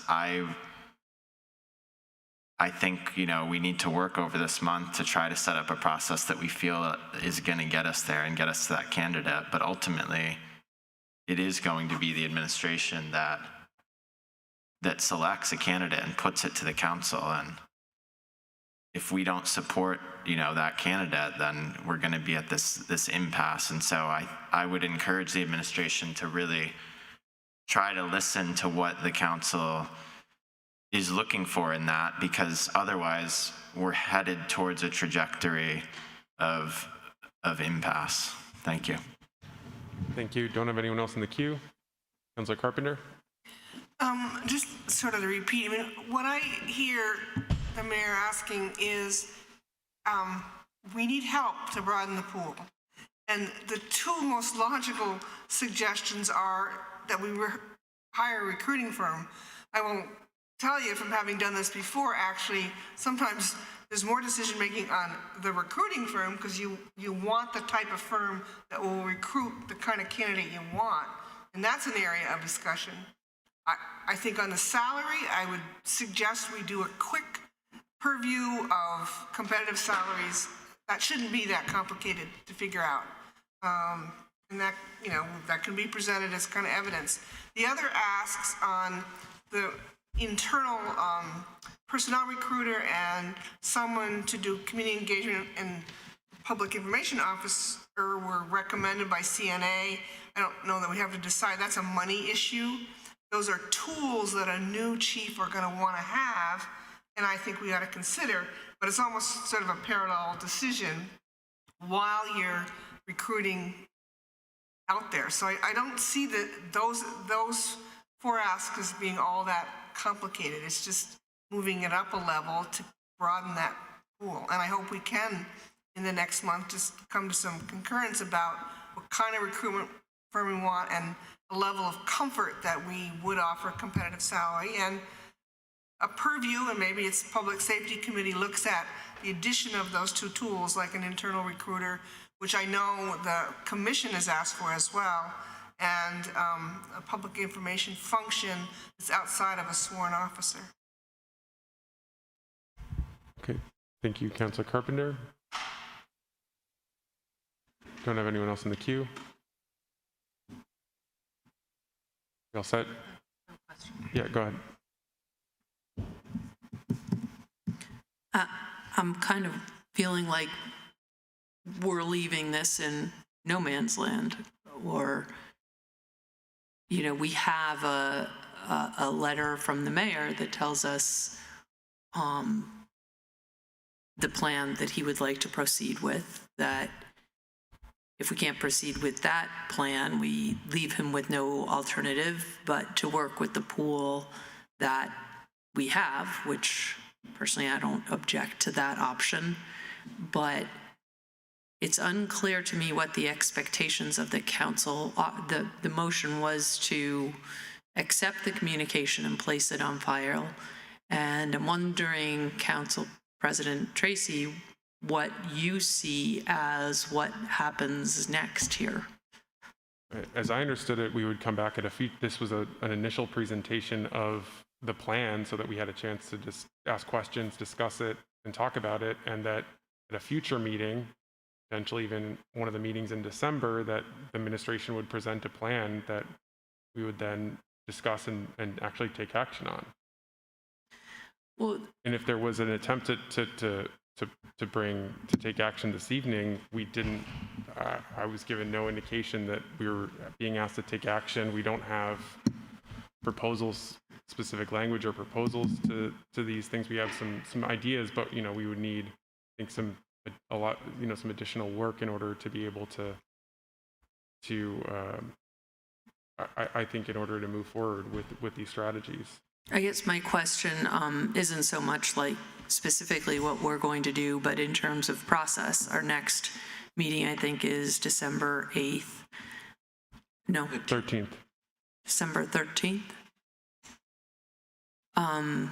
That's a long time between meetings, and it's unclear to me if there's a commitment to bring this back December 13th, if you're going to be working with the mayor on coming up with an alternative solution, or where I just don't think this should be sitting idle without any action for all of that time, and potentially more time if we don't even take it up on the 13th. I mean, I understand that, Councilor Shannon. I mean, I don't have any. I'm hoping out of this we come up with. I'm hoping we come up with some process to move forward out of this. I guess I'll let other people speak. Yep. Councilor Hansen to be followed by Stromberg, and again, we're starting to get into second and third round here, so please be brief in these comments or keep focus on these. Councilor Hansen.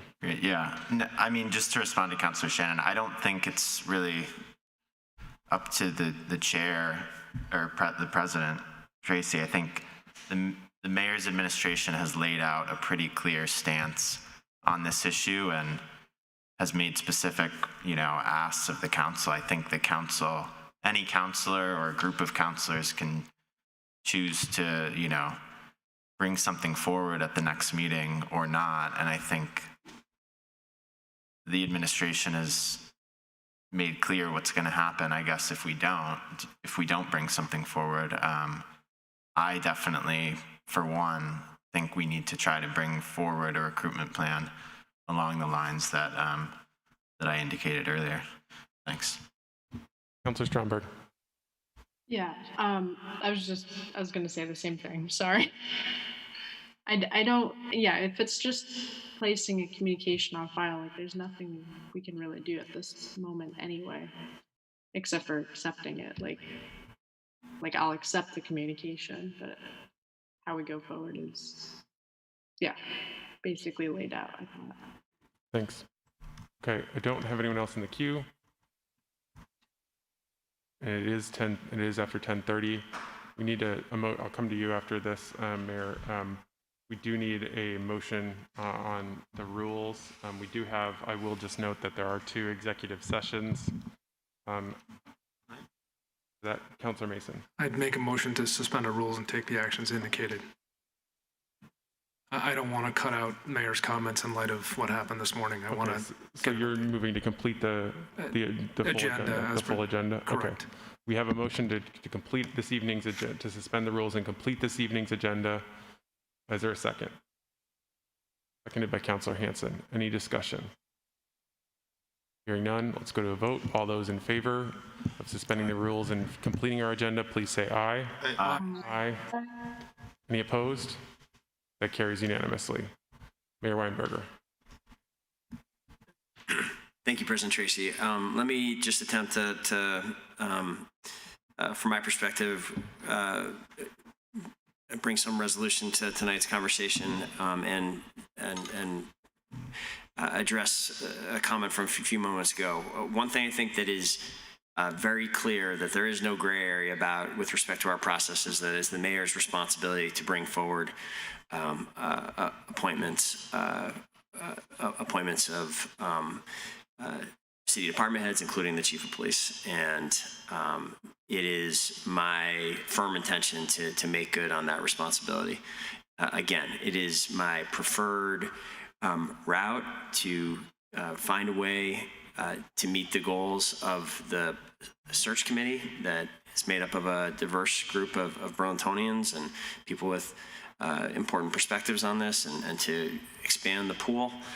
To do that, I think we need progress over the next month by the December 13th meeting, and the administration stands ready to work, as Councilor Hanson mentioned, with any group of councilors that is interested in trying to see if we can come to a meeting of minds about how to pursue that.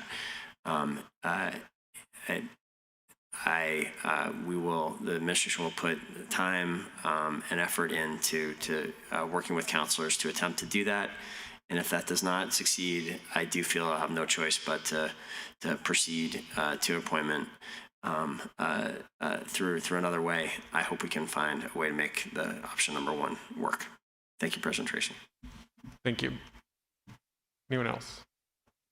Okay, so ready to go to a vote on just accepting the communication and placing it on file. Everybody clear on that? Okay, yes. So all we're doing is accepting the communication and placing it on file. All those in favor? Aye. Aye. Any opposed? That carries unanimously, and we've completed that item.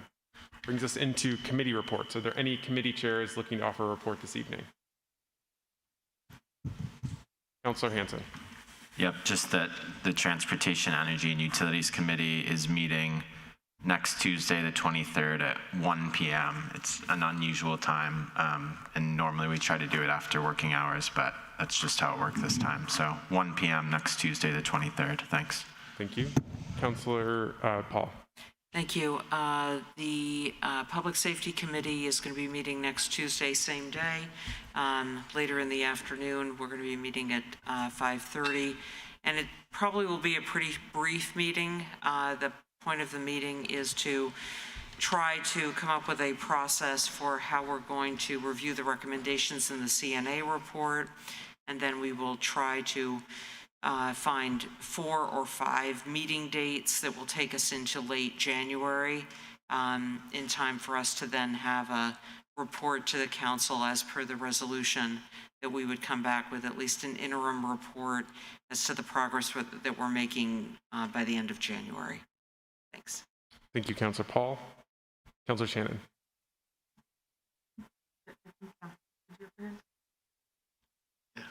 Sorry, I didn't see your hand, Councilor Jane. The PAC committee will be meeting on Wednesday at 5 p.m. To appoint the dog task force, which we're a bit delayed on, but that will be coming forward to the council. Actually, we get to do that appointment. That doesn't come forward to the council, but that is thanks to a resolution by Councillor Jang. Thanks. Thank you, Councillor Jang. Yeah, thank you, President Tracy. The Racial Equity Inclusion Belonging will be meeting tomorrow, Busher Room, and some parents of the Burlington School District will be showing up to talk about some incidences in relation to hate, race, racism within the school system. And also the committee will be talking about the peace between Palestine and Israel. What are the next steps? Thank you. Thank you, Councillor Jang. Any other committee chairs? Okay, seeing none, we'll go to City Council General City Affairs. Anyone have anything to share on General City Affairs? Councillor Jang, go ahead.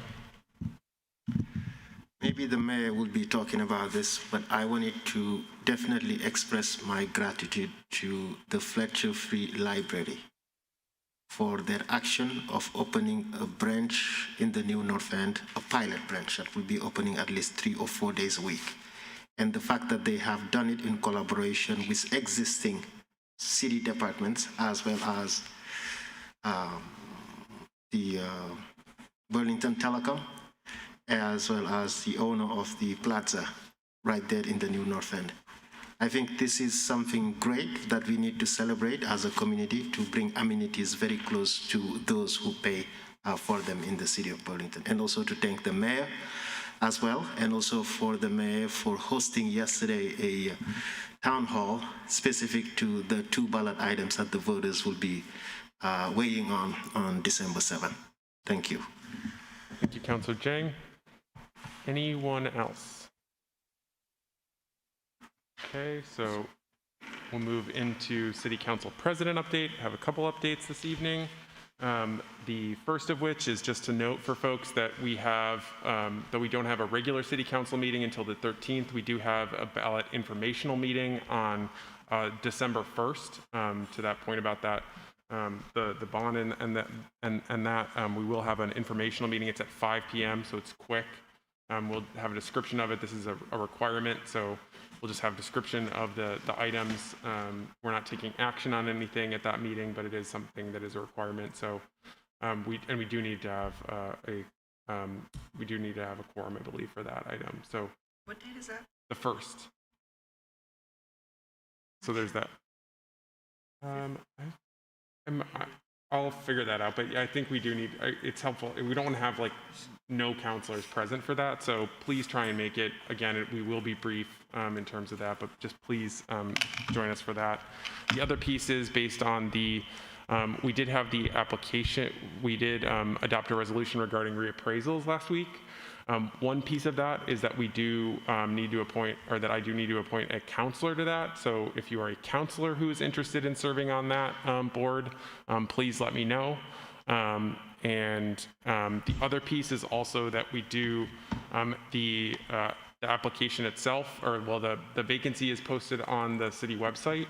So you can, under the vacancy site, the vacancy tab of the city position. So if there are folks who are interested, you can access it on the vacancy tab of where normal vacancies are posted for boards and commissions. So we do have that up and available. I know several folks did ask me about that. So that is there. If you have questions, please by all means let me know on that front as we are trying. And if you could just please let folks know that that's out there. That would be really, really helpful, as we will keep applications open until December 15th on that.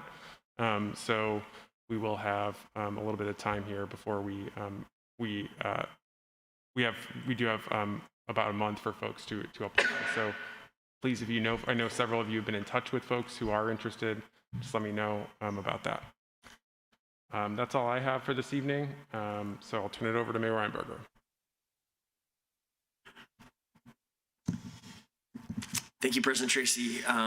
I would like to speak to 3 items in my remarks tonight.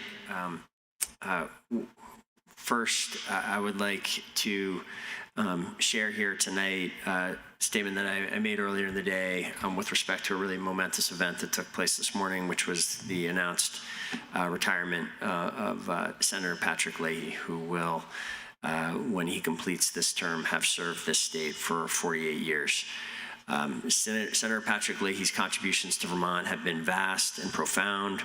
In Burlington alone, his hard work, wisdom, and persistence have rebuilt the post-industrial shores of Lake Champlain into one of the country's best 21st century lakefronts, transformed Church Street into one of America's great pedestrian marketplaces, and strengthened our vital institutions for the future, from the Echo Leahy Center for Lake Champlain to the Burlington International Airport. And I believe basically every community in Vermont can come up with a comparable list for how the senator has impacted those other communities. The senator has also personally impacted a lot of lives, and I did just want to note that mine has been one of them. I will always be grateful for the 8 months in 1991 when I served as an intern and a mail clerk in Senator Leahy's DC office and learned there lessons of commitment and the impact of public service and collaboration. And I am committed to collaboration with this council that have stayed with me to this day. Stacy and I congratulate and thank the Senator and Marcel for their incredible service to our state and wish them all the best for the momentous year ahead and their future endeavors. Burlington and Vermont look forward to welcoming them home from their long service in Washington. We also had an event earlier today that I'll just share here with the public and the council. We announced that we will, for the 4th year in a row, the city will be hosting a highlight celebration on New Year's Eve. And this year's version of highlight will be a hybrid event. There will be both in-person events as well as some elements of last year's very successful online celebration, and I would encourage everyone to go to the Burlington City Arts webpage for further information and about how that, further details about that. Finally, I would like to speak further to the situation with the Sears Lane campers, as well as our broader efforts to address the crisis of homelessness and broader housing crisis that we face.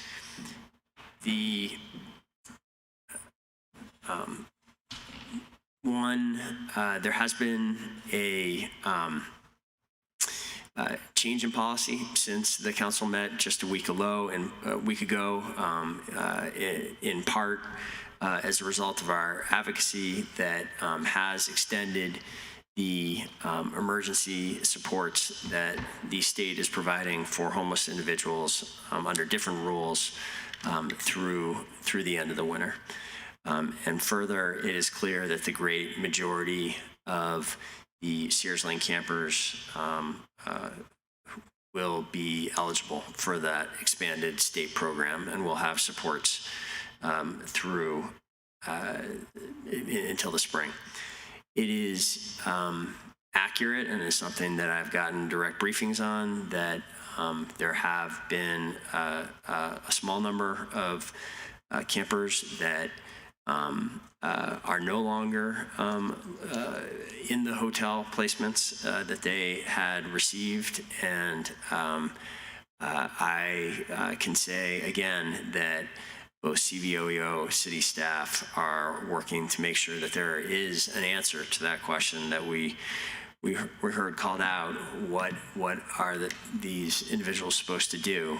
We're working to have an individualized answer to each and every person that was camping at Sears Lane when I had to make the decision to close the encampment for public safety and public health reasons.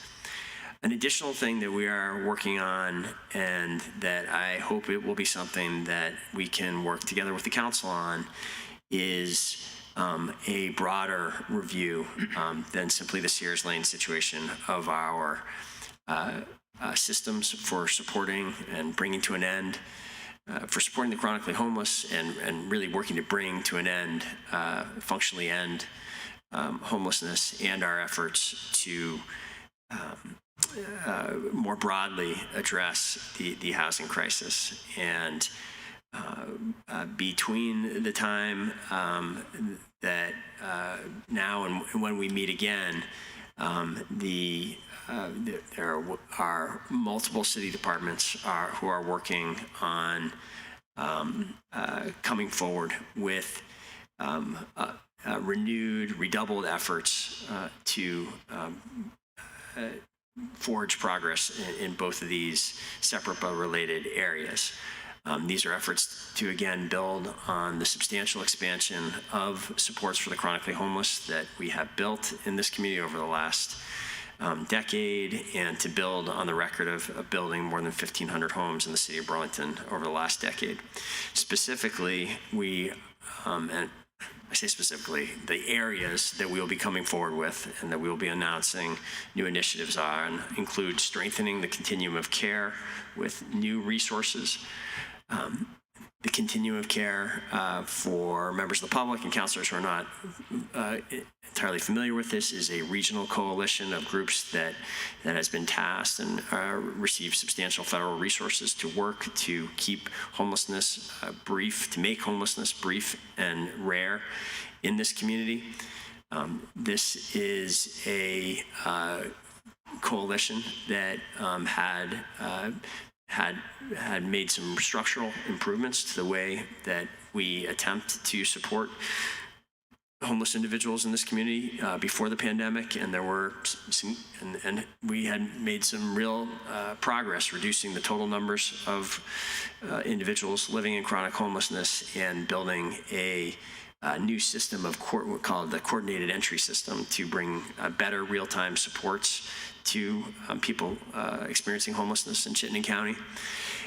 Clearly, the pandemic has dealt a major setback to that effort, and by every measure, the challenge is larger today than it was going into the pandemic.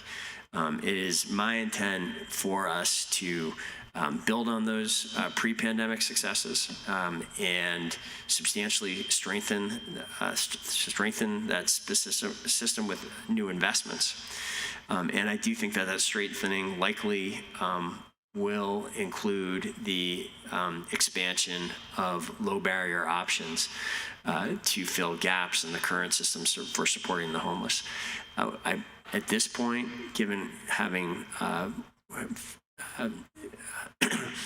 at this point, with the administration's prior proposal to create a low barrier option at Sears Lane through a tiny home proposal that was not funded by the state, and then the inability this summer for the city to figure out a way to have a managed encampment at Sears Lane, and with the Sears Lane campers having been almost all of them having been housed in safe and secure housing for the coming months, I think the way to reach a decision about how to expand our low barrier options is to look more broadly and comprehensively than at a single site, and to work with the professionals and as well as the people with lived experience to find the best options, broadly speaking, for expanding the system and doing it in the most effective and impactful way possible. And that is what we are working towards doing and announcing over the next month. We'll also be coming forward with renewed effort to build on the zoning changes that we have made, the barriers to new housing that we have eliminated together in recent years. We need to recommit ourselves to that effort, and I think we need to broaden the zoning, our attempt to eliminate zoning barriers, not just to be focused on the downtown, but to be eliminating barriers to the creation of housing in every neighborhood. And further, to succeed with that, I think we are going to need an indication from the people of Burlington that